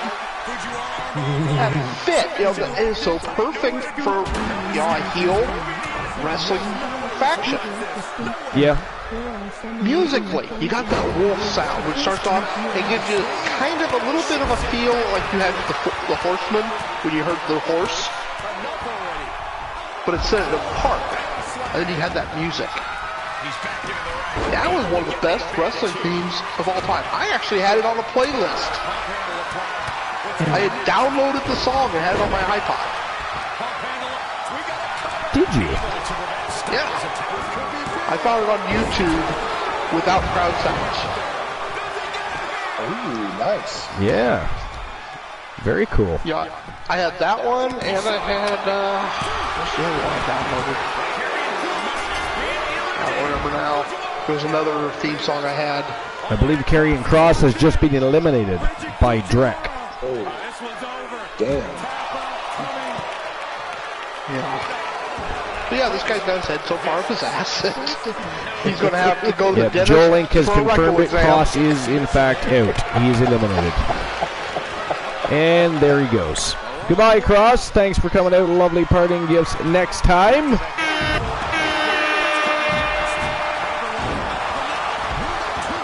Or sorry, there's a proctologist for a dental exam. Someone beating the one count at this point? Still. What a shitty way to end that list.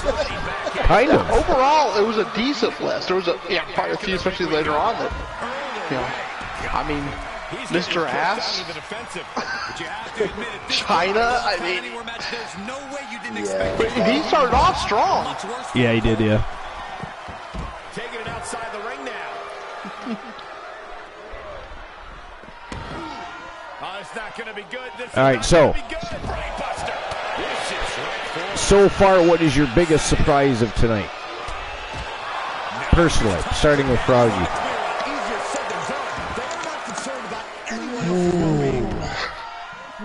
The scariest thing was War just inserting himself into a match with somebody's belt.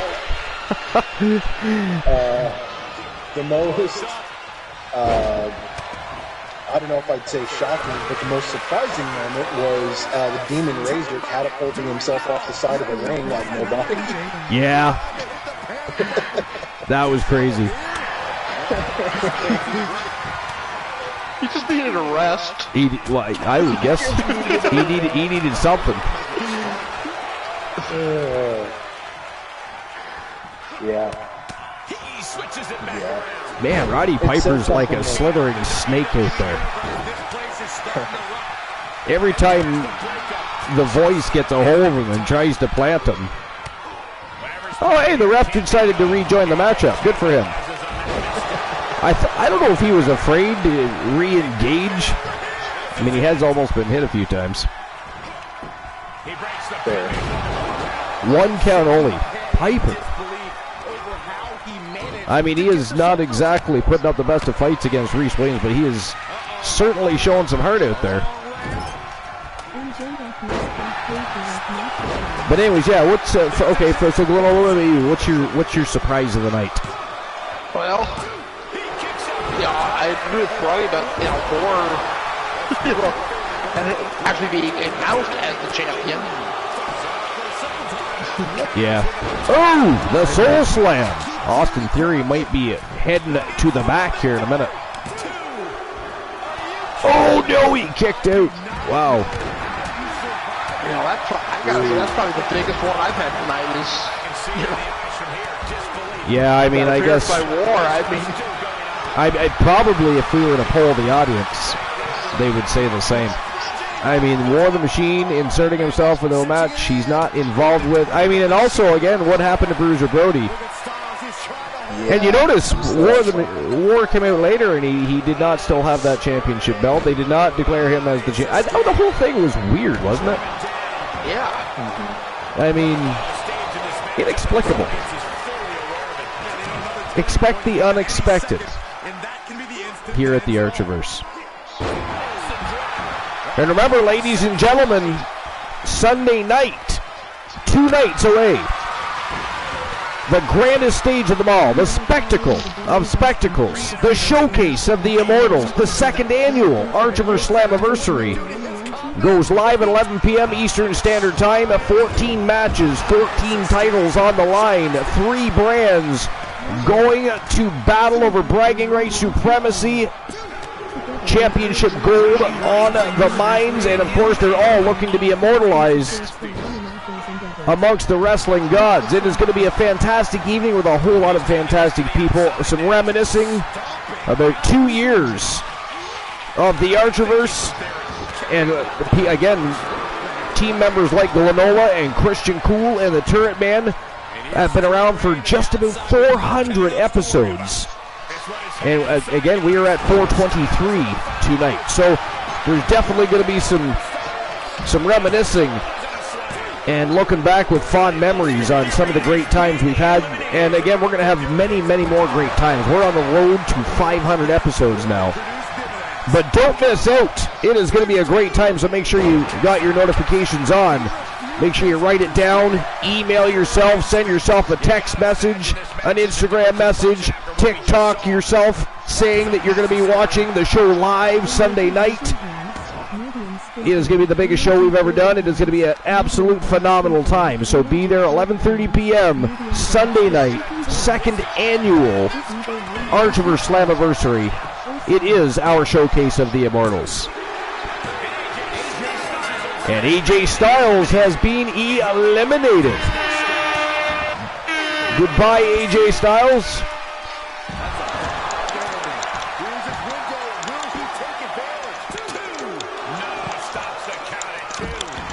Looks like we are down to 4. Unless somebody's on the other side of the ring still laid out. I believe we've missed an elimination. Hello, Big Evil 1123. Big Welcome. Evil. What's going on, Big Evil? What's new and exciting? Thanks for stopping in. Welcome to episode number 423, WCW Starrcade. It is the final match of the night, and it is the final push. The week of the final push for us is a week where there are no title matches because we are simply continuing to add fuel to the fire of the upcoming stream preview, which happens to be Sunday night, the 2nd annual Archiverse Slammiversary, the showcase of the Immortals, and incidentally the final scheduled show of the year. The biggest stream preview of 2022, the biggest stream preview period for the Archiverse. It's going to be a great time, so Big Evil, make sure you're there. You don't want to miss out. It's going to be a great time with a great community.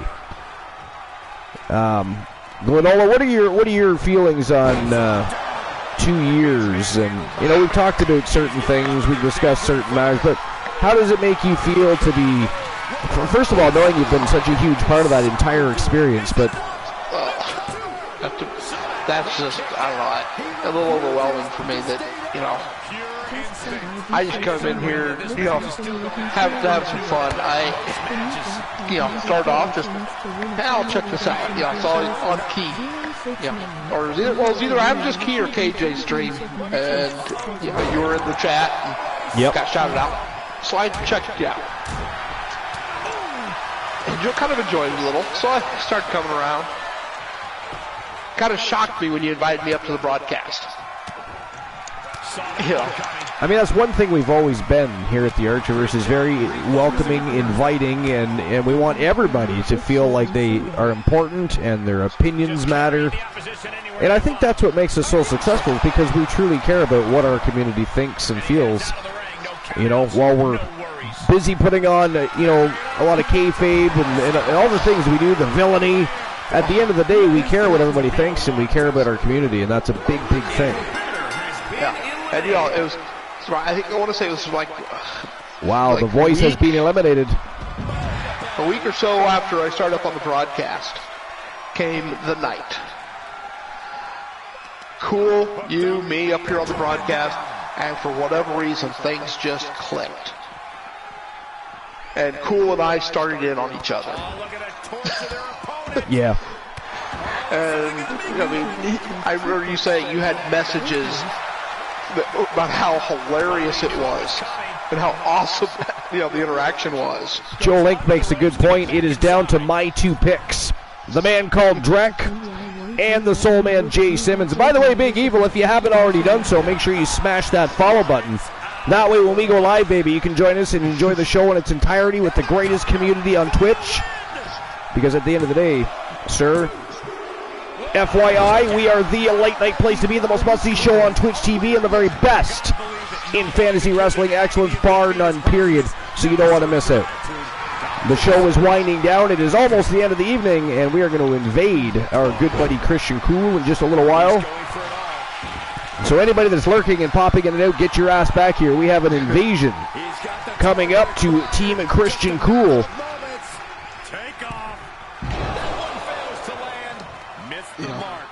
But yeah, it was just, however that night was, that was just, you know, it was the right night, the right time. Cool and I just clicked. And, yeah, of course, that was the night Cool and I really kind of became friends. Yeah. So, if you listened to us that night, oh boy. Yeah, you guys were going back and forth like a couple of squabbling married couple. I mean, it was truly ghastly. You know, I'm gonna say this in all honesty. Cool messaged me afterwards to make sure I didn't think he was being serious. I mean, that's how bad we were going. Wow! Ladies and gentlemen, the winner of the 8-man Elimination Royale from Team J Negative Gaming, a member of Phenomenal Soul that is, of course, led by Team Joe Link. The Soul Man Jay Simmons is your winner. A huge win for Team J Negative Gaming as we head in to the second annual Archerverse Slammiversary this Sunday night. It is going to be a thrill ride. You don't want to miss it. But Froggy Mothlegs, Glenola, ladies and gentlemen, do you know what that means? It means it is invasion time. It is time to invade the Coolverse. So without further ado, yeah, go ahead. I was going to say thank you, everybody, for another awesome night. Join us Sunday night for the greatest stream preview in Archer history. Froggy, you got anything you want to add? I don't. This has been amazing. This has been perfect. I talked so much already. It was a fantastic show, and ladies and gentlemen, we will see you Sunday night for the second annual Archerverse Slammiversary. If you're not already involved in this invasion, get your ass in on this invasion. It is time to go visit and invade the Coolverse first and foremost, that is it. That is all for episode number 423. You do not have to go home, but you're not staying here. Goodbye. Get the fuck out.